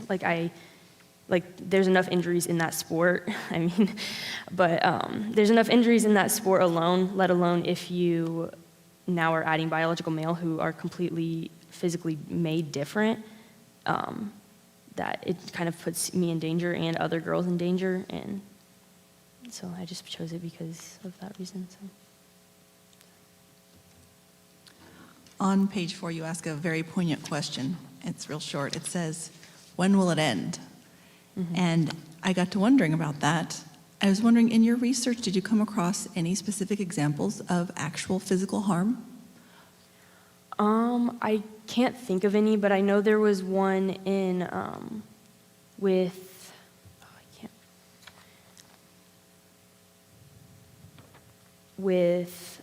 trying to remember the sport, sorry. I think it was boxing, maybe, and I can't remember the exact incident, or I can't quote it, but there was a transgender woman, so a biological male, competing against biological females, who is dominating in harming these women. Yes, the sport is harmful, but it was clear that they were being, it was more drastic, and it happened a lot quicker, the injuries. So,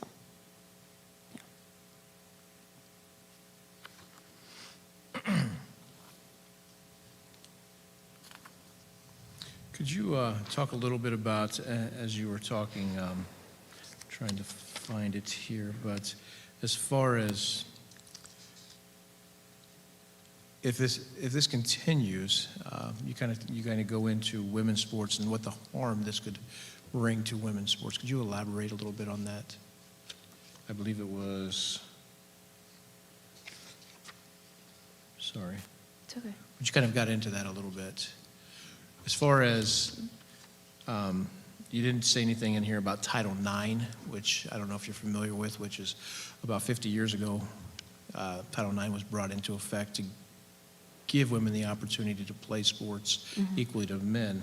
But you had mentioned in here a little bit about as if we continue to allow these transgender women to compete, what it could possibly do to women's sports. Could you elaborate a little on that? Yeah, so if we're allowing these transgender or women, sorry, the terminology is a little confusing, but these men who are identifying as women, if we are going to allow them to come into women's sports, it ultimately is going to end up destroying women's sports, and it's just going to be a bunch of men who identify as women who are now doing it. And the whole, I think, of what you were saying about Title IX was creating that separation between male and female sports, giving women the opportunity to compete, but by allowing these biological men to compete with biological women, it ends up just becoming like men's sports. And it's not, there's not any more like a separation between the two. Therefore, women are just going to get pushed out of their own sport.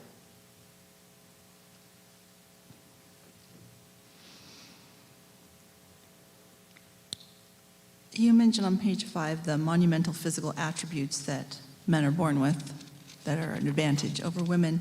And I don't know if you had much chance to get into the thoughts of these transgender women, but is it possible that since they actually believe they're female, they just think they happen to be larger and stronger and faster? Yeah, there is, and there's a lot of people who have said that they're just like made different, but you're not going to see like in certain sport, I'm trying to think of how to say this, sorry. But you can tell that the physical attributes are different between them. And it's not even just the physical, there's difference, like for swimming, the lung capacity of a man is a lot different, and it's just hard to see, because I talked about Leah Thomas a lot in here, and it's interesting to see that it's kind of confusing, but that Leah Thomas is, when she was in the men's category, because she swam with Pennsylvania University, and when she was a male, she was not even placing in like the top 10. She was placing, it was like 554th in the men's NCAA for like the 200 meter or something. I'm not sure the exact ones, but she's placing that low, and then when she decides to transition, she goes on these invasive hormone treatments for a year, which is not long enough, and it doesn't even, it barely changes anything to the male's body, but is now racing with women, and she's dominating, and she's even said herself that it was easy, and that she wasn't, like, she didn't have to do it, like she didn't have to, like, go as hard as she normally would. And I feel like she herself is even saying that, like, she has this huge, like, physical advantage over these women, so. That makes me think of another question. Mm-hmm. So the minimum is the 1 year on hormone blockers in order to participate in the NCAA. Mm-hmm. Is there a longer range that would actually have an effect on the male body?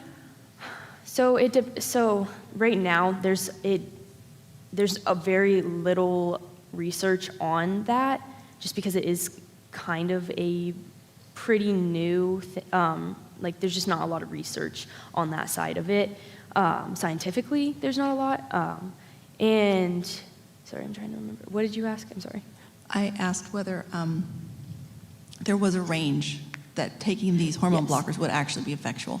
Yeah, so after going through the male puberty, it's going to take a really, really long time to reverse that, because I've, again, I can't quote the person or people, but during my research, there was multiple transgender women who actually feel that, or they think that they should not be allowed to participate in it, even after going on a year of these hormone treatments.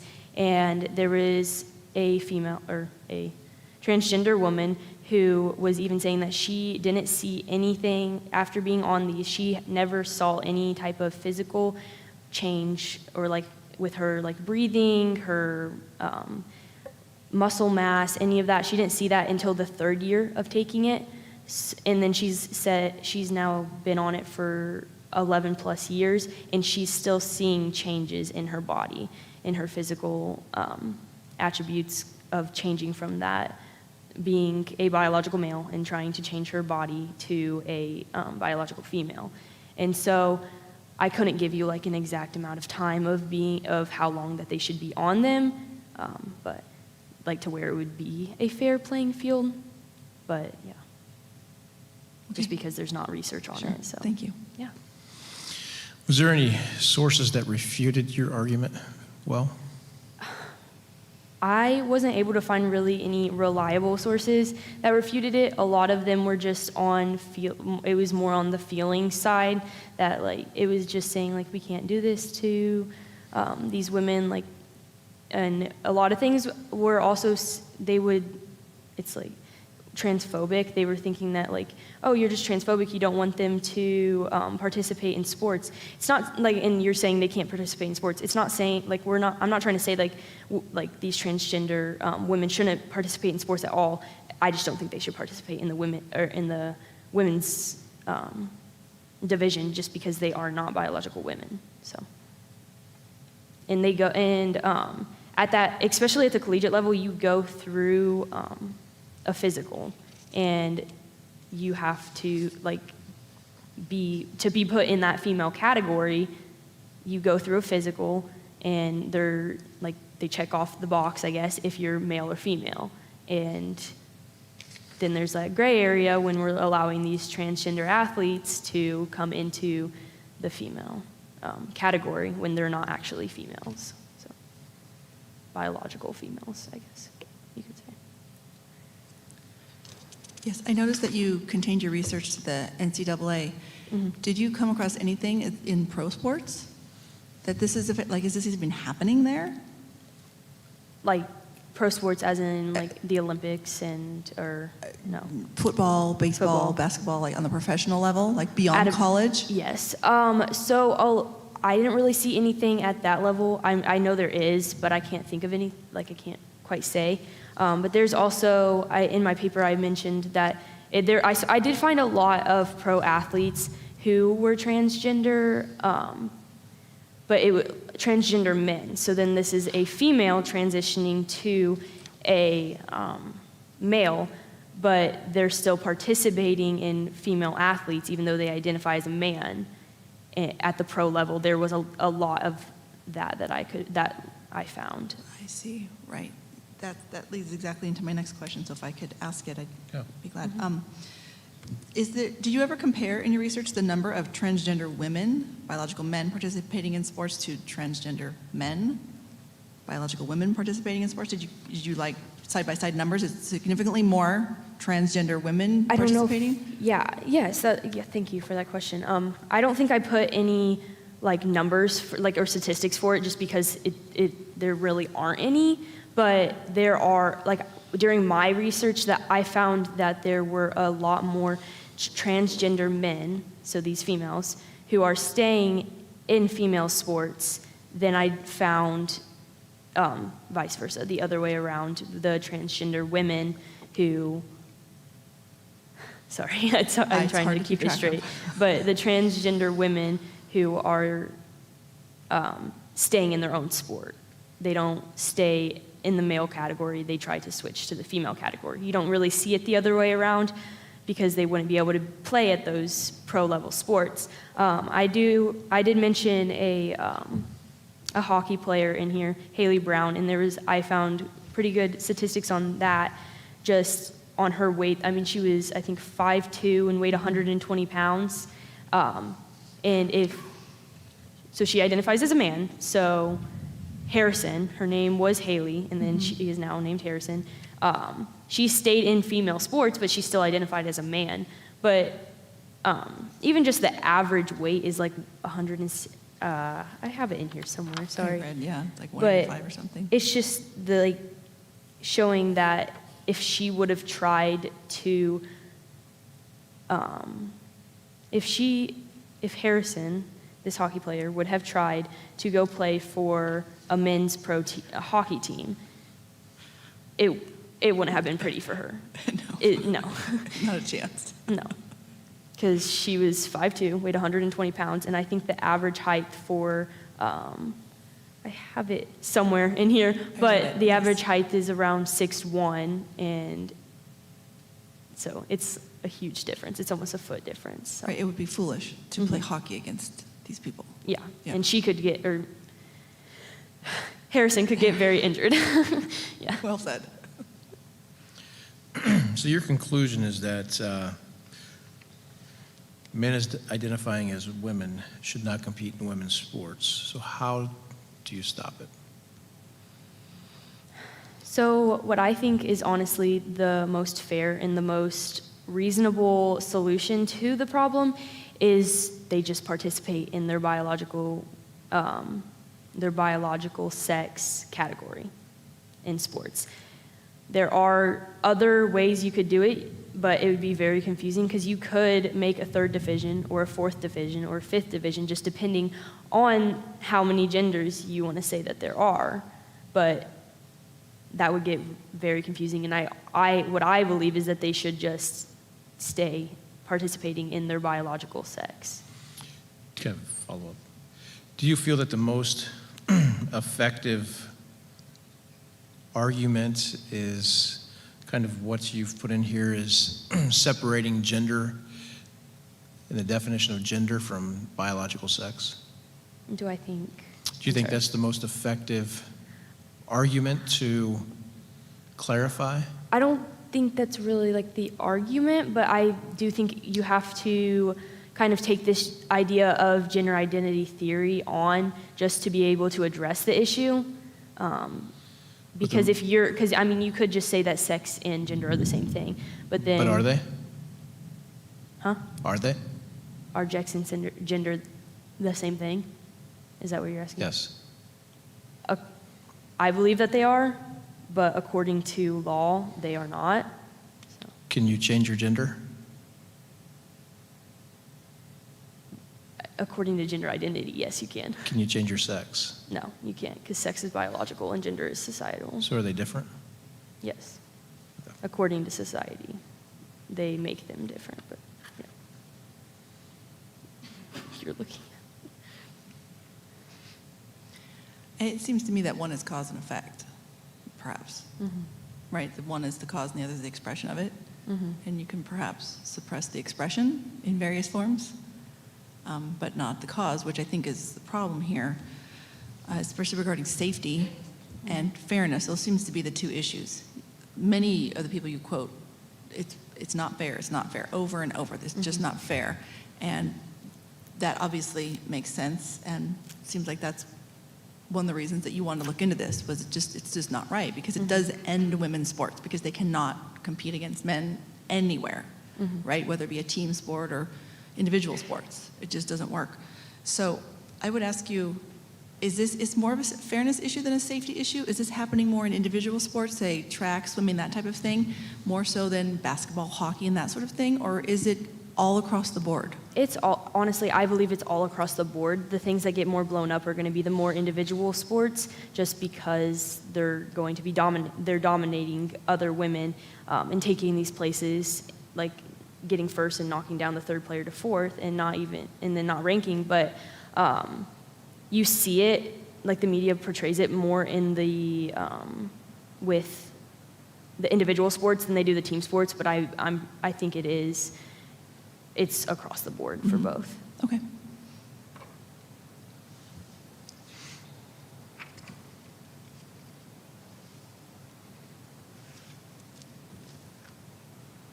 Did you change your mind about anything as you researched this topic and wrote this paper?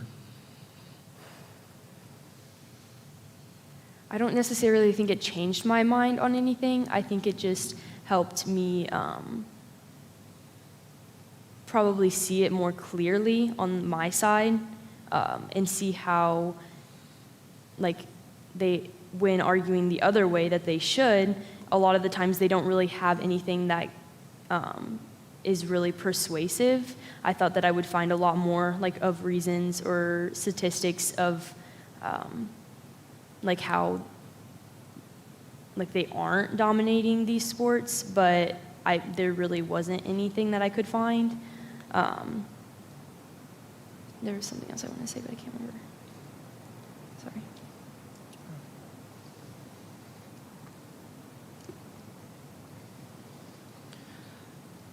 On page 9, you discuss the male puberty advantage.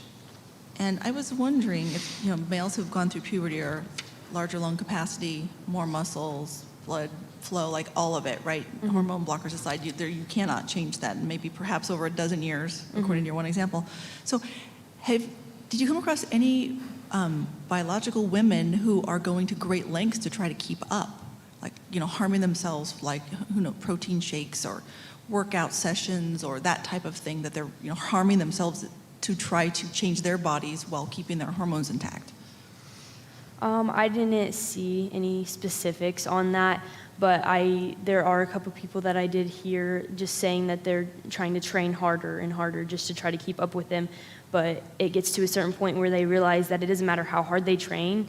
It's the fact that these are biological men who can train half as hard, and even if they keep training harder and harder than them, it doesn't matter, because no matter what, they can't get up to that level of like competition with them. They just can't. So.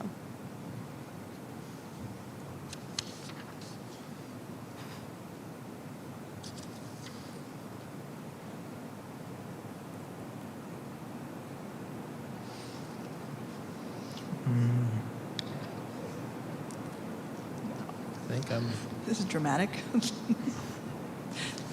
I have another question in the same vein.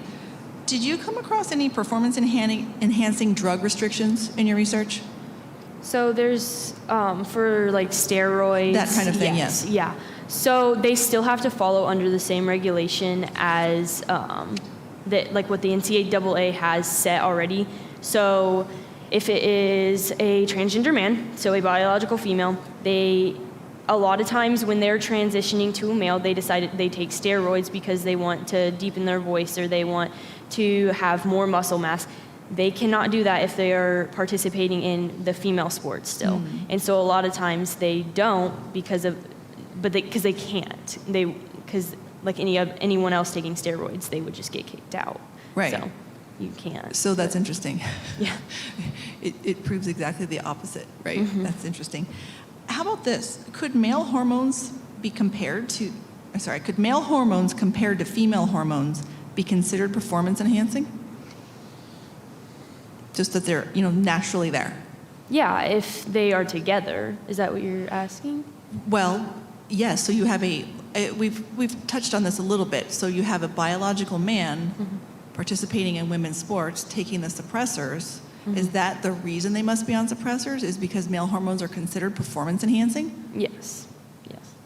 So it would be, I wouldn't say like they're taking steroids because they're naturally there, but that ends up being what it is, and which I feel like is kind of going against their other rules of where you can't take these the steroids to further enhance your performance when they're already naturally there. So it's kind of like they're not putting them there, so it's kind of a weird.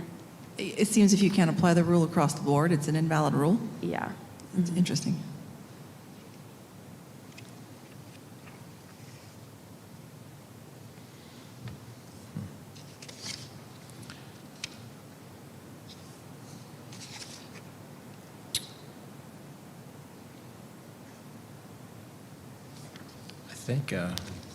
Trying to think of something else. Okay, but I got a couple more. Go ahead.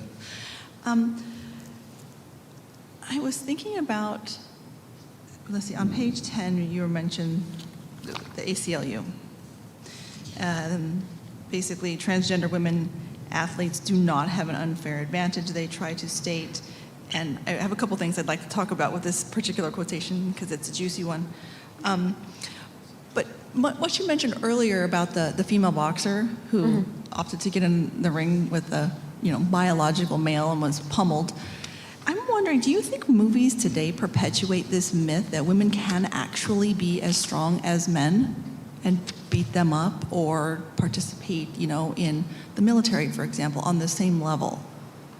Yes, I do think like the media or movies or society, they all portray like women as weak, and I don't think like that's not the stand I'm trying to take. Like I'm not trying to say that women are weak and like they can't compete like with men, but there is a separation that needs to be drawn, just because not every single, like if you take the smallest woman against like a medium-sized man, there's going to be way difference, and the male is going to, there's differences between even just in females. There's a difference between like a 6'2" athlete compared to a 5'1" athlete, or like anything like that. So there are different, like there's still going to be that competition, and there's going to be that unfairness within female sports, but it's not male against female, it's female against female. So. Right. Well, but there's this fantasy that, if you train enough, long enough, focused enough, you could actually box against a man. I would suggest I could never outbox my 12-year-old son. Mm-hmm. It's not even possible. He's not even through puberty yet. He's naturally stronger than me, even though I'm taller than him. Mm-hmm. And so most women know this naturally, but I see it in movies all the time, especially the superhero movies. Mm-hmm. Wonder Woman, and she'll take down 10 men. Really? Mm-hmm. And I feel like it's seeping into our culture, and we don't even notice it, and we think it's kind of cool. Mm-hmm. So I'm just, I don't know. Do you think that's at all possible, an influence on the fact that a woman is willing to get in the boxing ring with a man? Mm-hmm. I think it depends on the woman though too as well. Because there's different, like I was saying, like there's differences between like each and every female. There are differences. Sure. So if like one of like more of a strong, like on the higher level of a boxer per se, wanted to compete along with them, then they might be able to hold up their stance. But not every single female could. And even, because I mentioned something about the Williams sisters. Yes. And they competed with an older gentleman who was playing, and they joked about him like actually being drunk as he was doing it as well. And he had never placed anywhere in the men's, and it's just kind of funny to think about, because it's this average level, like low to average level man against these, the high level female athletes who are still getting destroyed by them. So imagine a high level male athlete decides, oh, I want to be a female, so I'm going to go do this. And then them playing against high level biological women, it's just going to get destroyed, and the competition's going to be over. There's not going to be that sport's just going to be dominated by that biological male. Right. It seems like every discussion we have comes to the end of women's sports. Mm-hmm. There's just no other option. Yeah. I'd like to go back to the initial page in the executive order by Joe Biden. You say it uses misleading wordage.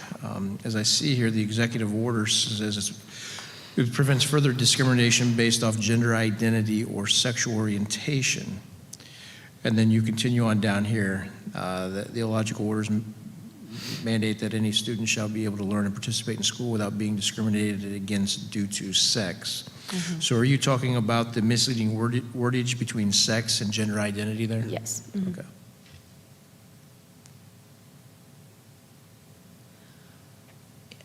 Is learning in school part sports? Like at the college level, NCAA?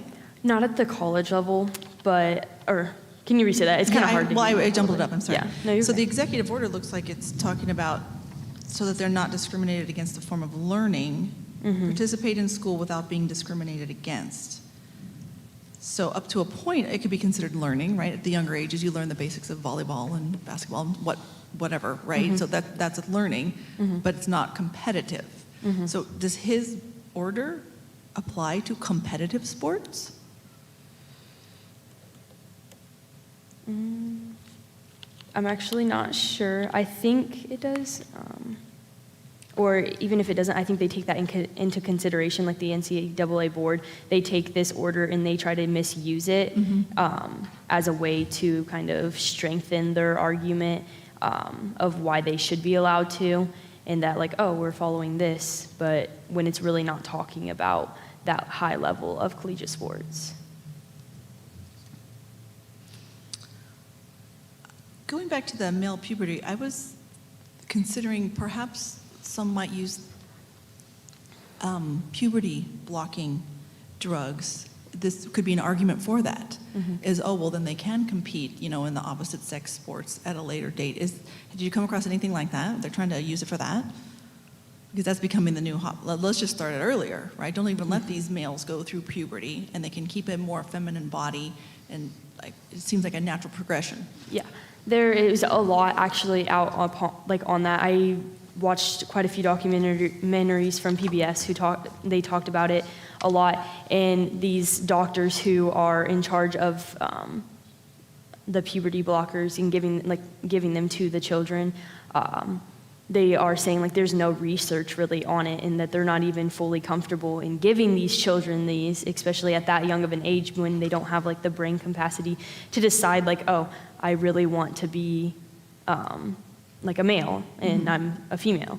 And so it's kind of nerve-wracking to see that there's doctors who are still giving these out and they're not even like fully aware of what it can do. And there's not really any research on it per se. They're trying to start more research and see, but they don't have it yet because it is pretty new. And gender dysphoria is what is a big issue too. But I mean, it is a real thing, but I feel like it needs to be dealt with way different than what we are doing right now. Agreed.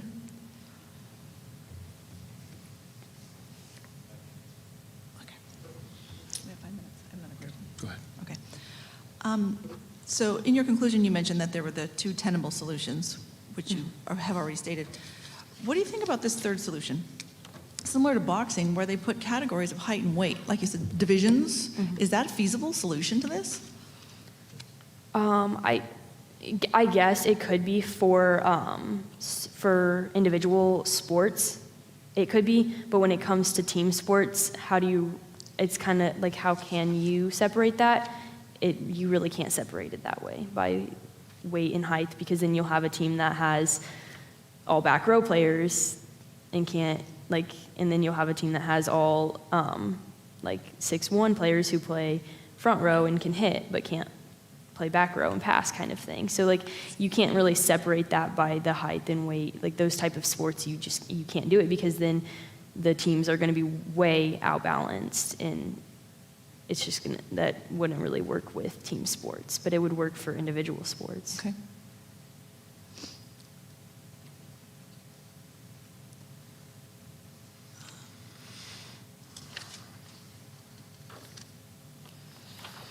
I have one final question. Did you have any ideas, thoughts, beliefs before you started this research that were changed during the research?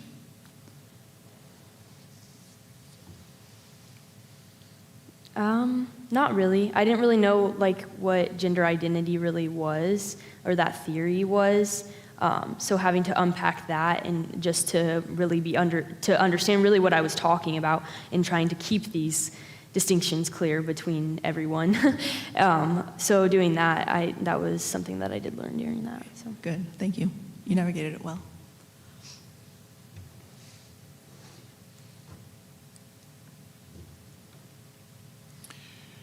Do you think as you move on to college, are you going to continue to dive into this subject and learn more about it? Is there more you think you can learn about it?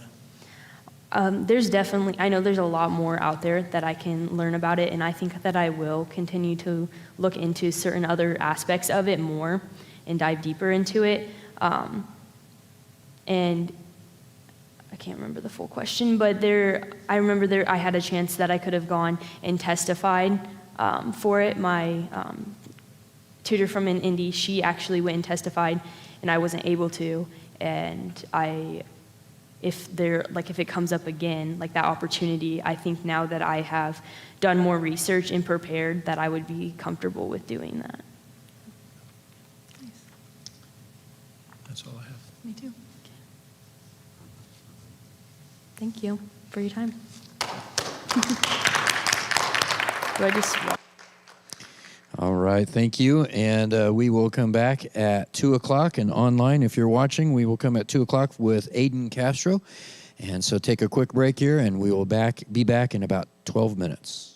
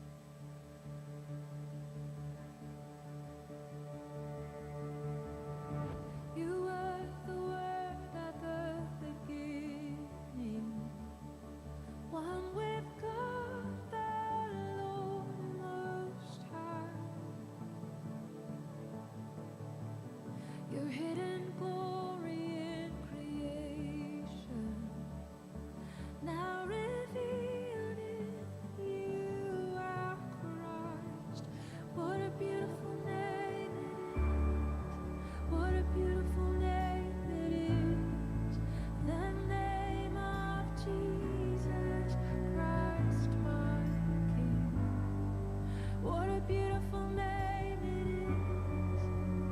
Nothing compares to this. What a beautiful name it is. The name of Jesus. You didn't want heaven without us. So Jesus, you brought heaven down. My sin was great, your love was greater. What could separate us now? What a wonderful name it is. What a wonderful name it is. The name of Jesus Christ, my King. What a wonderful name it is. Nothing compares to this. What a wonderful name it is. The name of Jesus.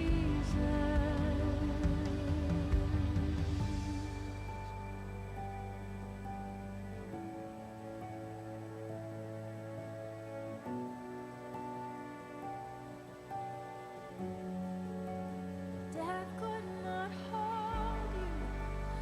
The veil tore before you. You silenced the boast of sin and grave.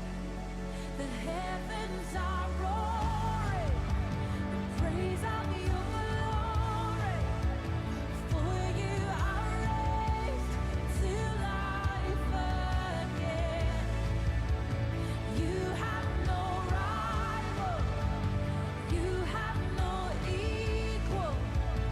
Now and forever, God, you reign. Yours is the kingdom. Yours is the glory. Yours is the name above all names. What a powerful name it is. What a powerful name it is. The name of Jesus Christ, my King. What a powerful name it is. Nothing can stand against. What a powerful name it is. The name of Jesus. What a powerful name it is. The name of Jesus. What a powerful name it is.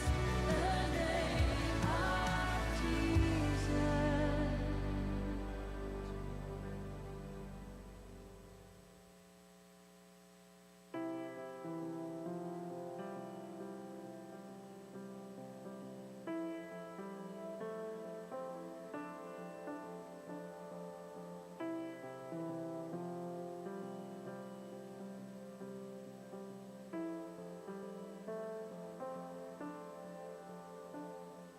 Come out of sadness from wherever you've been.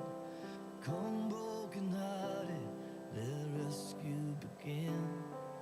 Come find your mercy, oh sinner, come kneel. Earth has no sorrow that heaven can't heal. Earth has no sorrow that heaven can't heal. So lay down your burdens, lay down your shame.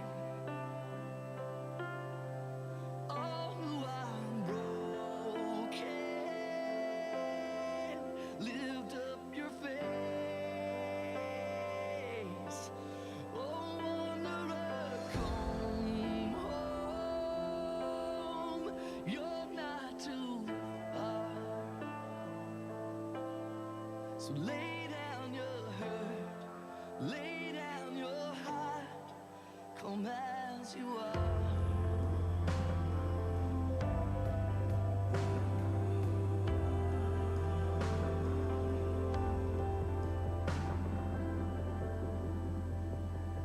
There's hope for the hopeless and all those who've strayed. Come sit at the table,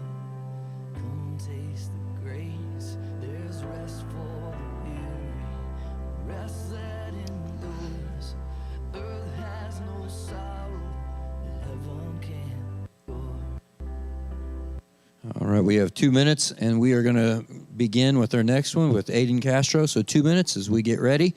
If you're out in the foyer, you can come grab a seat online. We will start in just about 2 minutes.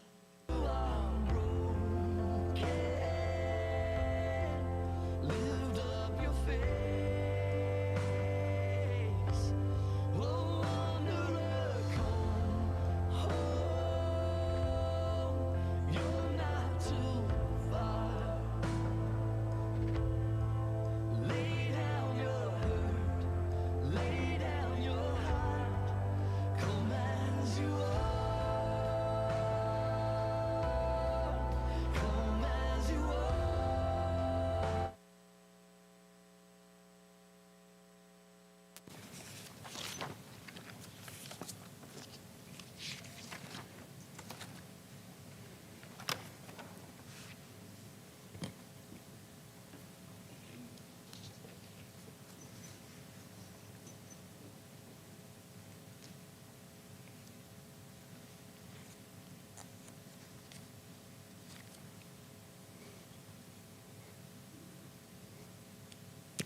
Hello, my name is Aiden Castro, and my thesis is that centralized authority is one of the greatest causes of degradation within organized society.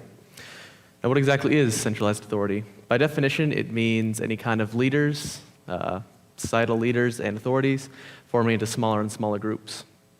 Now, why is this an issue?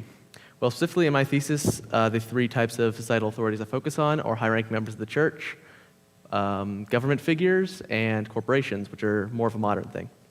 And so, based off the definition of these authorities getting into smaller and smaller groups, this is an issue because humans, no matter who you elect as these leaders, are flawed, sinful creatures, and no matter what, bad decisions will be made, mistakes will be made, and the consequences will get bigger because as they form into smaller and smaller groups, and when they are put in charge of a large amount of people, when they do inevitably make these bad decisions, the consequences will happen quicker and they'll be more drastic. And so, with that in mind, what is important is to preserve freedom, because excuse me, freedom is always important to preserve because no matter what kind of person you are, you need some kind of free will. And when you are having a small amount of people being put in charge of a large amount of people, and the consequences are affecting them, it is infringing upon their freedoms. And so the best thing that we can do is to keep our leaders in check, no matter where they're at, but within the thesis, it is those 3 groups of church, government, and corporations. And so throughout history, no matter what kind of leaders there are, there's political and economic systems that are commonly used. I don't go over every single definition for everyone, but I go over the most important and significant ones that have been commonly used throughout history.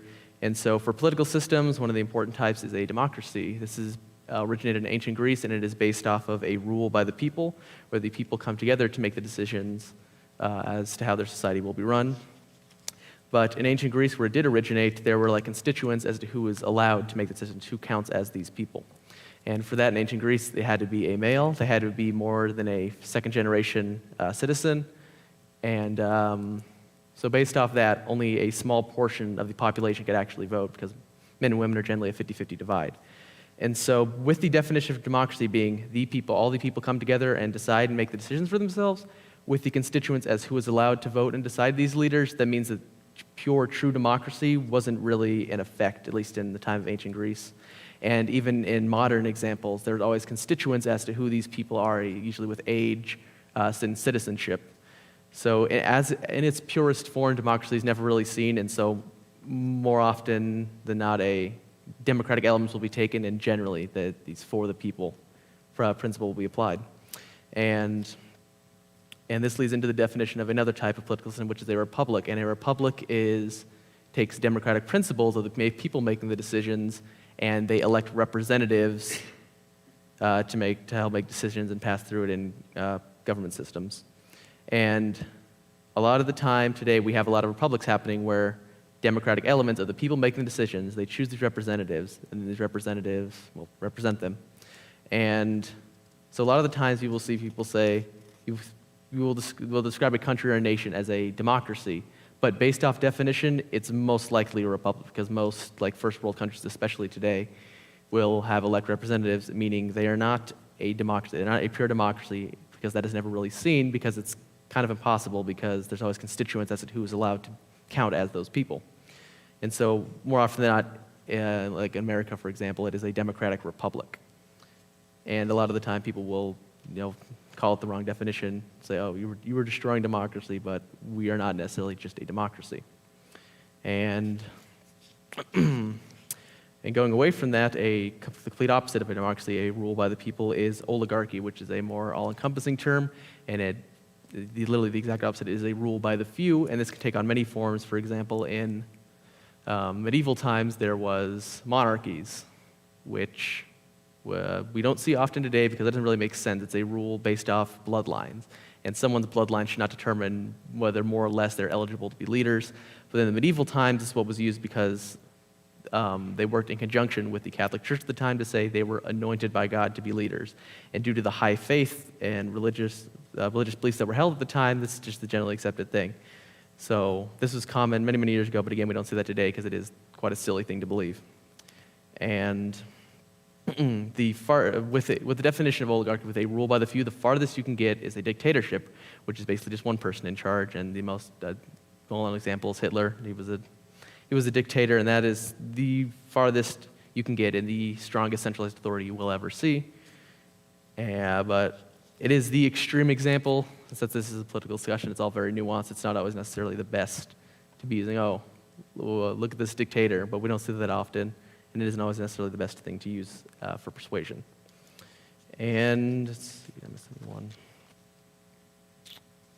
And then for economic systems, the three most common that I talk about are socialism, capitalism, and communism. With capitalism, it is based off of a free market economy and with individual ownership, with little to no regulation by the government or authority systems of that society. And with that, what capitalism does is it prevents government authority by favoring individual ownership and a free market economy. It makes it so that the government isn't able to interfere with the economy and the free market of that nation. And then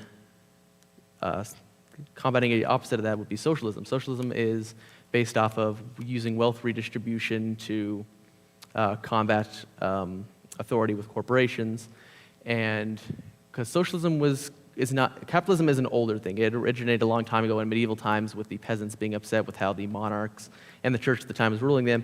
So it is socialism is a more modern idea in the age of corporations, because under capitalism, many believe that there are winners of capitalism, those who obtain the most wealth and the most resources, and as such, they are given control based off the property and stuff that they own. And so with socialism, it is made to combat that, and with its definition, it's left very open-ended as to how much and what this wealth redistribution really looks like, because it just says that just wealth redistribution, which means it can be any degree of that, and it can be implemented in many different ways. And so many different people have ideas of what socialism really is, whereas in reality, it's a very vague definition that can be applied in many different ways.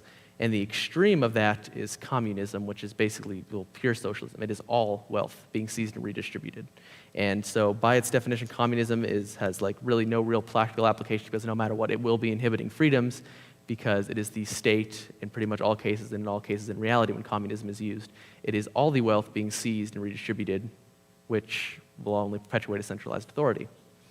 But with socialism, especially when Karl Marx's writings, because he came up with the idea of communism, he would use socialism and communism kind of interchangeably, but in these more modern times, they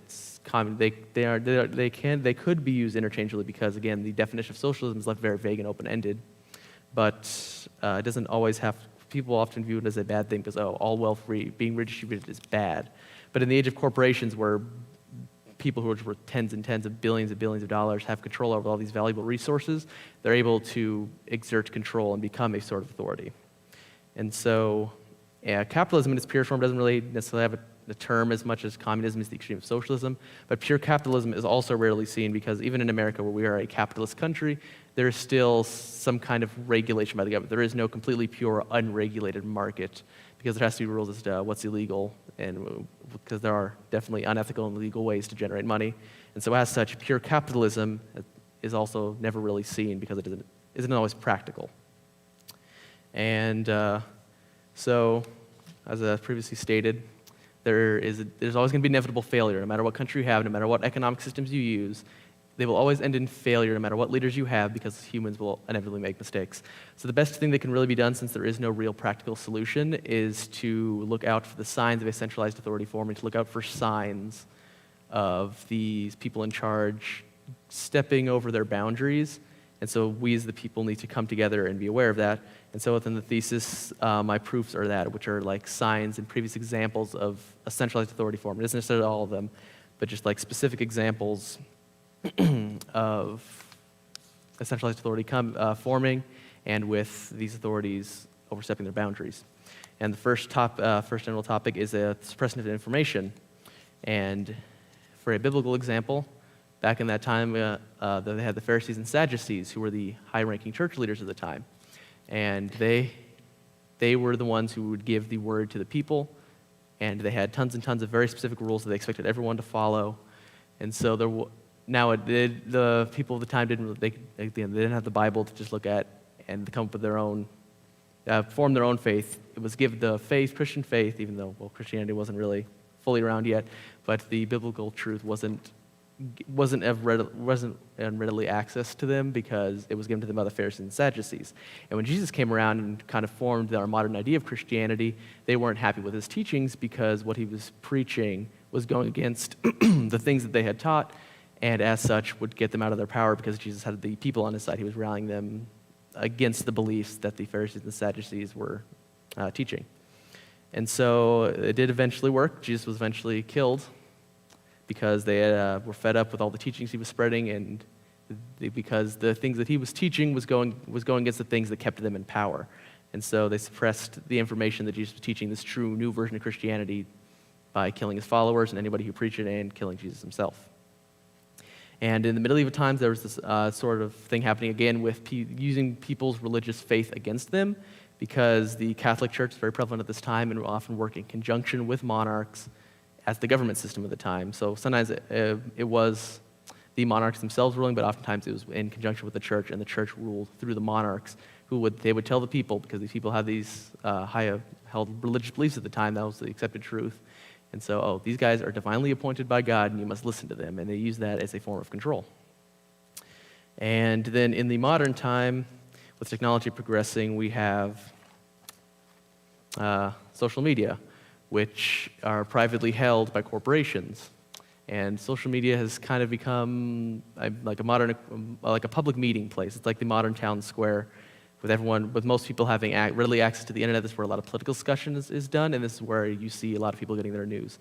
One of the statistics I found, I think, was like 84% of Americans get all their news online. And the problem comes in because these are not necessarily public places. They are controlled by corporations, and corporations and businesses are always profit-led, which means that the control of these corporations will always go to the highest bidder. And I didn't really cite it in the paper because it was ongoing news at the time, but just recently, Elon Musk, an incredibly rich man, just offered enough money, and now he has ownership of Twitter. And this can happen again, because these are public meeting places. Well, they've become that. They aren't necessarily that, but they need to be treated a little differently, because these places of public discourse and of news being given to the people is controlled by whoever has the most money, and as such, their resources that these rich people possess are going to allow them to have control over the people by controlling the sources of news and public discourse. And the second proof is how the culture of the time has often dictated how the authority will form.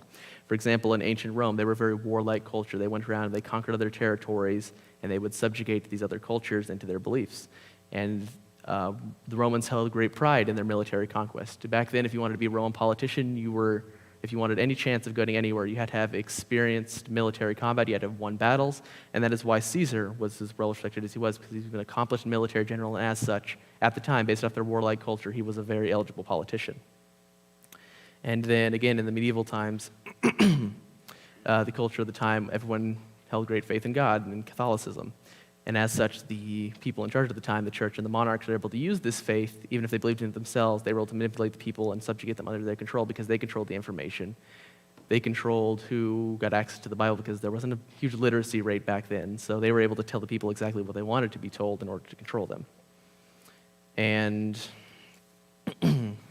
And my third proof section that I used is a specifically modern one with the merging of governments and corporations. And the first of this is that government, at least for America specifically, has a lot of hands in the business world because the government and Congress specifically makes the laws to regulate the businesses because we aren't at a pure capitalist system, and therefore the government has some sort of regulation. They're allowed to regulate how businesses are allowed to function, but the thing is the members of Congress are allowed to trade stock. They have stakes in these businesses, and they're allowed to purchase that and make profit. If businesses are focused on profit and the government is allowed to control how these businesses are regulated, they have a huge incentive to make sure these businesses are allowed to make as much profit as possible because they also will profit off it. And in 2014, a bill was passed called the Stock Act by Barack Obama, and it was meant to combat insider trading among high-ranking government officials in Congress specifically. But despite its name, they're still allowed to trade stock to this day. There is bills pending right now, but they aren't in effect yet. And since they have the incentive to keep these businesses completely profit-driven, I wouldn't imagine these bills are going to pass anytime soon. And simply with corporations, that they will often pretend to care about relevant social issues because businesses are profit-driven, and on their social medias, like during Pride Month, the huge political and social movement right now, they will change their banners to the Pride flag. And this is not because they really actually genuinely care about these social issues, it's because it is relevant. This is what the people support right now, so we will pretend to support it because it will drive profits. And then a third thing that is happening is using technology to spy on people. I gotta flip this page. Specifically with examples of London and China, because China right now, in our current time, is probably the worst authoritarian regime that is active right now. They have basically a dictatorship, it's a huge military state, and even during the COVID-19 pandemic, videos have been released of them locking people in homes to control. So China is really not what we should be striving for. They're the ultimate centralized authority right now, and we're all pretty well aware how terrible China really is. And so what China does in order to control its people is it uses the closed circuit television security systems to spy on people. And the new technology we possess now has allowed them to spy on people better than ever before because you can just place cameras all over the place and keep track of where everyone's at. But usually they do this under the guise of preventing crime. But again, China is an extreme example. It is the ultimate authoritarian regime. But if you go to the UK with London, London is it's like a generally first world country. People live well off there. But even still, London has some of the highest amounts of these security systems. Specifically in London, there is almost 1,200 cameras per square mile within the city. And while London has the most cameras in the UK in general, there are a lot of these systems in place. And the problem with this is they use tax dollars to pay for this. Not going to pull up the specific numbers because it's buried in here, but tens of millions of dollars are spent every year to keep these insane amount of security cameras all over the place. And the people are paying for it. The people are paying to be spied on by the government. And these are always being bought by corporations who manufacture these security systems.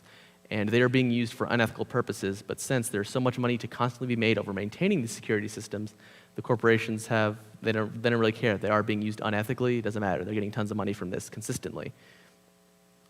And an issue that is formed with social media, especially now, is that there's a lot of political divide, because while social media has in some ways become this public town square, this meeting place for people, it is different from the in-person discussions.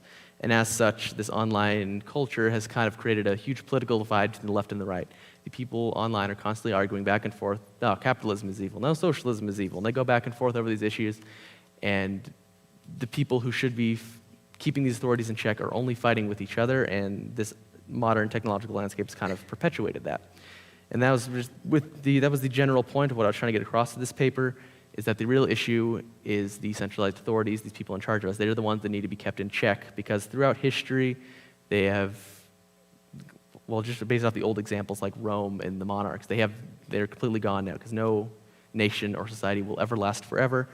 And right now, since we're also focused on fighting with each other over silly political issues, it's allowing the governments and the corporations and the authorities in charge of us to suppress information, to reduce our freedoms, and to profit. And so the people really need to come together and realize the real issue is not these minor political differences. It is us against the elite, and these elite are the centralized authorities that are forming. Now ready for questions.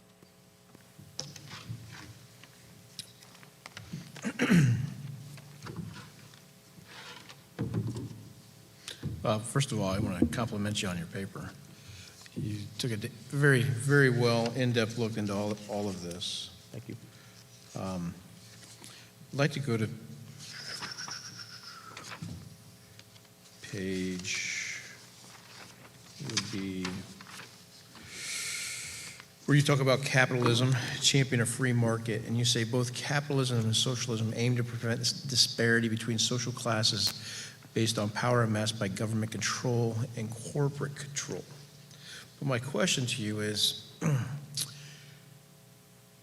could you explain that a little bit? Because wouldn't the only way socialism works is through government control, is my question. So could you explain that line a little bit?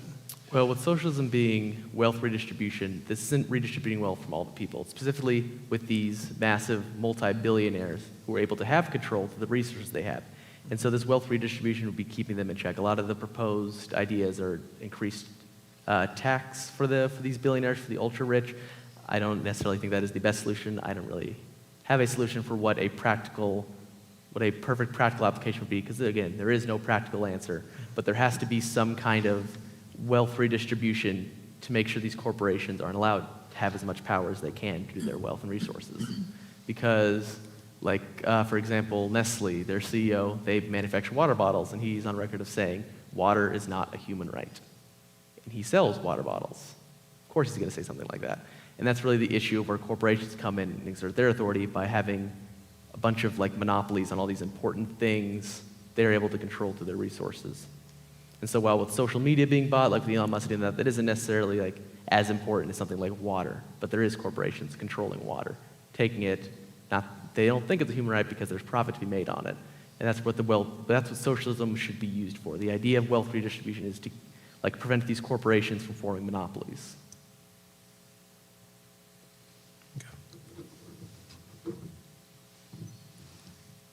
You brought up monopolies. How would you define that? And then where do you see those monopolies here? Is that going to be a authority that you're saying is also one of the causes of degradation? Well, I probably should have gone more in depth in the paper specifically with monopolies, but yeah, the water bottles, people in charge of water, and really just food resources, because I didn't cite this in my paper, but most food companies in the entire world are owned by 20 corporations. Pretty much every single food company you will buy, it can be traced back to one of these 20 corporations. And so that's really what the monopoly would look like. This important resource, the resource of food, can be controlled based off who has the most money. And so this wealth redistribution would be the government making laws to make sure that they aren't allowed to just control all the food, kind of an idea. Within your research, did you come across anything that these corporations are allowed to amass and monopolize because of government laws? Really not sure on that, specifics on that. Okay. Missed opportunity. Well, I don't know the specifics of the laws, just the fact that right now 20 corporations own pretty much every food brand. I think says what needs to be said. I'll ask a basic one. So what made you choose this topic? I think it's one of the most important issues right now, because freedom is important to every single person. And we got to be sure to keep the people in charge of us in check, or our society will crumble faster than it would otherwise. And because I hate the government.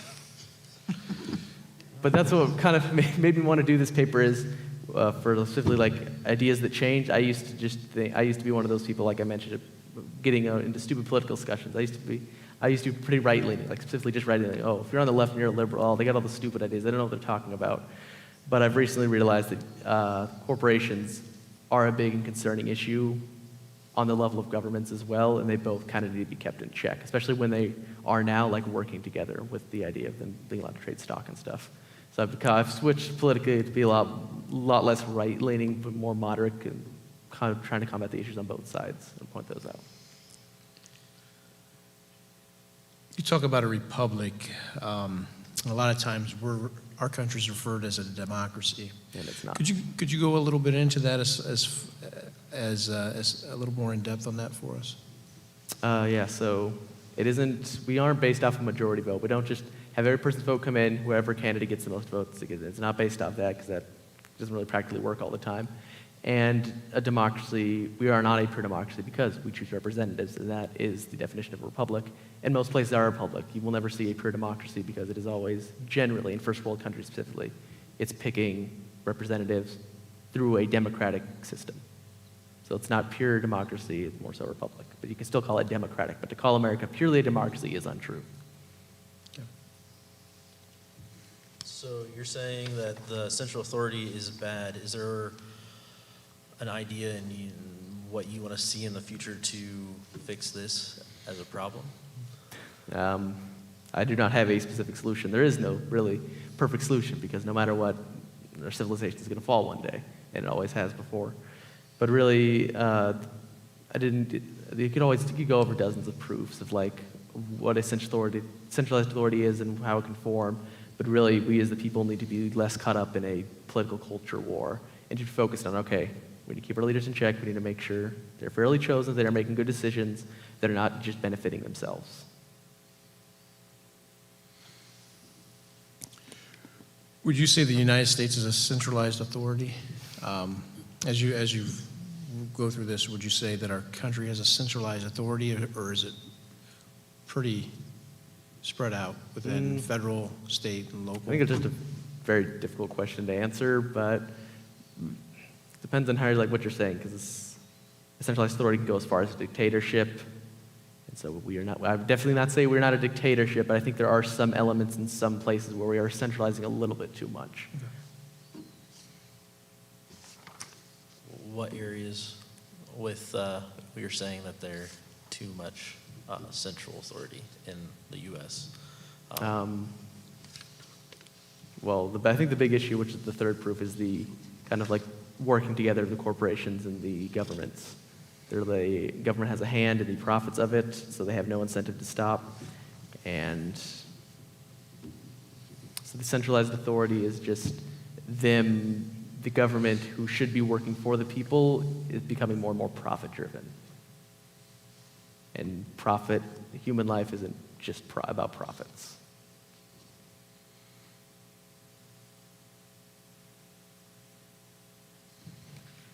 Would you say that's more of a capitalistic issue or more of a corporatistic slash combination of corporations embedded with government type thing? One thing I did notice is you don't have fascism in here. I don't know if you're familiar with fascism. I didn't really talk about that because a lot of people have very different ideas what fascism really is, and it's kind of lost all meaning because it's talked about so much. There's a political side you disagree with, it is fascism. I'm just going to leave that out.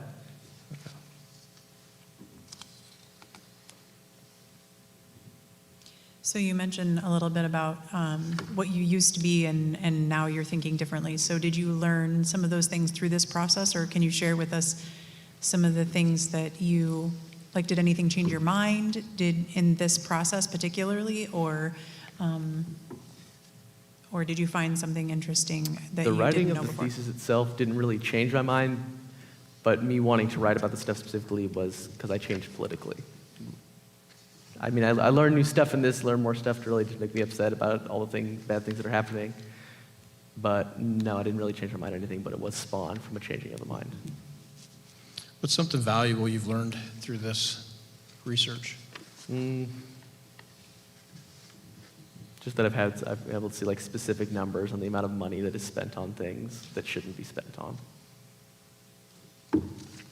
Like the security systems, and I forgot to mention in the first portion, but with the government using taxes for financial aid and them being very, very vague about it, because one of the sources I used was the government embassy website where, I imagine you guys probably saw that, but with they only list and cherry pick like the most positive examples of foreign aid, whereas most of the money was being used to fuel the Afghanistan war, which pretty pointless and terrible war we only just recently got out of. You mentioned the spy cameras that are being put in at London. You said that they're putting it out as almost like a propaganda to protect the people. But you said that you also found unethical use for it. Where are you citing it, or what unethical use did you find? Sorry, what things did I find? You mentioned that there was unethical use of the cameras that were put up in London. The unethical use is just them being all over the place. I can understand when they want security systems in like a museum or like important historical places, like having security cameras to make sure there's no deface. But to have them just lining the streets constantly is unethical, because it is just spying at that point. I can understand the use for security cameras and the government using security cameras to keep like important historical places safe, but to have them like literally all over the streets, constantly everywhere, no matter where you are, you're going to be spied on, is a little concerning. It sounds like you're saying you're spying on them in a public place. With that, isn't it their responsibility to keep it protected? And if, say, they don't have enough people to protect those areas, are you protecting them, or is that spying on them? These kind of depend on the place specifically where these cameras are being utilized. I mean, I don't have the specifics on like how many cameras are on each individual street. I'm not super familiar with the layout of London, but I just think for like they are also kind of more of a democratic republic type of place, to my knowledge. And then when they're going to be taking tens of millions of tax dollars to maintain these cameras that are all over the place, I feel a lot uneasy walking the streets. No matter where I'm at, I'm being watched by someone.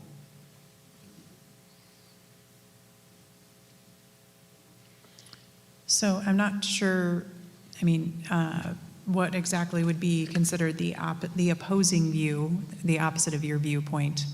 But did you find, so I don't know if I can word it right, do you think you could word what would be the opposing view? That was the hardest part of writing this, was the refutation. That was hard for me to come up with other So points like to like oppose this. centralized. Like in favor of centralized authority. Is that what you're Centralized meaning? authority is improving organized society, maybe? Would that be accurate? Yeah, I think so, yeah. I'm just wondering, I mean, so I'm also asking, I wanted to specify what would be the opposite, because I was also going to ask, did you find sources that were against your point of view? I remember seeing a few, but nothing I specifically like put down in my bibliography or anything. I think so, but like again, none of them are really like super valid in terms of arguing, because like the antithesis to mine is that centralized authority is not one of the greatest degradations. So basically, the other sources I would find would be like, oh yes, big government good, big control good. Like, it was hard to find anything and to argue from that side, because it's hard for me to. So you doesn't didn't make sense to me. So you didn't feel like you found any solid arguments against it? No, not really, no. Which is why the refutation was the hardest part to write for me.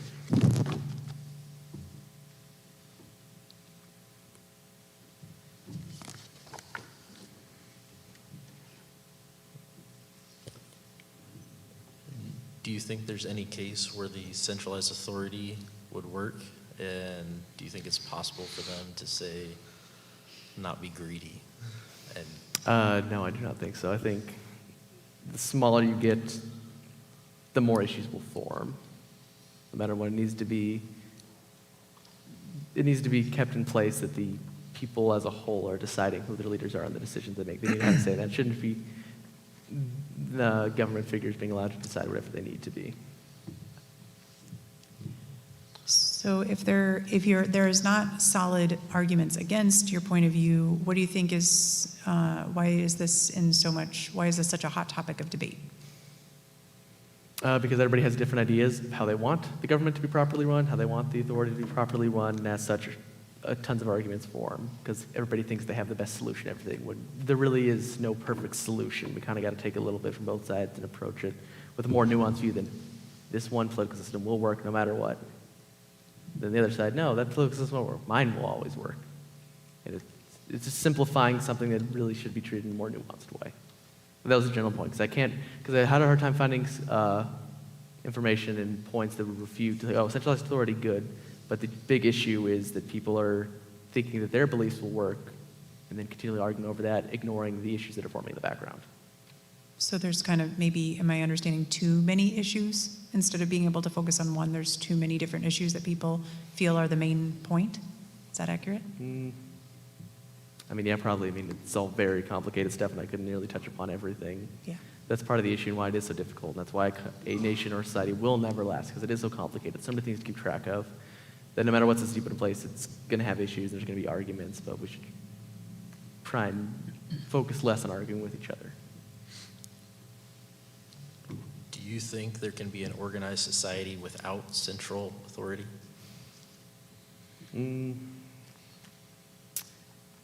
No, I don't think so. That's, again, one of the problems, because that's why you also never see a pure democracy. You never see an example of just the people, just one for one, just voting on everything based off majority rule. It's never quite as simple as that. So that's kind of a paradoxical thing, is just centralized authority can do bad things, but you don't really see a well-functioning society working without it. It just has to be regulated in a smart way.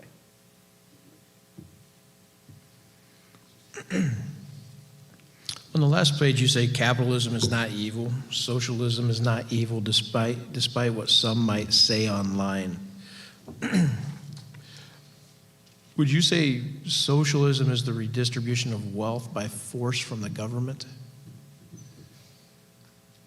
A centralized authority? I mean, yes, it can be, but wealth redistribution isn't always, I'm going to take a certain amount of money from everyone and then do with it what I want. It doesn't necessarily have to be that. Because in theory, because that was the point I was trying to get across, is that a lot of these political systems in theory work, but the humans are greedy and terrible and sinful people, so they will corrupt these ideas that in theory would work fine. Would you say, but with capitalism, isn't that all voluntary transactions? I mean, yes, just based off like a free market, there are people who will amass huge amounts of control by the end of it. Not literally by the end, but like eventually there'll be those. Explain control to me. When through capitalism, being allowed to have control over important resources and regulate those. There's money to be made on certain types of important resources that are necessary for people, and since it is based off whoever has the most money, whoever is the richest will have control over these things. what would be some of those resources? Sorry, what? Some of those resources. Food, kind of less important, but with the social media things, since they have become kind of a more public space, despite that fact, they're still being controlled by whoever has the most money. Whereas in the past, there wasn't like, when these public would come together and talk, it wouldn't be like one person be like, all right, I own this spot, I decide what's being said, I decide what's not allowed to be said. That's where it kind of is now, because you can be thrown off these platforms based off rules that aren't always very clear, which we saw when Trump, no matter what your opinion is of him, he was an important political figure, and he is, well, it might have changed now with Elon Musk buying it, but I couldn't really have predicted that when I was writing. But Twitter at that time had said, even if you run again, because he is allowed to run for a second term, you will not be allowed on this platform. He had 80 million followers. That was a huge place for him to connect with his followers and his political base, and he was kicked off it. Whether you disagree or not with the reasons, that is an important control being decided. Whoever has the most money gets to decide who is allowed to speak in this public place, because it has become that. Would you say capitalism has worked on that, though, since you brought Elon Musk with his $44 billion, has bought that and is taking it private and is going to allow everyone back This is on? only just recent. We can't say what he's going to do is going to be good or bad, so I don't think you can really say anything specific about what's going to happen. Because you see people freaking out like, oh, he's going to cause terrible things. But nothing's happened yet. It's so recent, I don't think I can really give an answer on whether that's going to be a good or bad thing. And also, again, free market, you've seen others bring up new social media things to go online as well and join different ones. But we can move freely within that system as well. But Correct? still, one of those is going to be more prevalent than the other. You can make new social media platforms, but once one is established, it's pretty hard to dethrone, which is why there's only a few social media platforms that are like relevant. And so since there only are a few ones, having them in control of whoever has the deepest pockets is a cause of concern, in my opinion. So what would be your solution for that? Would that be a centralized authority to break that up? Just to make it in such a way that a few people it's more than just a couple people deciding the rules for that platform. Because since they have morphed into a public space, having just like a few people on a board of directors making, all right, these are the rules for our site. If you break them, you don't even have to break them. They can just kick you off for whatever reason, no matter what it is. If they don't want you on their site, they can just boom, you're done. And when you are an important political figure, if you're getting kicked off, it's a bit of an issue. So I don't really have a specific solution, but ideally it should be a larger group of people deciding, oh, what should the rules be for this space. Who should those people be? Are they like a board of directors that they have? I mean, when they're public, they have a board of directors or even a nonprofit. But I would say apply like the freedom of speech laws we have in reality to these sites where people so like essentially, yeah. Essentially, Congress stepping in and freeing that. Yeah, no, again, that's an issue because then you have Congress working on it. So it's at this point in time, it's difficult to like, all right, we'll switch to this one thing and that'll fix it. There's a lot of issues stacked on top of each other that we have to fix first before we can have that. But ideally, in a perfect world, you would have the freedom of speech laws apply to these platforms as well. Because when you see people get kicked off Twitter, you'd be like, oh, it's a private company. They can do what they want. And since they have become a public space, they've become a huge news source for many people, especially in America. Using the statement, oh, it's a private company. They can do what they want. That needs to be fixed. I think they need to be treated differently than a private company because they have become, whether it wasn't always intended as that when they were conceived, but nobody could really predicted how big social media would be, how important it would become. And so it really needs, the rules of public speaking in reality need to be applied to that as well. There definitely are some reasonable rules like that they have in place already. Like you can't threaten people's lives. You can't be like, oh, I want to kill this person. I think that's a valid reason to get kicked off. Because if you do that in reality, I'm going to kill this person, it's also, again, a crime. So kind of don't treat them as private companies where these board of directors get to make the rules. Treat them how you would a public speaking place in real life. So were there any topics or parts of this that you came across that you would like to have included, but you didn't feel like you had the space? Like he mentioned earlier, fascism. I probably should have maybe talked about that, but I felt like I just wanted to avoid that because of the way people use that a lot of the time. I don't know. I wrote this a while ago. I kind of forget what because when I was writing, I'm like, oh, I probably should have invited this, should have invited this.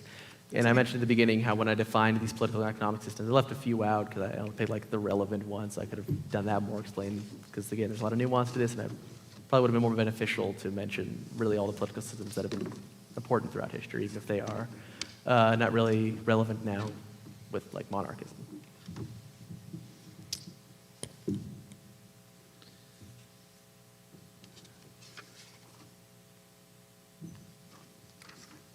Could you explain communism a little bit within the paper? Communism, by definition, is like the fullest extreme of socialism. It is specifically like the state or a big government seizing all wealth and redistributing it, which is a bad thing. Like how I mentioned before, these systems sometimes in theory work fine. Communism, even in theory, is a terrible idea because specifically it is all. It is putting a degree on socialism, and that is a bad degree.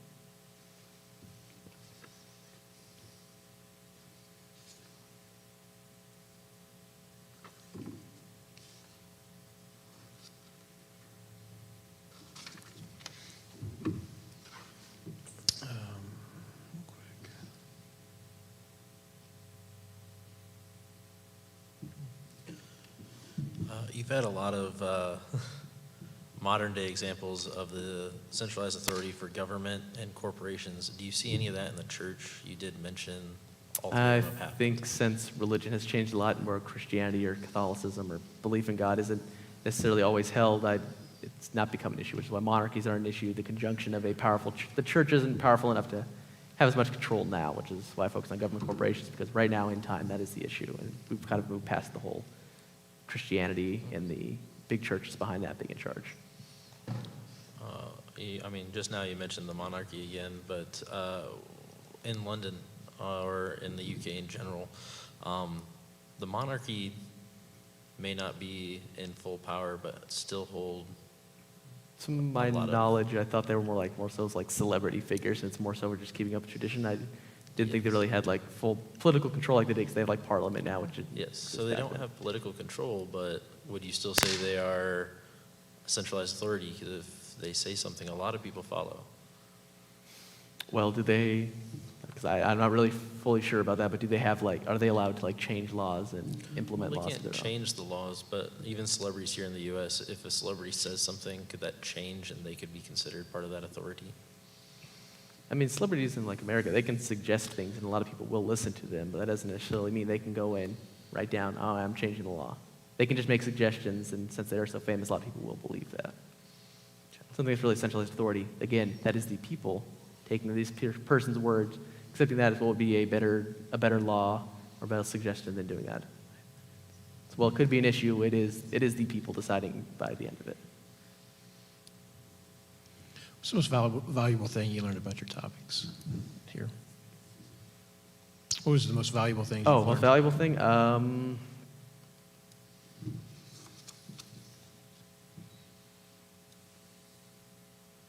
don't know. I liked all of it. Because for like one of the sections of the Nation Rome, I got to cite like one of my favorite YouTubers. It's an educational thing, and that was fun. There isn't really one section I favored other, except for refutation. I did not like doing refutation. I feel like I could have done better on it, but I don't really know how I could have done better on it. But specifically for value, I think it's just been able to find specifics on why corporations are becoming an issue, because again, a while ago, I didn't believe they were ever any cause of concern. It's like, oh, only the government is bad. They can cause issues, which they still can, but I was able to like find more specifics on a new belief I found. So since this is what you chose for your thesis, we obviously see that you have a pretty strong opinion about it. Do you have plans for a wider audience? What do you mean, like? What do you plan to do with this information that you've invested so much time and effort into? I don't know. I don't ever want to become a politician, or I don't know. I think it's just important for the people to like realize that we shouldn't be fighting each other. We need to focus on the people in charge. Those are the people who should be kept in check. I don't know. I might not even ever use this information again. Who knows? I don't really know how to answer that necessarily. You're done. Yeah, I'm done. Yeah. Keep it to the social media part. Yeah.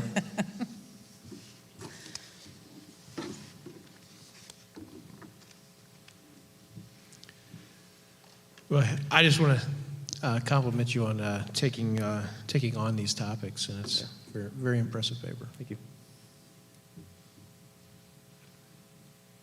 Oh, yeah. Is that all the questions then? Thank you, judges, for your time. Thank you for everyone for listening. Oh, finally. All right. Great job. Great job. Thank you. And we will take a small break here until 3 o'clock. So in about 14 minutes, we will have Caleb Iwan up on the platform.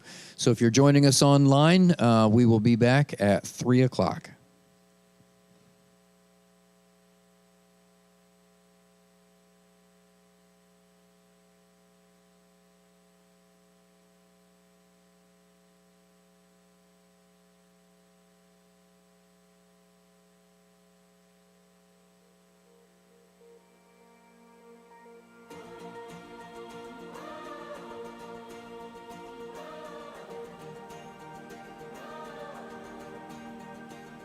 We've waited for this day.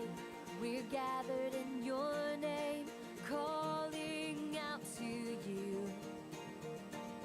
Your glory like a fire, awakening desire, will burn our hearts with truth.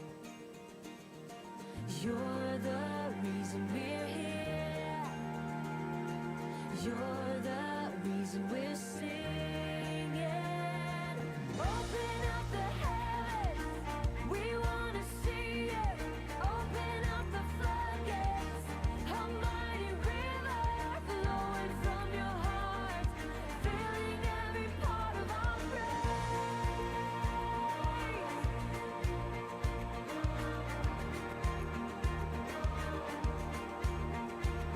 Your presence in this place, your glory on our face. We're looking to the sky, descending like a cloud.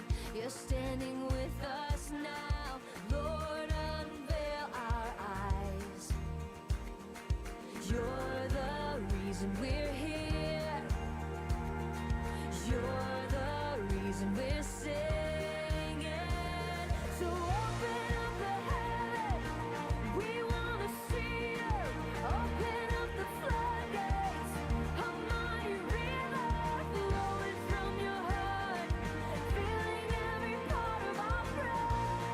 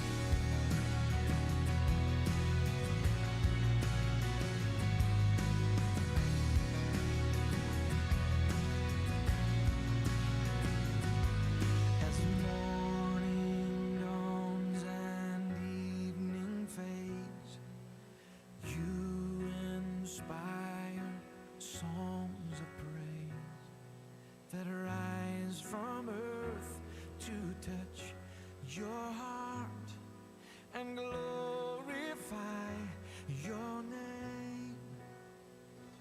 Your name is a strong and mighty tower. Your name is a shelter like no other. Your name, let the nations sing it louder, 'cause nothing has the power to save but your name.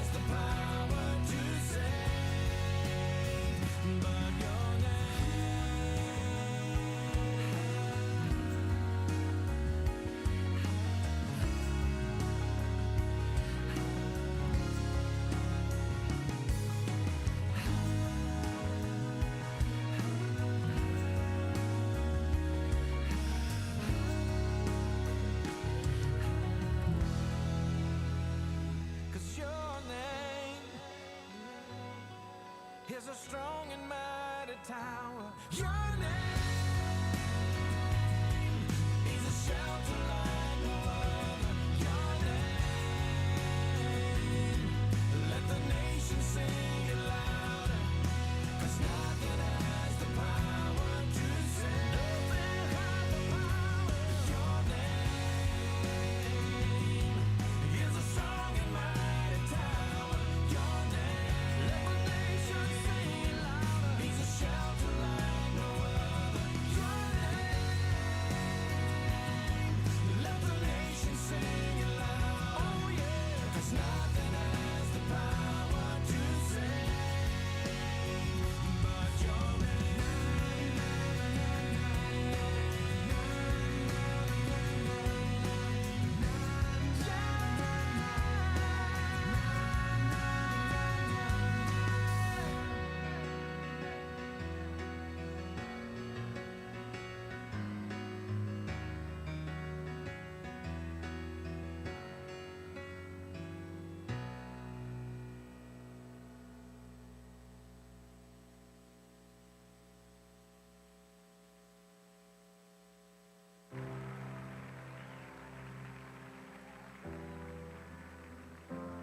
cast my mind to Calvary, where Jesus bled and died for me. I see his wound, his hands, his feet, my Savior on that cursed tree.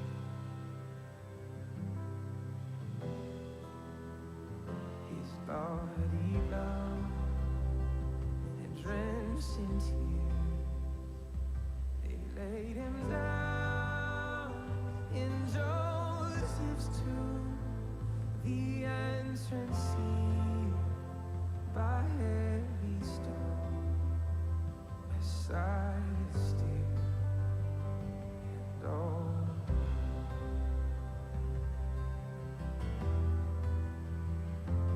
Oh, praise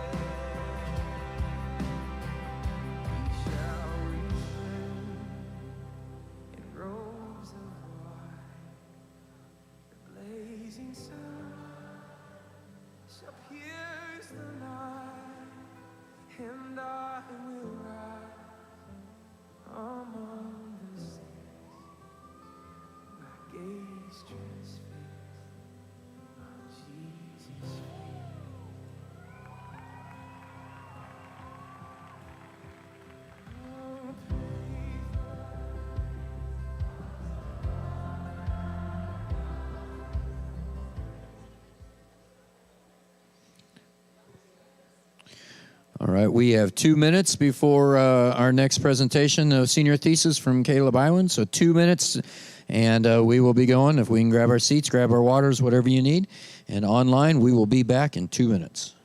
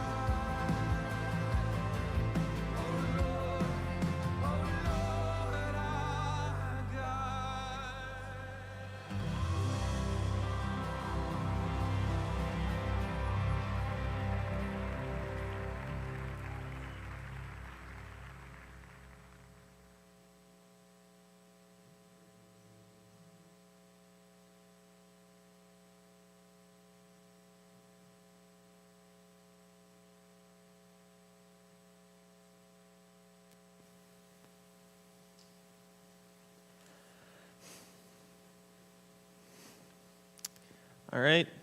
My name is Caleb Iwan, and my thesis is There are too many issues with macroevolution to justify its status as scientific theory. Macroevolution is a hotly debated and highly convoluted topic, and as a general concept, it contains a kernel of truth. This is how I believe so many people are taken in by it.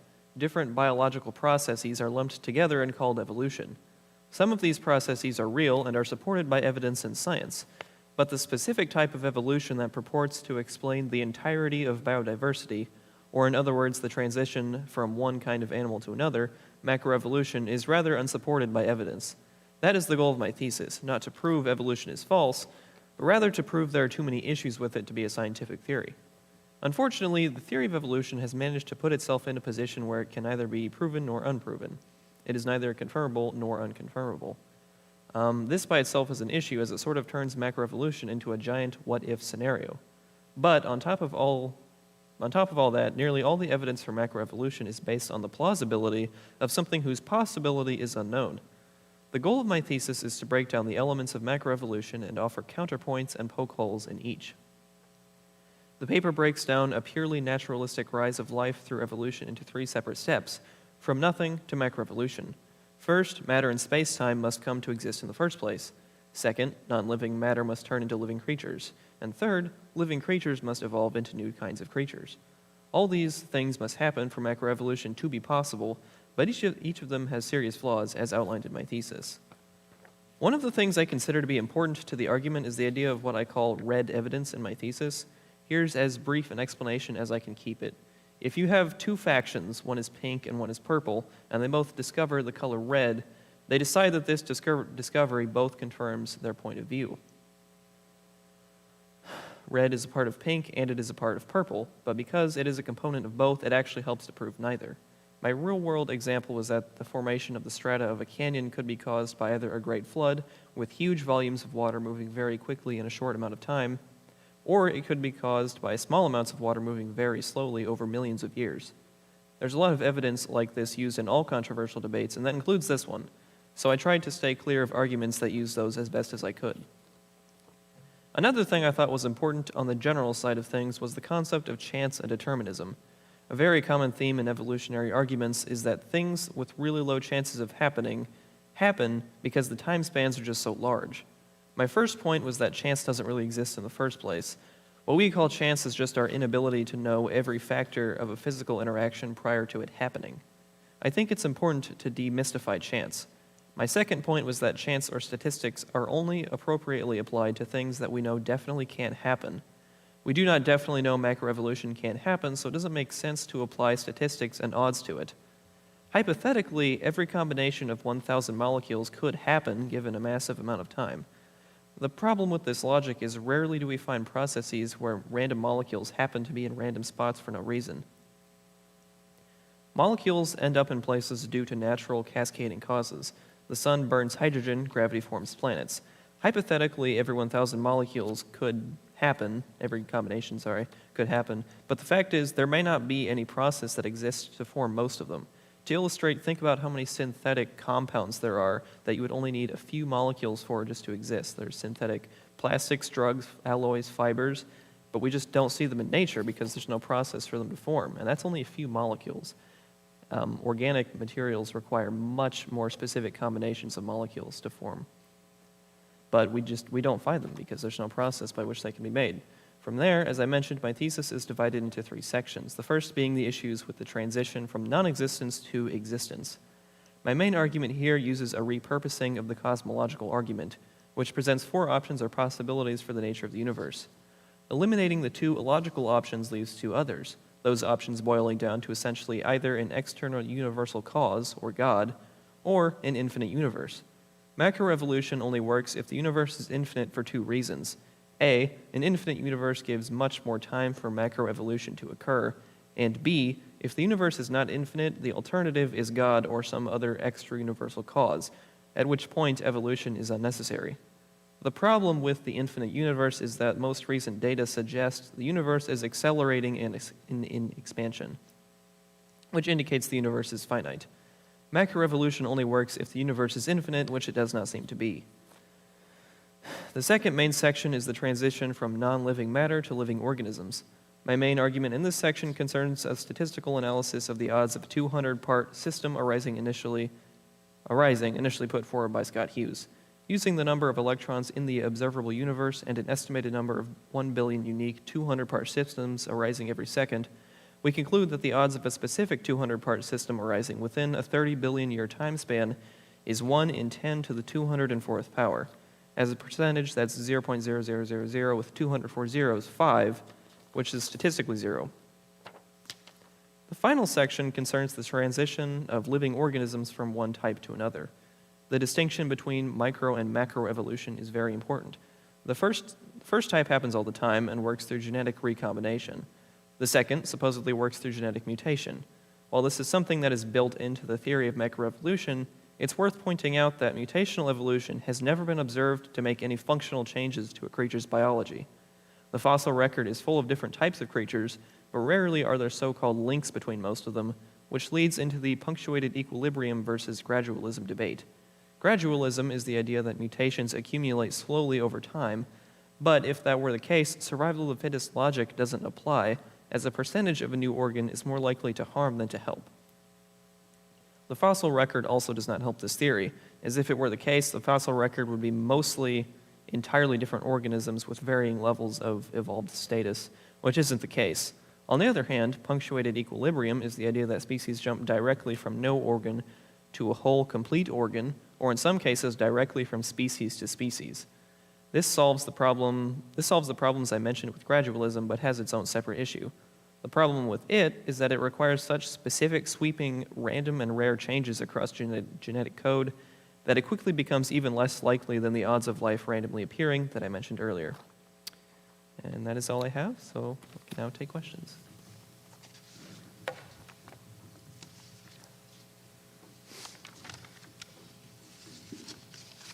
I'll start us off here. So Caleb, in your discussion of different ways that the origin of the universe is considered, you deal with the idea of it being infinite and various arguments. You mentioned the concept of the multi-universe, but didn't really choose to get into that one. Can you discuss a little bit about why you didn't choose to get into that one as much? Well, mainly because there's just no evidence that it exists, so it's not, I wouldn't say it's super relevant to this discussion until we happen to find more evidence as to why it exists. It's interesting to think about, but I don't think it exists. Okay, good, thank you. Yep. Also, I had one thought. If there was an infinite amount of multiverses, we could be in any one of them. And since there is infinite, there is an infinite chance that evolution could happen, but there's also, like, there's an infinite number of universes where evolution could have happened, but there's also an infinite number of universes where it didn't happen, so it really doesn't prove anything either way. So I didn't think it was important to get into that. I really appreciated the pink versus purple analogy when you started off with that. I thought it was very clever, and it set up all the definitions that you spent time at the front end doing, and I wanted to let you know how much I really appreciated you defining all of these terms, because so often arguments are made and people are talking about 2 different things or 3 or 4 different things, and so it really helped set up your paper. So thank you for taking the time to clarify all of these. Thank you. The truth is that actual arguments are really quite nuanced, Yes. as you state. I was wondering, in your research, did you find clear definitions in the articles that you read, or were there many assumptions made or undefined terms? It depends widely depending on which definition it is. Some of them, people have different ideas of what it is. Some of them, there isn't a good definition, like, what is a man? Featherless biped? Well, here's a plucked chicken. It's just, there's some of the things, there's just no good definition. So for the sake of uniformity, I kind of just chose my own. I tried to have them, align with what common sense definitions are, but... That was very much appreciated. Yes. But yeah, rarely did I run into any uniform definition for anything.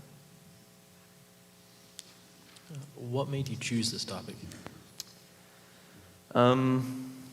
I chose it because it's interesting, and I have spent a lot of time thinking about it, just on my own time, so I thought it'd be good to actually put towards something. What do you think was your strongest argument, and which one do you think you could have expanded on a little bit more?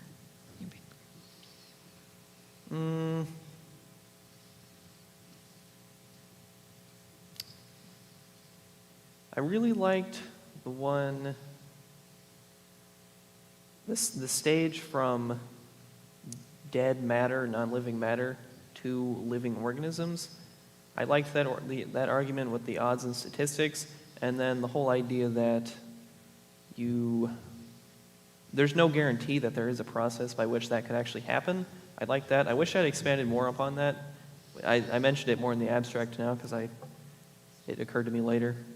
I also kind of wish I had expanded a little more on the fossil record thing, but that's, I just didn't get around to it. I agreed that your number argument was really strong. The probabilities were a really good description and concrete way for people to see how unlikely that would be. So, good. Thanks. Once again, toward the beginning, in your definitions, you mentioned that naturalistic causes are effects caused by properties of physics and random chance. And then you just went on to discuss naturalistic causes, and you left chance just sort of hanging out there and chose to attack it later. And I thought that was a very clever approach because I didn't even see it coming. And so I particularly appreciated how you did that. And I was wondering, do you naturally define things often in this manner, or did you find it necessary because of this topic? How do I define things? How? Do you typically do this? Spend a lot of time on definition, making sure that everybody knows what they're talking about and boiling it down to something before beginning a discussion? Yeah, it's always helpful in any argument, but specifically for this, because the more controversial a topic is, the more messed up the definitions tend to be. So specifically for this, it was very important.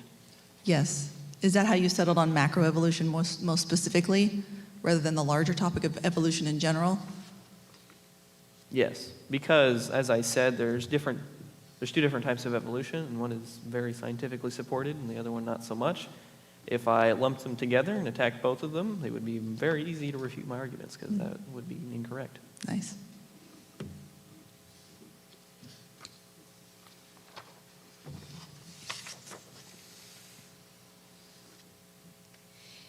In your discussion, when you posed three things that you said needed to be shown to be true or potentially true in order for the macroevolution to be a feasible theory. One was going from something to nothing, transforming non-living matter into living matter, and then changing from one type of living creature to another. Can you expand a little bit on your thought process there as far as why those first two have to be true in order for the third one to be true? Does that make sense? So, for example, Yeah, why okay. not theistic evolution? Well, it's partially because the main reason for macroevolution is to find a naturalistic explanation for the origin of life. Now, I know there are some theistic macroevolutionists out there.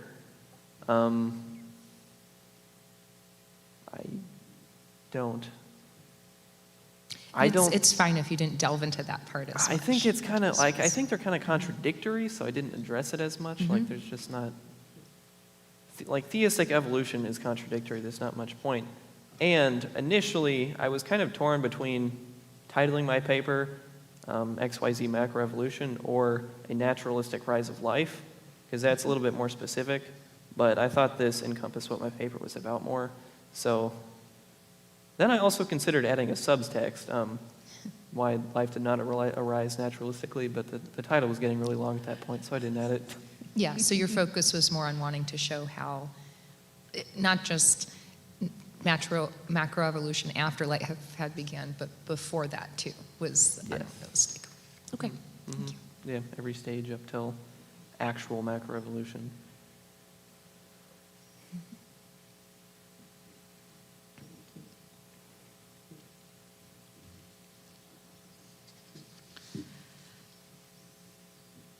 I found your example of the rock floating through space particularly clever and explanatory, to your point. Basically shutting down that there is no chance, right? Everything is actually explainable.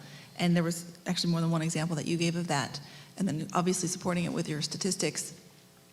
And so I guess I was kind of getting a Mythbusters thought process with this. Oh, it's plausible. How plausible does it have to be to actually be plausible? And is there a scientific standard for the use of zero? Like, how close can it be to zero? Does it have to be some reasonable amount from that? Did you come across that in your research? I did run into that somewhere. I can't remember what the exponent was. I want to say it was like anything past 10 to the 50th power is statistically considered to be zero. And since the odds were like 10 to the 204th, that's well past a statistical zero. So fascinating. I'm surprised it's that small. Yeah. Well, that's actually quite large, but correct. The odds of this are quite larger. Yes. Not so much as a question, but just an observation. I thought your discussion of gradualism versus punctuated evolution was good with your point about there being no motivation for example, an eyeball to develop. If there's, nothing driving it, you don't have sight until you get this much development. So what's driving it in the first place? So I thought that was a good point made. I did too. Thank you.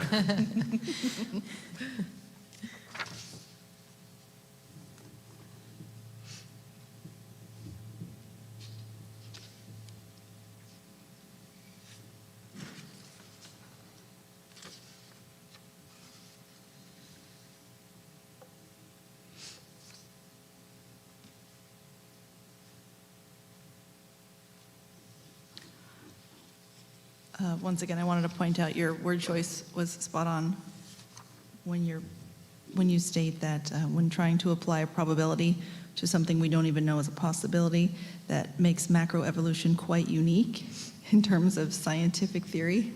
That was a very polite way to say that, and I appreciate that because when making arguments, it's important to be respectful, and I feel like you naturally do that, and so it's really engaging to the reader.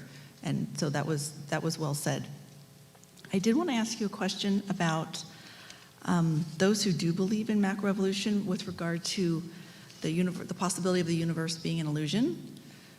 Would they be okay with that the universe is an illusion? Well, I mean, simulation theory has been posited by many of them, so I think some of them are sort of agnostic to the idea, essentially, but I don't know.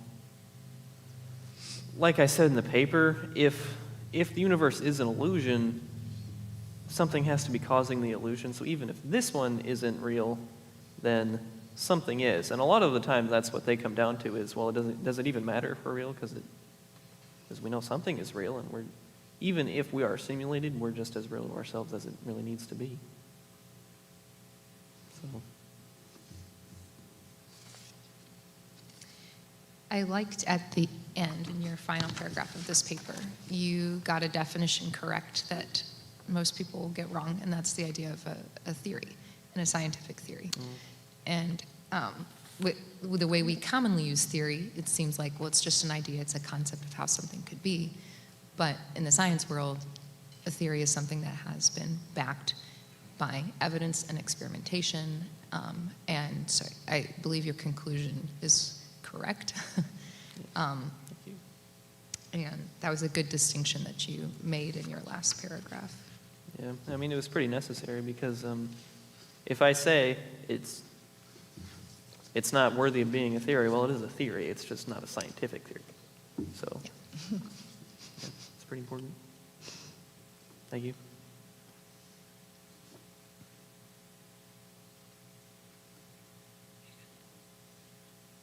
Step on your toes, you good? Yeah.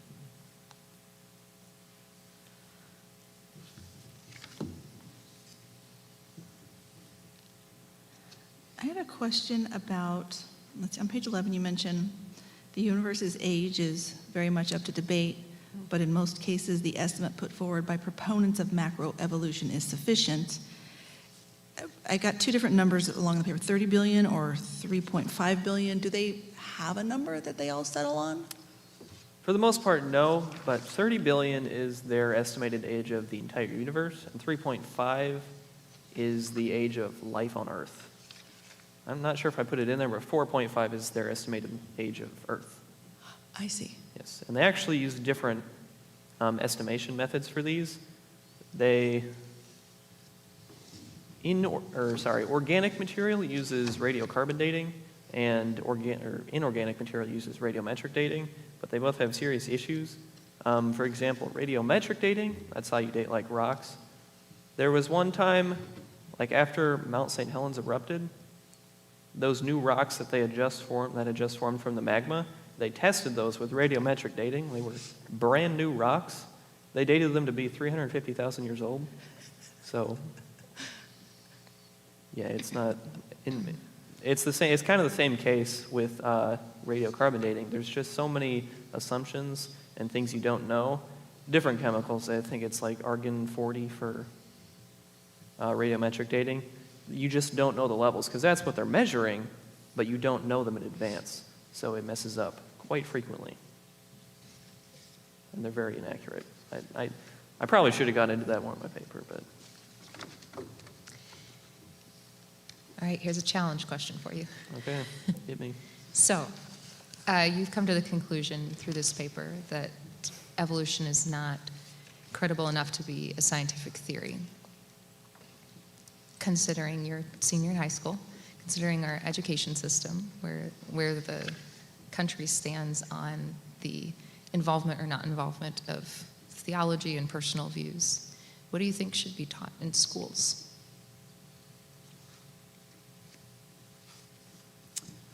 Well, I mean, I think private schools can teach whatever they want, but in public schools, I would say probably you probably just need to let the boards decide for each of them what they want, but generally I think they should be doing a little bit of every belief.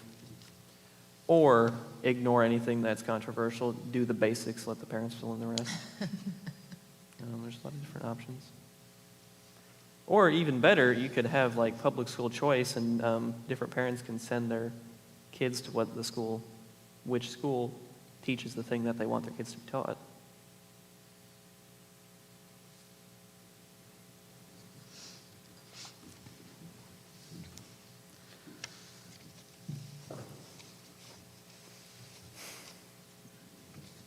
During your example about simple creatures rising from non-living matter, you state for the simplest known creature to have arisen from non-living matter, every part must have been exactly at the right place and time.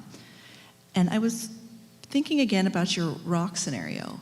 Is it possible, are these comparable in any way? That just because we can't possibly know everything, that it's not chance, but there is something going on of which we're unaware?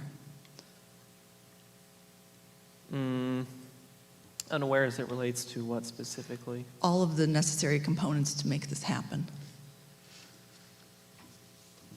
It's possible. I mean, that's the thing, is we don't know, so we can't exactly say whether it's very hard to say it's impossible. That's the difficult thing. Like, sure, it's possible this random 200-part combination could just happen to be in the right time and place, but that's what I was saying earlier, is there's almost every time there has to be a process by which these things happen to be in the right time and place.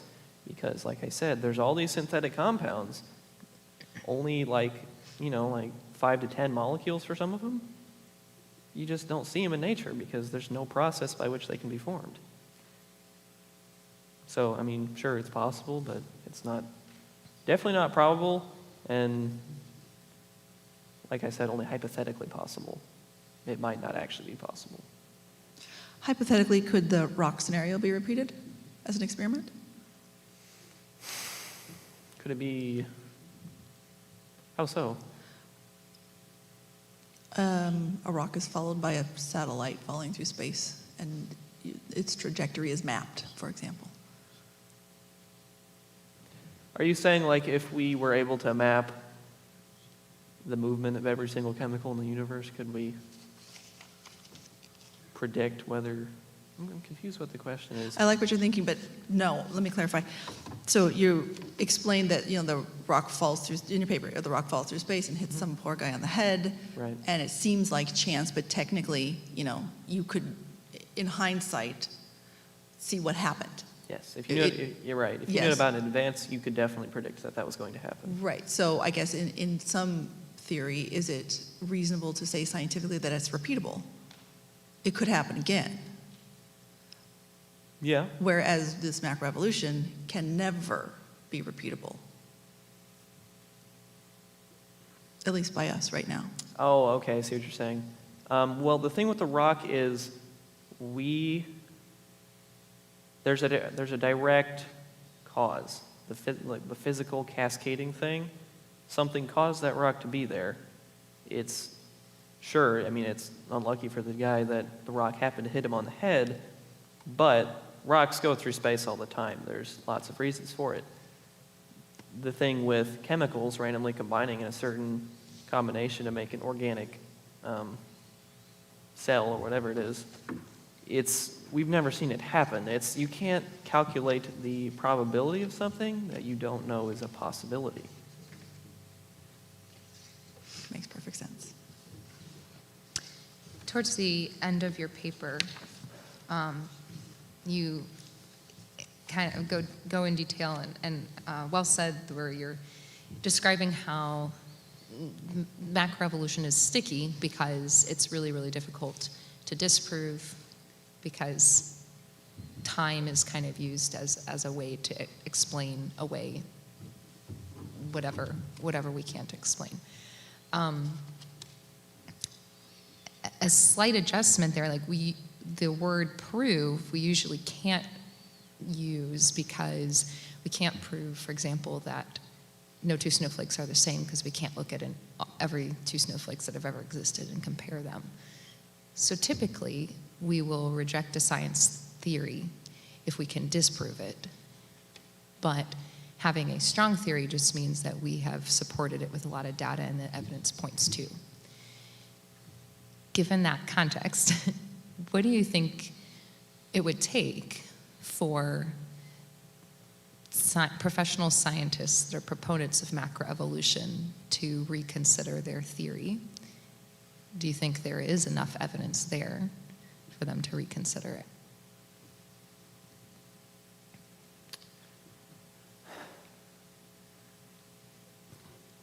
Possibly there's something that we could find that would convince everybody.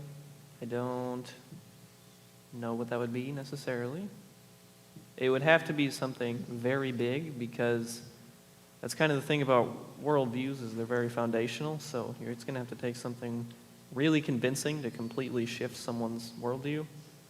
From a non-scientific, more theological perspective, I think it would be, if we could prove God, there wouldn't be much point in faith. So that's different though. But definitely related, because when it comes down to it. It's related, yes. I should. Yeah. I said this in the paper. I was trying not to prove the falsehood of one by proving the existence of another. So could we prove that evolution is not true? Possibly. I don't know what specifically that would be. I mean, that's like I said, it's very hard to prove negative. But maybe there's something out there, but it would have to be quite a bombshell. Well, I think you did a good job of kind of delineating in your paper, showing that when you get down to it, whatever theory you accept, there's a level of faith involved, because you can't. Yeah. Thank you.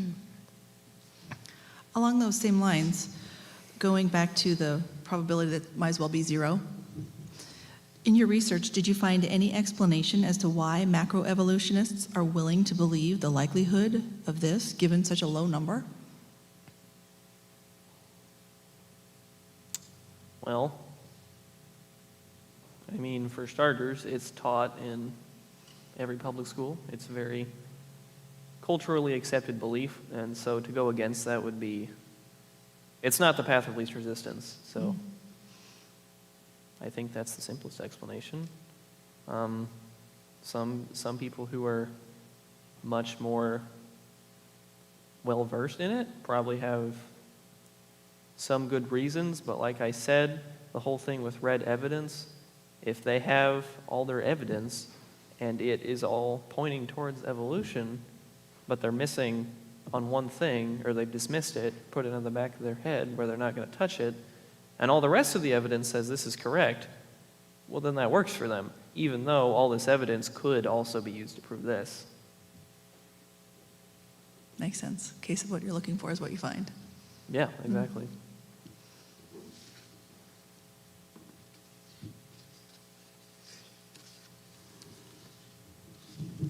So when it comes to the macroevolution side, is it really debating that time would have to have been infinite? Because even if it's statistically improbable, an infinite time, as long as it's greater than the infinite it's going against, would be probable.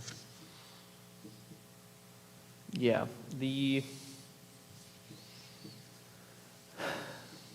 because of such low odds, time would have to be infinite, essentially, because there's not enough time, or at least there's not enough time within 30 billion years for it to have happened.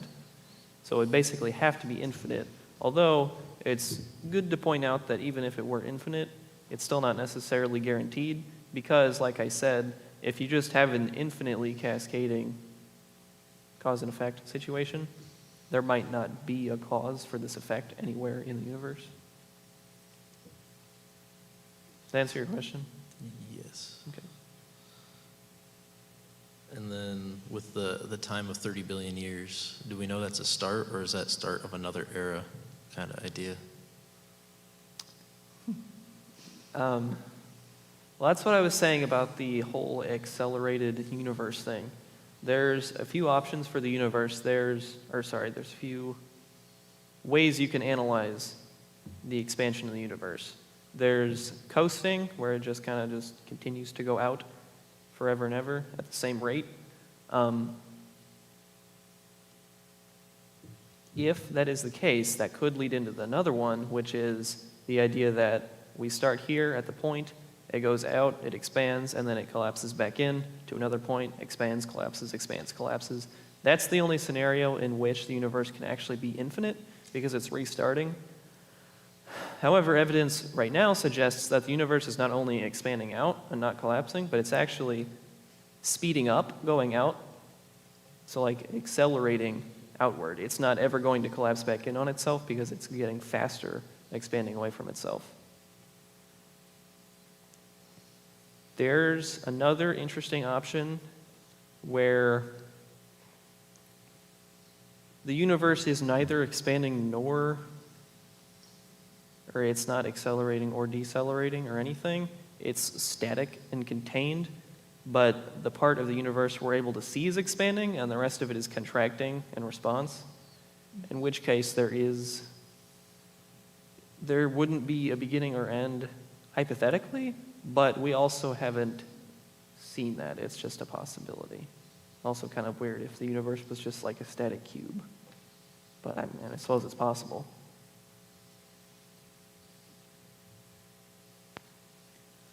I'm wondering if the universe is accelerating in its expansion, does that define the laws of physics? Like, is there an outside force acting upon it? Well, I don't think it defies the laws of physics. I mean, it seems to be happening, and it is physical. I think people or scientists have been considering that there might be some fifth force, or it's like a different, a repurposing of one of the other 4 existing ones, that whenever objects get really, really far away, they for some reason push each other apart, which I don't know why that would make sense, but I guess it's possible. Sort of like,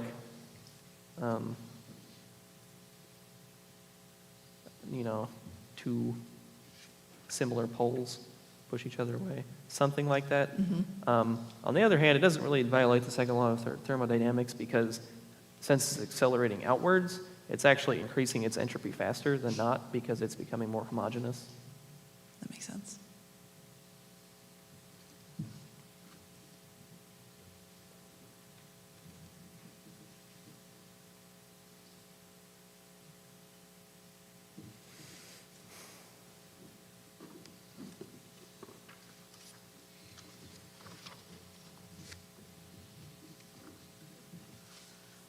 Could I ask you about one of the authors you used, Philip Johnson, in his book Darwin on Trial? You mentioned in your annotated bibliography that he uses a more logic-based approach rather than an evidence-based one. Did you find his arguments vastly different from evidence-based ones? A little bit. What I meant by that was that it was not super concerned with scientific data. It was more so concerned with the actual argument because actually he was a lawyer, and he was much more interested in the debate itself rather than the components of the debate. So what he did is he would take evidence that other people had discovered, and he would analyze the debate and not so much his own side, or so the whole overarching debate. Along the same lines with your sources, did you look at any, as I'm glancing quickly through your sources, I am seeing more sources with the arguments against evolution. Did you look at any sources that were proponents of macroevolution? I did. I looked at quite a few, but I did not cite them because I didn't end up using them.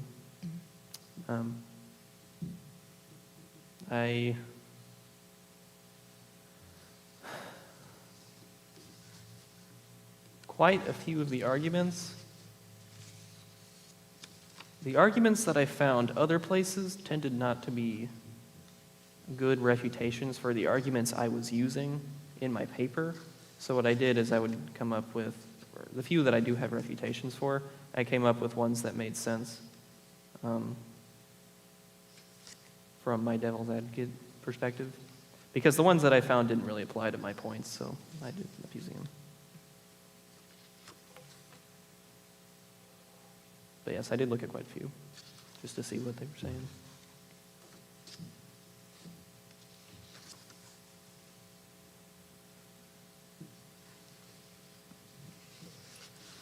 If we could go back to the discussion about mutations or changes in a being fatal, certainly detrimental to the creature. Do you have any examples of that in any of your research? Well, it's very hard to find examples of it happening, period. Because that's the whole idea. It's so rare that it just doesn't happen that much. But a lot of the time when they induce it in like a lab, it does tend to be harmful. But in nature, it's very rarely do we observe it, and if it does happen, we're just not, because it's not in nature, not a lab. Right. So in the lab, you can explain why the mutation occurred. In nature, have they ever been able to figure out why, what the cause is? I mean, the cause of the mutation? The cause of the mutation, yes. Well, there are quite a few different causes. Sometimes there's an error in the reproduction. Sometimes, well, sorry, it always for the creature to reproduce and actually pass on its mutation, it does have to be an error in the reproductive area somewhere. But the mutation itself can be caused by several things. One of those is radiation. One of those is actually just a mess up in the genes just don't combine properly, if that makes sense. Mm-hmm. Sometimes they can just be damaged. There's quite a few different reasons, but it's not. They don't correlate specifically to any specific change, so it just depends what gene it knocks out or messes up or switches around.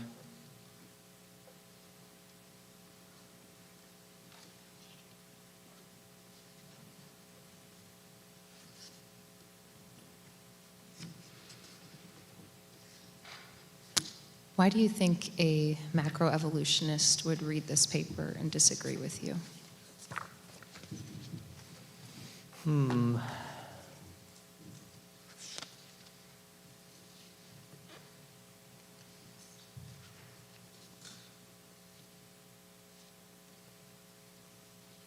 Well, they might not agree on all the definitions. That's a possibility. That would be the simplest way out, because what I tried to do is, using the definitions I had, construct different this or this scenarios, not this, therefore this, and this is the only option. So if you mess up the definitions, then that kind of knocks off several of my arguments, which is why I was very careful in defining them correctly. They might just disagree with some of the arguments. Like they might say, well, this red evidence, I mean, sure, it can be used for this, but I feel like it's stronger evidence in support of my thing, even though it kind of still does support both sides.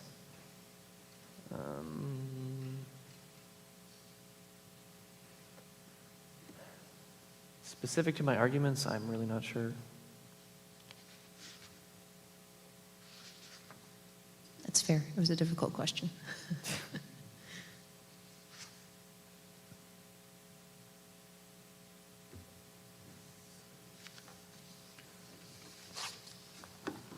Going on your definition of species, which was animals that can procreate essentially with one another, right? That is your simple definition of species.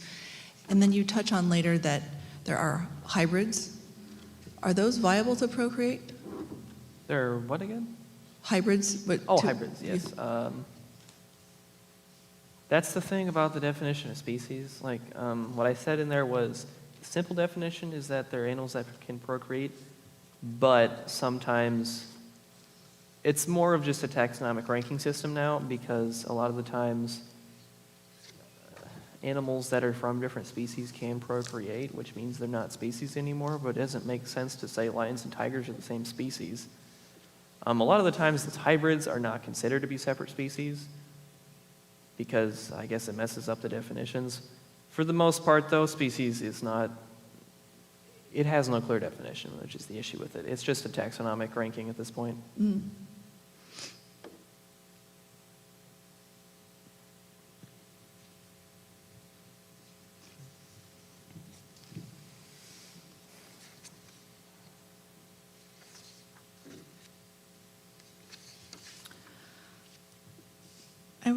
would like to talk about the Punnett squares that you bring up. And I love how you pointed out most 10th graders are familiar with this, and this is pretty much how it works. So how do macroevolutionists explain what we know about gene function with what they're saying is happening or has happened? That's the thing with macro versus micro. Is microevolution, the one we see all the time, is like the thing with the Punnett squares, genetic recombination. But macroevolution specifically avoids genetic recombination because it doesn't allow for any interspecial or different kinds of animals arising from each other, which is why instead of recombining these genes, we destroy them or make them new genes entirely, because there's only a certain amount of chemicals in genes, and if we completely mess those up, instead of recombining them, then we could hypothetically have new entirely different creatures.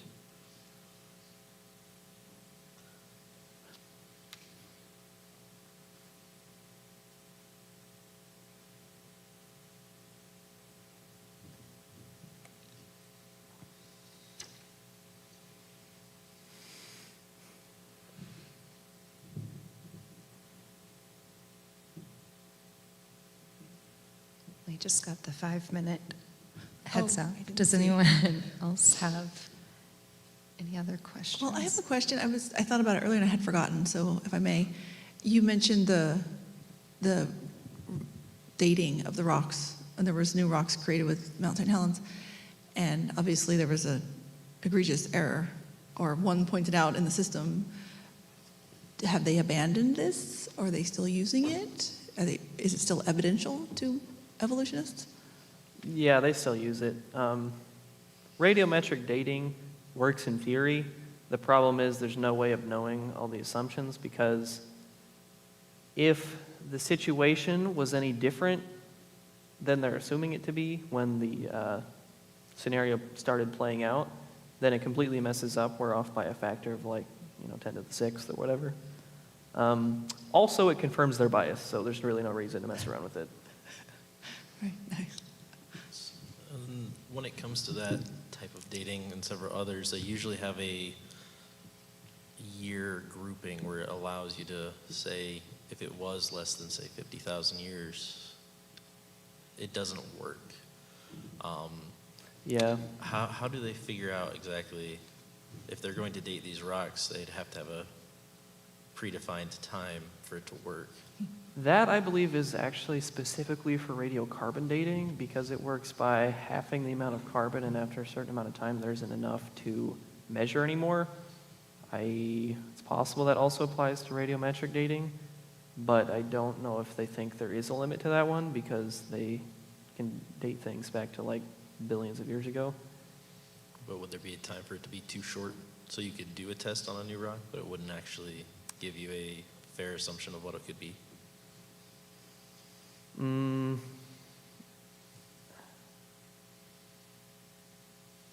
Is there a time limit? That would be too short.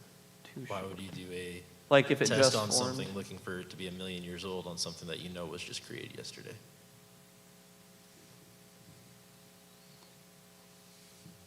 Well, I don't know how you would know it was 1 million years old. Well, yeah. I'm just saying, if you're using that test, why would you use a test on something that you know is older on something that is newer? I am kind of confused as to what the question is. I'm sorry. The test that they're using Uh-huh. is used for something that they are expecting to be old. Yes. But when they take the test to say this test doesn't work, they're using it on a newly formed rock. Is that a justification saying that this system to judge older things doesn't work because I tested it on a new rock? Yeah, I would say so. The thing is, if we test it on something that we know, we know exactly when this thing was formed, and it doesn't work at all, I think that's probably a good reason to throw out the system. It's not, if we test it on something that is really new and it can't date it, then there's no reason to think that would work on something that is really old. Does that answer your question?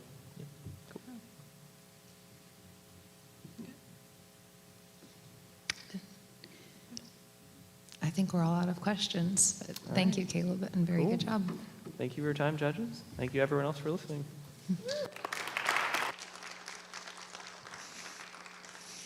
All right. Well, we will take another quick break here for about 12 minutes. 4 o'clock, we will come back with our last but not least. Sal will be presenting. So we online, if you're joining us, we will resume back at 4 o'clock.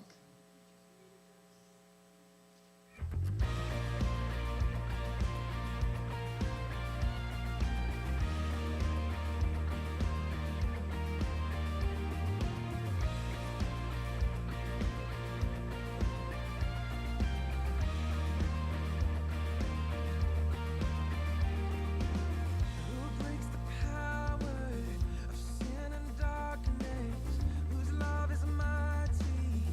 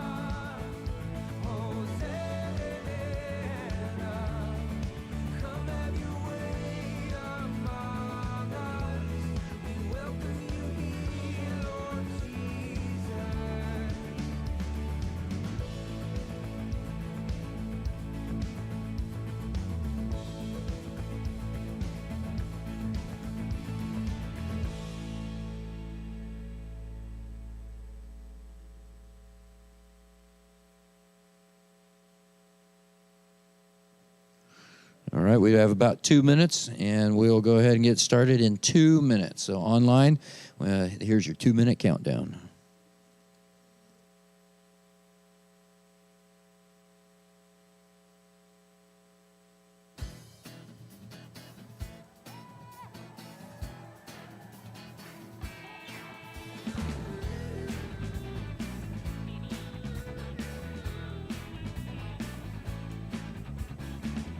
I know He rescued my soul. His blood has covered my sin. I believe.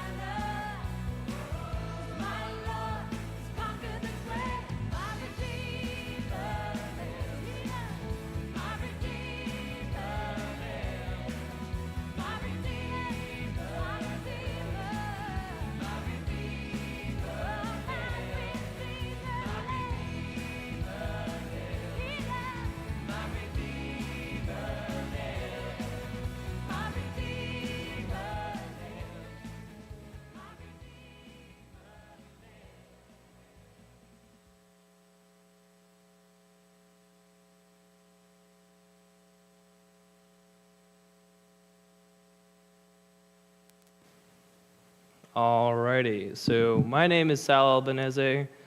I get to wrap this thing up, which means I get to take as long as possible. So, you guys can get to be here all night. So, my thesis statement was, or is, Christianity can be proven within a reasonable doubt. So, I think I'm given 20 minutes, 25 minutes to talk. Last time I was asked to talk about this for 10 to 15 minutes. I talked 49 minutes, so we'll try not to repeat that. So, I'm just going to walk you through what my paper looks like just so that those in the audience who haven't read the paper have an idea about each topic that we talk about.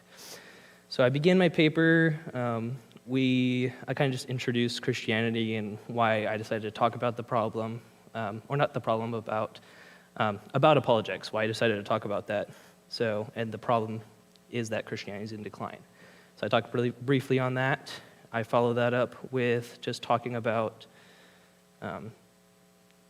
some say that the statement Christianity, they believe that you can't know anything beyond a reasonable doubt. Nothing can be proven. And there's a problem with this. It's called breaking the law of non-contradiction. Because if nothing can be proven is true, then that statement can be proven. And if it can be proven, then the statement's not true, right? So a statement cannot be contradictory and true. Going on, I talk about, so some things can be proven, but nothing can be proven beyond any doubt. So I ask the question, what is living a life looking at reasonable doubts and living by that? What does that look like? And then moving on, the reason we bring this up is because atheism, pantheism, theism, or Christianity can be proven true or false within a reasonable doubt. That's the reason this was brought up. Then we talk about the problem of pain. I talk about this for a good bit. It's a big counter-argument, and it's understandable since it's something we all go through, right? It's something we all feel. So, and I think one of the strongest answers to the question, why would God allow pain is discomfort to show that something is not how it ought to be. And we live in a fallen world. So if we knew we lived in a fallen world, we would expect something to show that we lived in a fallen world, and pain is one of those things. Moving on. Then we look at apologetics. What is apologetics? We define apologetics is defined as a systematic argumentative discourse in defense as of a doctrine. We quote some Bible passages, 1 Peter 3:15b, always be prepared to give an answer to everyone who asks you to give the reason for the hope that you have. And then we go through some misconceptions about apologetics, like some say we need the gospel and nothing else.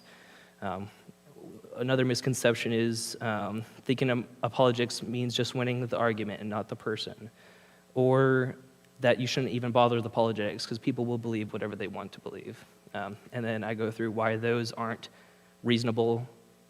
They're not strong enough reasons to take apologetics out of your tool belt. They're not strong enough to do that. So the first proof for Christianity is that there is objective truth. And going back to the Roadrunner tactic, those who say that there is no objective truth, all you have to do is ask them if that's true. And if that's true, then there is objective truth. Another example of a contradictory statement is, I cannot speak a single word in English.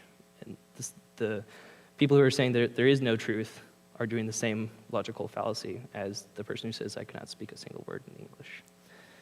So talk about the differences between subjective and objective truths, and then we talk about the parable of the blind man and the elephant, and then we end it with explaining why we talked about truth again. If Islam, Hinduism, or atheism were true, then Christianity wouldn't matter. Islam claims that Jesus was a great moral teacher but never died. Hinduism has its own mutually exclusive truth claims that include how they think of God. Atheism denies Jesus rising from the dead. Christianity rests on Jesus truly, objectively rising from the dead. And I quote C.S. Lewis, but of course, being a Christian means thinking that where Christianity does differ from other religions, Christianity is right and they are wrong. So the next topic we touch upon is proof for God's existence. First, we had to define what we meant by God, where there was a theistic, pantheistic God. We talk about that for a bit. I'm giving evidence for a theistic God. So The first argument is the cosmological argument, and the very simple version of that is just everything that had a beginning had a cause. The universe had a beginning, therefore the universe had a cause. It's a very simplified version of that argument. And the evidence for the cosmological argument led agnostic astronomer Jastrow in his book, God and the Astronomers, to write, "For the scientist who has lived by his faith in the power of reason, the story ends like a bad dream. He has scaled the mountains of ignorance. He is about to conquer the highest peak. As he pulls himself over the final rock, he is greeted by a band of theologians who have been sitting there for centuries." And then the next argument for God's existence, we go through the teleological argument, or the fine-tuning argument. And that goes, every design had a designer, the universe had highly complex design, therefore the universe had a designer. How fine-tuned is the universe? First you have the universe. Astrophysicist Hugh Ross has calculated the probability that these and other, I'm quoting something by the way, guys, that these and other constants, 122 in all, would exist today for any planet in the universe by chance. Assuming there were 10 to the 22nd power planets in the universe, his answer is shocking. One chance in 10 to the 138th power, and there are only 10 to the 70th power atoms in the universe.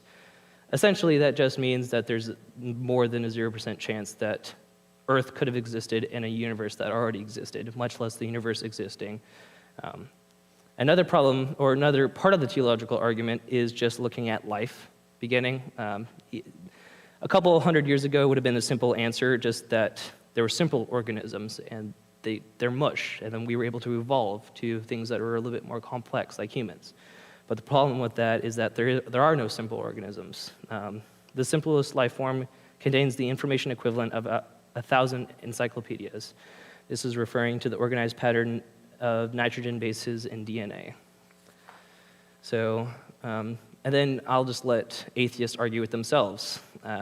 Richard Dawkins, in his book, The Blind Watchmaker, says, "Biology is the study of complicated things that give the appearance of having been designed for a purpose." Or Francis Crick, co-discoverer of the DNA, said, "Biologists must constantly keep in mind that what they see is not designed, but rather evolved."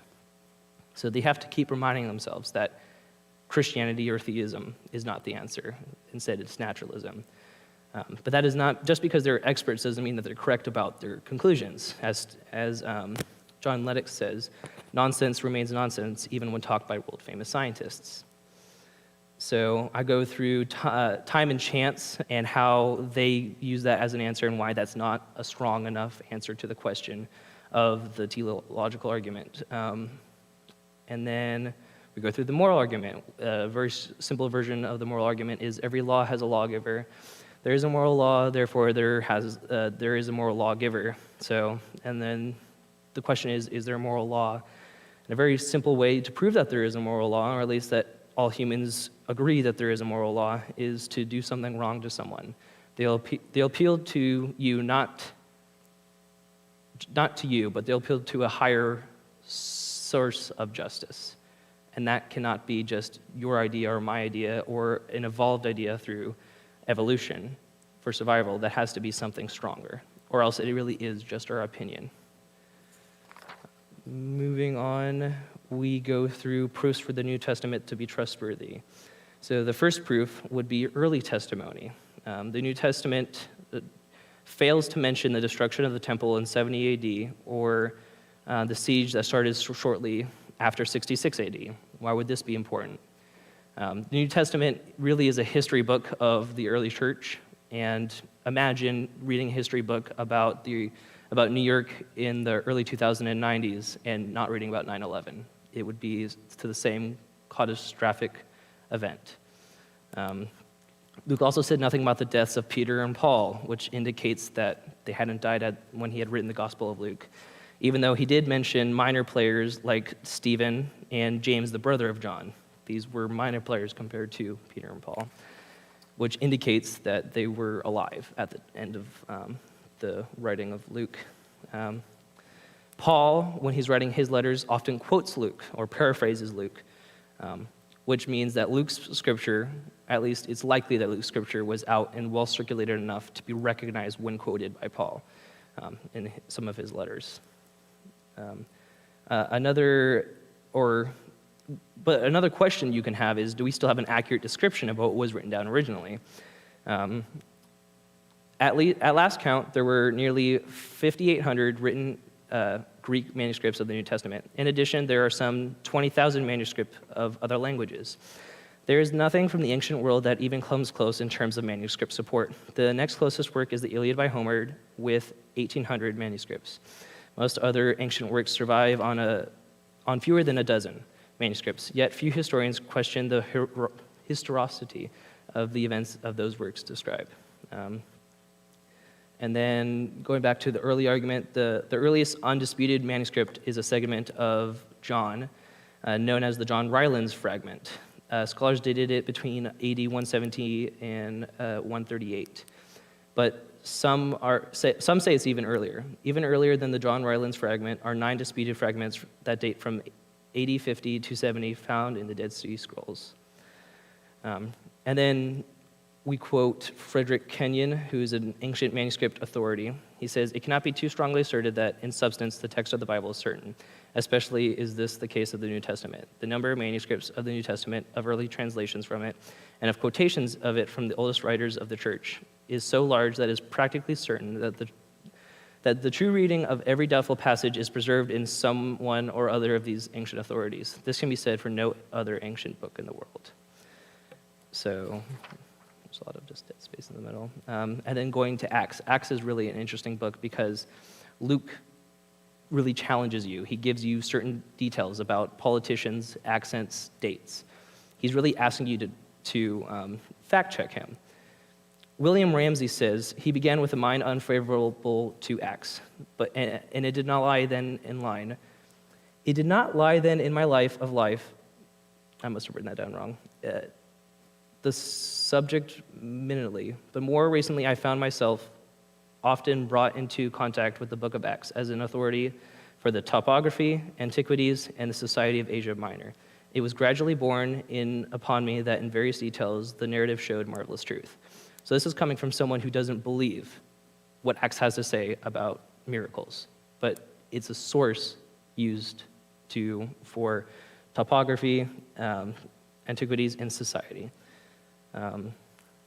And then another proof that points to the gospel writers being eyewitnesses is that they actually disagree on small details. And while that seems contradictory or counterintuitive, J. Warner Wallace, who is a homicide detective, explains why it's not counterintuitive.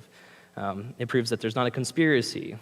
Witnesses do seem to contradict each other in real cases on small, when we're talking about the New Testament, it's small non-doctrinal issues, like how did Judas die? Did he hang himself or did he throw himself off a building? Depends on who you ask. And that points towards them actually being reliable because that means that scribes didn't go back in later and decide, let's make one death for Judas. Let's make it actually clean. Let's make this seem coherent. They let it be. They wrote down what was. To quote J. Warner Wallace, who again is an expert on the topic, he says, "Yes, the accounts are messy. They are filled with idiosyncrasies and personal perspectives, along with common retellings of familiar stories. But would we expect anything less from true, reliable eyewitness accounts? I certainly would not, based on what I've seen over the years." One of the other proofs is embarrassing testimony. Women were the first one to find Jesus in the tomb, and that would have been very bad for the society at the time. Women's word in court was less than useless. Jesus was thought to be insane by his family. Peter, who would be one of the leaders of the church, didn't have enough faith to walk on water. He also betrayed Jesus 3 times. There's embarrassing details throughout the New Testimony that would not have been made up for a Messiah figure if they were not true. Would you depict yourselves as uncaring, bumbling cowards? The best explanation is that they were really telling the truth, warts and all. Another proof would be excruciating testimony. Many Christians were martyred for their faith, and while that doesn't seem like it would point towards truth, the apostles, who all but John were martyred, would have known whether it was true or false. People might die for what they believe to be true, but people would not die for what they know to be a lie, especially if they their recanting would allow them to live. Another proof would be extra-biblical sources. We have Josephus, Talus, Tacticus, Marabar, Serapion, and Phlegon, yeah, I'm pronouncing all those right, who all wrote about Jesus, the early church, and we learn from them many things that point towards the New Testament and the strength, that it hasn't changed with time. So, and then to conclude it all, we asked, what does this mean for Christianity?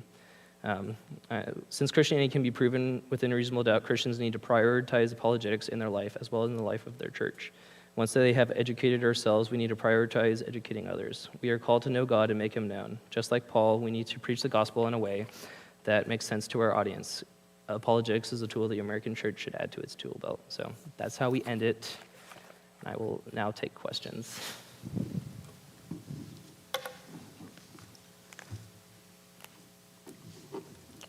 What made you choose this topic? Why did I choose this topic? I've been very passionate about apologetics since I was 15. When I was 15, I was going through just a part of my life where I didn't want Christianity to be true. It was morally inconvenient at the time. And I made a deal with God, and I said, well, if it is true, I'll stay a Christian, and if not, then I'll go live my life how I want to live. And I went and watched debates from both sides, atheist and Christian, arguments from both sides, and I reached the conclusion that it was true. Ever since then, I've been very passionate about it. Last year, I was the chaplain for my high school leadership team, and I led them through the study of apologetics with my own curriculum. I used one of the same books, but I created my own homework sheets. So it's something I've been very passionate about.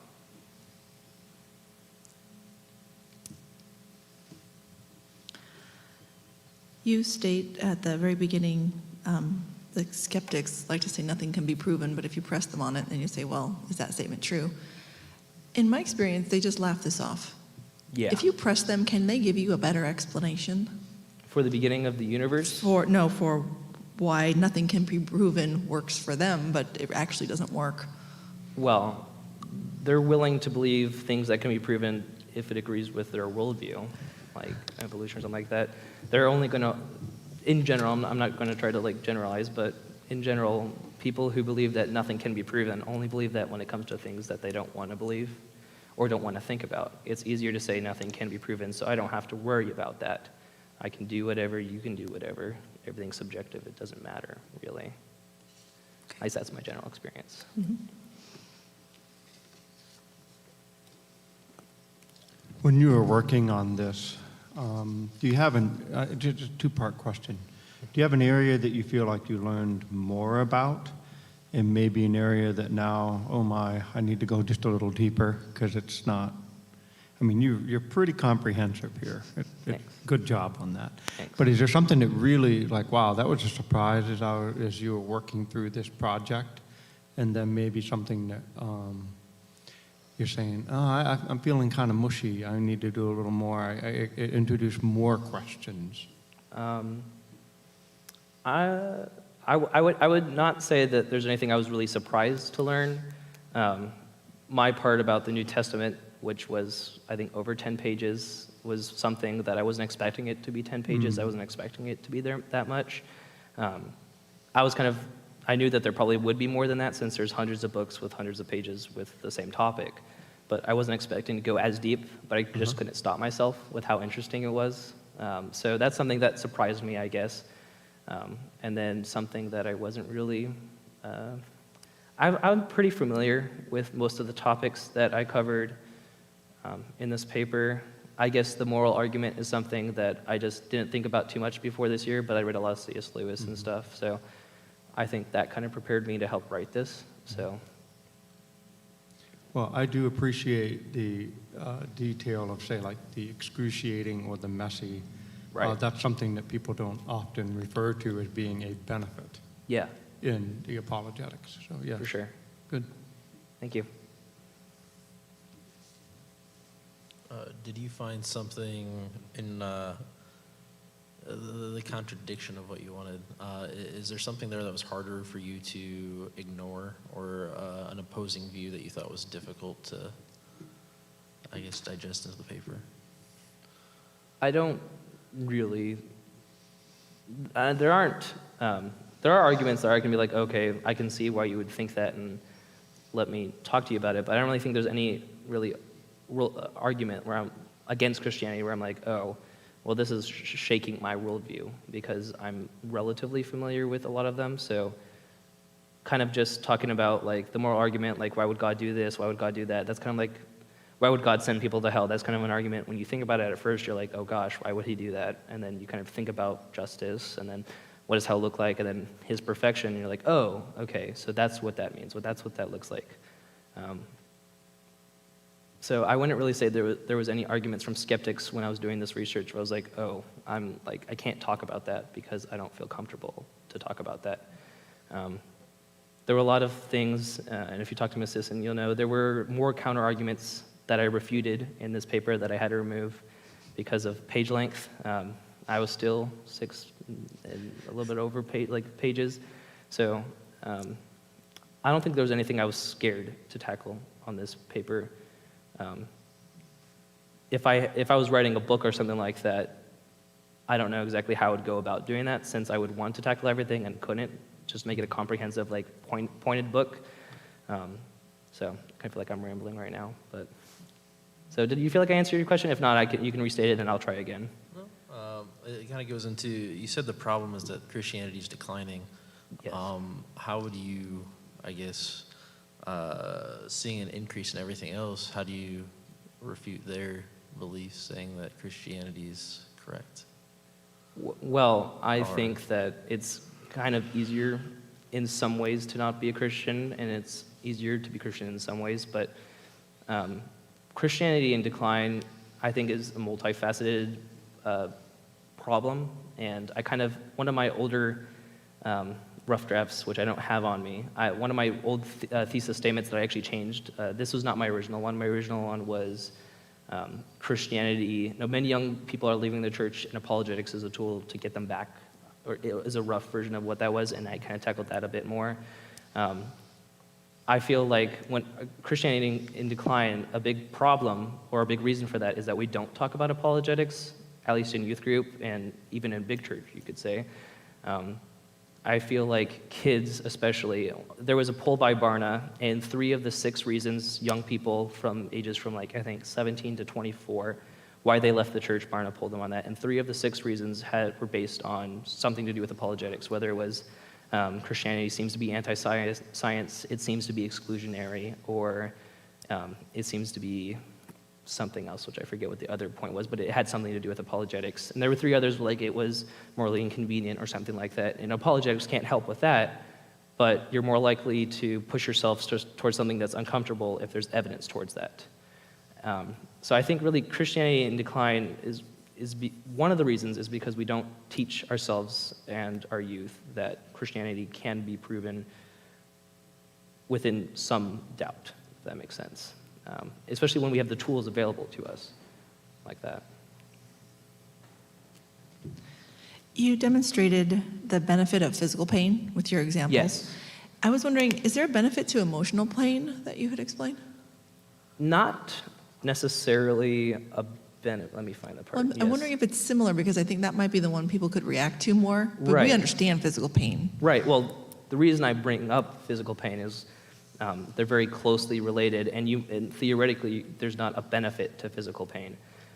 But the benefit to emotional pain would be just showing that we're in a fallen world, that things are not how they should be.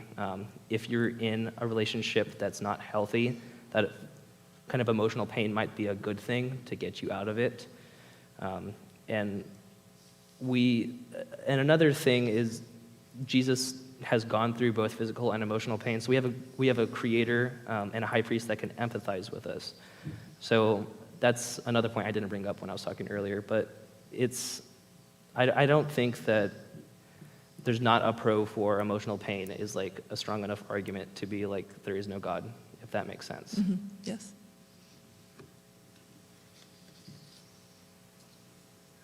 I have so many questions. Bring them on. What do you do with the verse that says, which page is how this? define, how faith is something that is unseen and hoped for. Oh. In light of all the physical evidence that you're getting, Sure.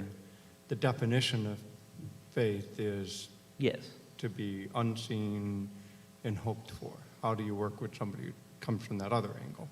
I feel like you can have faith in something if you know it to be true, but if you're not certain, or if you don't really believe that it's true, it's hard to have faith in something which you're like, I think this is true. So I don't think there's a problem with going, okay, I just want to see some physical evidence to back up my faith.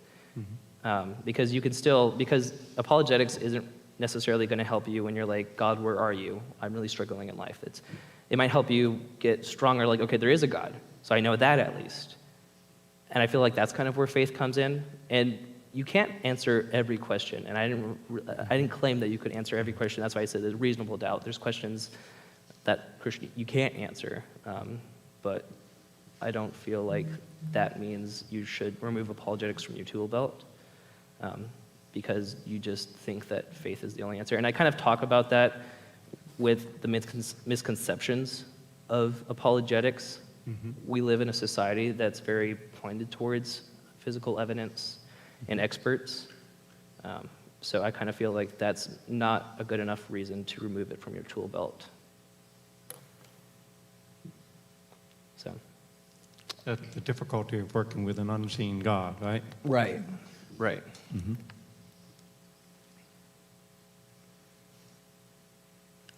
With how you wrote your paper, are you hoping it's more for a Christian trying to learn about apologetics, or is it more trying to get people to start looking at apologetics to find faith? So I wrote it in mind, kind of for the church. That's kind of like my target audience. My target audience is what you believe can be backed.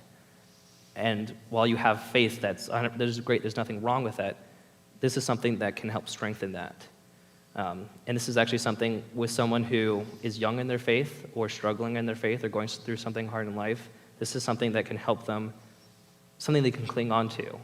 Because sometimes faith alone isn't enough for some people. And be ashamed to not make fun of, but kind of say that they're less of a Christian for wanting some kind of evidence for that. And I feel like that's not necessarily most of the church. I feel like most of the church, when it comes to apologetics, kind of just doesn't know about it. They might know something, they might know some basic arguments or know that it exists, but they're not really doing a bunch of research about it. And there's not necessarily anything wrong with that.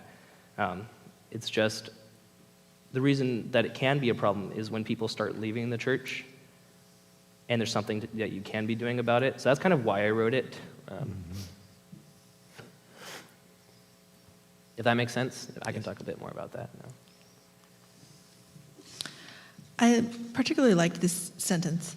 Apologetics is not meant to replace preaching the good news to strangers, but to go hand in hand with it for those who have doubts. Yes.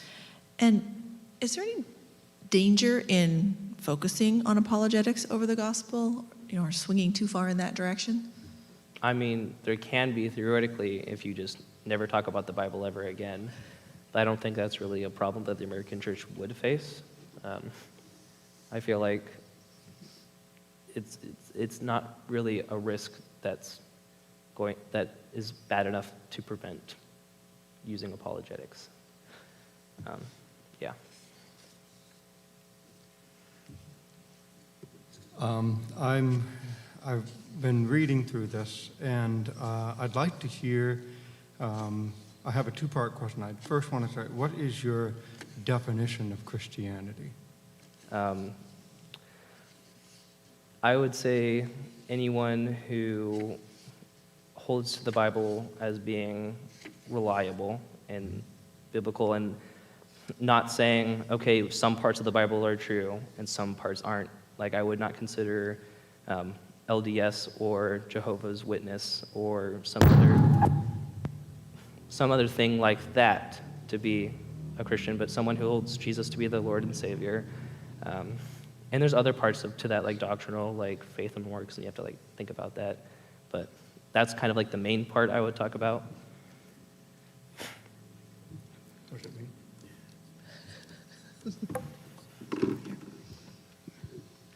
We'll try this one. Satan, stand back. No. You're doing a great job. I think the reason why I asked the question is when I read the paper, I feel like God can be proven within a reasonable doubt. Yeah. My question is, where can I see the uniqueness of Jesus over opposed against, like, say, Judaism, Muslims who would probably hold to most of these arguments? So as I'm looking at Christianity, I'm asking, you know, what makes this different than deism? Right. So there's kind of, going at Geisler and Turek's method, there's kind of 4 questions. Does objective truth exist? Does God exist? Do miracles exist? And is the New Testament trustworthy? The first 3 questions will point towards theism, so that can either be Christianity, Judaism, or Islam. It's the 4th question where you get to Christianity, the reliability of the New Testament, and if the New Testament is reliable, if there really was an empty tomb or an empty grave, that's what would point towards Christianity. That's why it's different.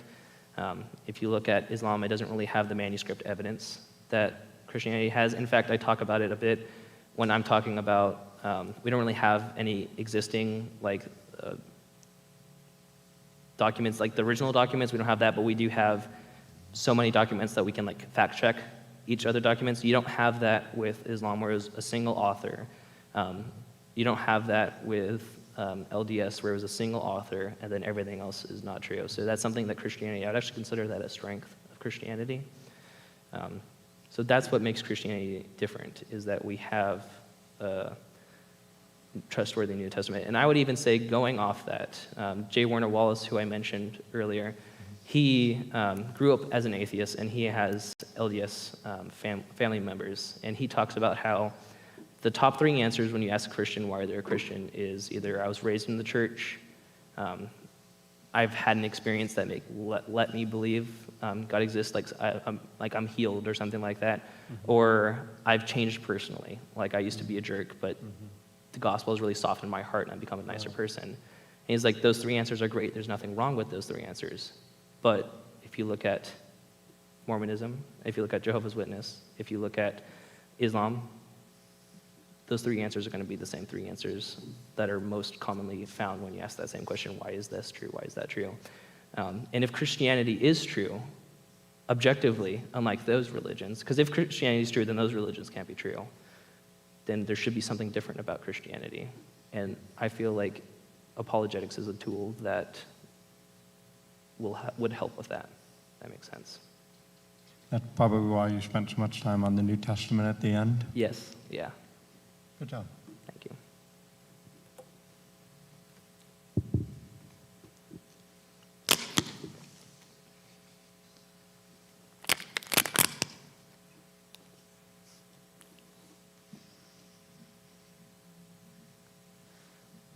I wanted to ask a question about the dating of some of the manuscripts, the portions of John that were found with the Dead Sea Scrolls. What page is this on? This is on page 20. Okay, let's go to page 20. And it's the quotation from Geisler and Turek. Yes.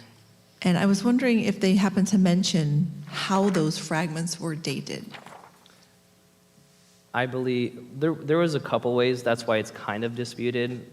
I think it was some kind of, like, I don't know if it was a carbon testing or just like trying to, normally how it's dated would be like some kind of carbon dating testing, if I'm thinking correctly, as well as just what does it look like with the stuff around it.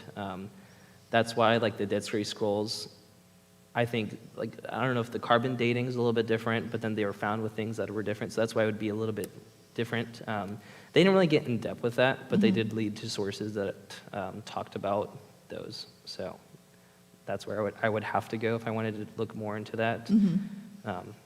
But I feel like that wasn't the only thing, so I didn't want to spend too much time on it. Sure. So I didn't worry about it.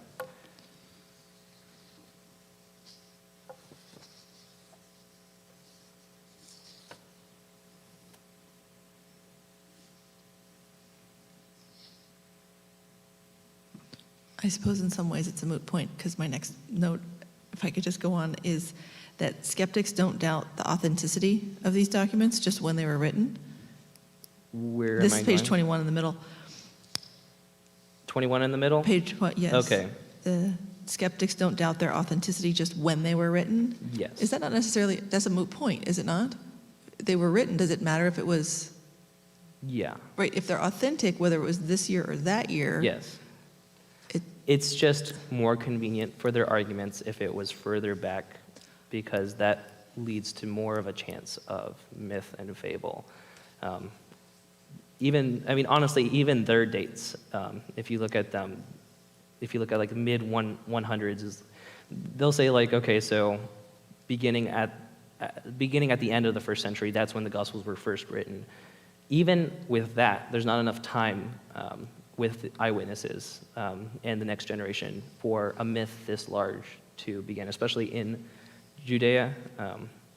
I feel like that's a big problem, because it would have to be, I forget the source that I'm quoting, but it's not until the third generation that myths arise. And here we are still on the first generation when all of this is happening and being written down before 70 AD. Many of the Gospels were. So.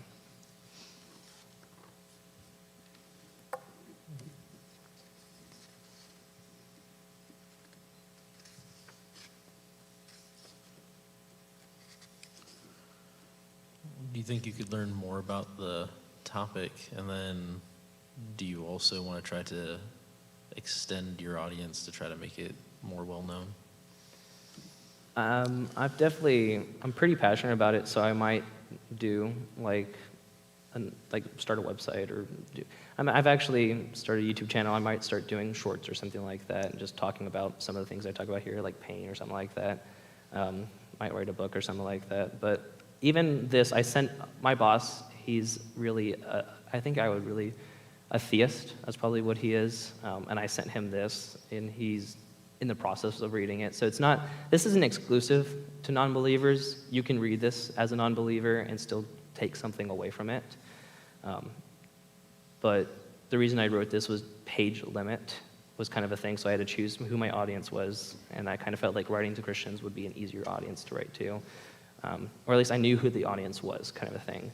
Because one of the things I am passionate about is the church can be doing something about apologetics. They can be doing something. And that's kind of like the very least we can do. And then when it comes to non-believers, like the church has to get on board before we can start going to non-believers with that. So that's kind of why I wrote it. Kind of like the order of things for that to happen would be the church would have to get more on board than it is right now to go to others. And I don't necessarily think it's not like I don't have original thoughts. It's just there's better books written out there too. So I don't know if my stuff would be that important or whatever. But that's another thing, is that a lot of books are written for non-believers compared to this. So I was like, I wanted it to be written towards the church. If that makes sense. So.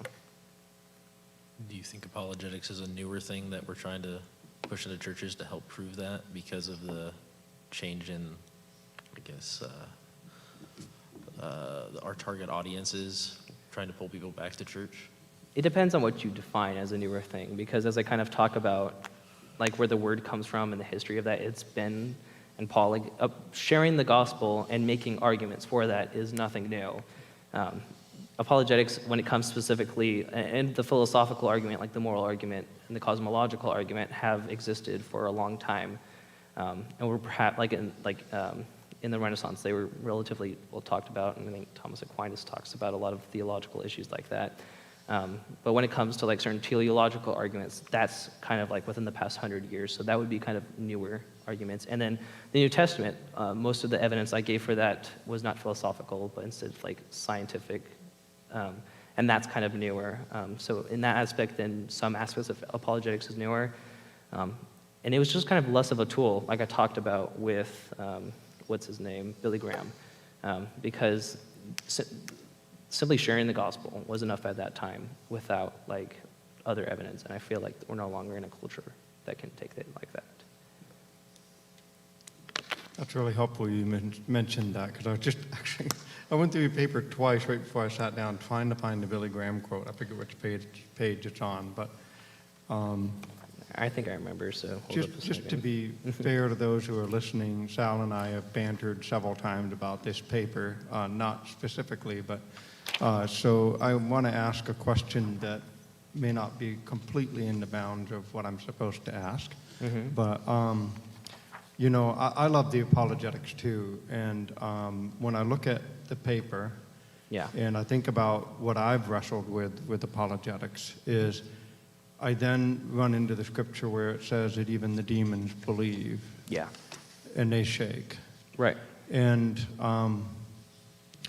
it feels to me like maybe a lot of the places I run into challenges is that it's not for lack of head knowledge.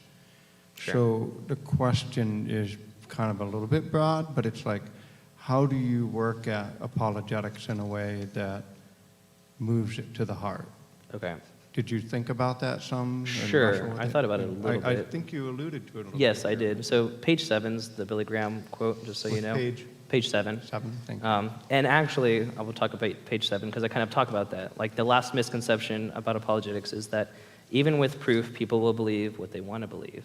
While this is true, this is no reason to remove apologetics from your tool belt. As long as Christians defending their faith are gentle and kind, apologetics does not hurt, even with a combative person. So I'm not saying apologetics is the only tool you need to use to share with people, because it's not. And as J. Warner Walls talks about in his book, Cold Case Christianity, at the end of it, he's like, okay, there's a difference between belief that and belief in. You can believe that Jesus rose from the dead, but if you don't believe in, then it's not really making a difference, kind of a thing. You need to actually make it personal, make it your own, because just knowing isn't enough. And apologetics shouldn't be your religion. It's a tool that helps strengthen yours and others' faith. That makes sense. Good job. Yeah, this little random tidbit in the Greek, sometimes it says faith of Christ or faith in Christ. Yeah. It's the same preposition. So it's interesting that you kind of picked up on that with your argument right there. Do you have suggestions for how Christians can educate themselves with apologetics? Sure. I recommend looking at my bibliography and buying all the books there. And then, so J. Warner Wallace talks about this.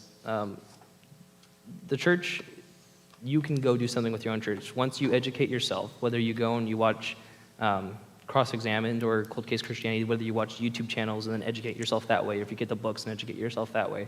Once you yourself are educated and have like the tools available to you, you can go to your head pastor, hey, I want to create like a 1-week boot camp specifically for high school kids over the summer. Can you help me plan that? And that's something you can do as an individual. You can even just say, hey, pastor, can you start talking about apologetics in your sermon? Or can you do once a year an annual just one thing where you're like, here are some arguments for apologetics. And while that's not necessary in every church, I do feel like doing something like that is relatively easy. Like myself, when I ran for chaplain, it was an elected position for that. The other girl was going to do a Bible study through Romans, and I'm like, there's nothing wrong with that. In fact, we will talk about the Bible, but I want to make sure that you guys are equipped for your faith. And I said, I know you guys are going to church outside of this leadership meetings, so I kind of want this to be a place to hear things that you're not necessarily hearing at church, a place to grow philosophically and scientifically. And I feel like even those who didn't do all the homework got something out of coming to each of those meetings. So individuals can do something with the church, and when individuals do that, I kind of feel like it would spread because apologetics is kind of a thing where if you're into Christianity, if you're like, I'm a Christian, it's kind of a thing that's very attractive to look at, if that makes sense.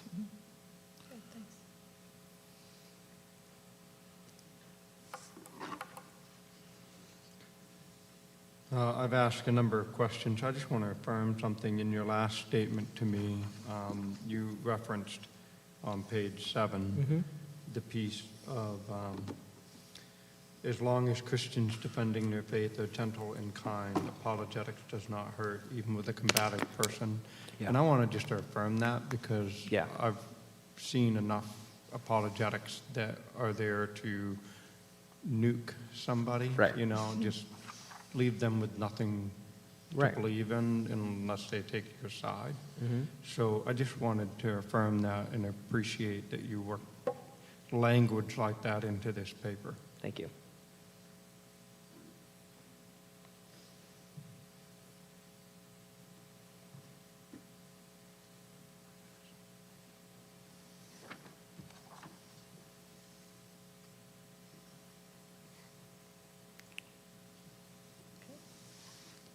You got more questions for me, Mr. Hartford? I feel good about it. Feeling good about it? I'm good. Good? All righty, well, thank you guys. I appreciate it.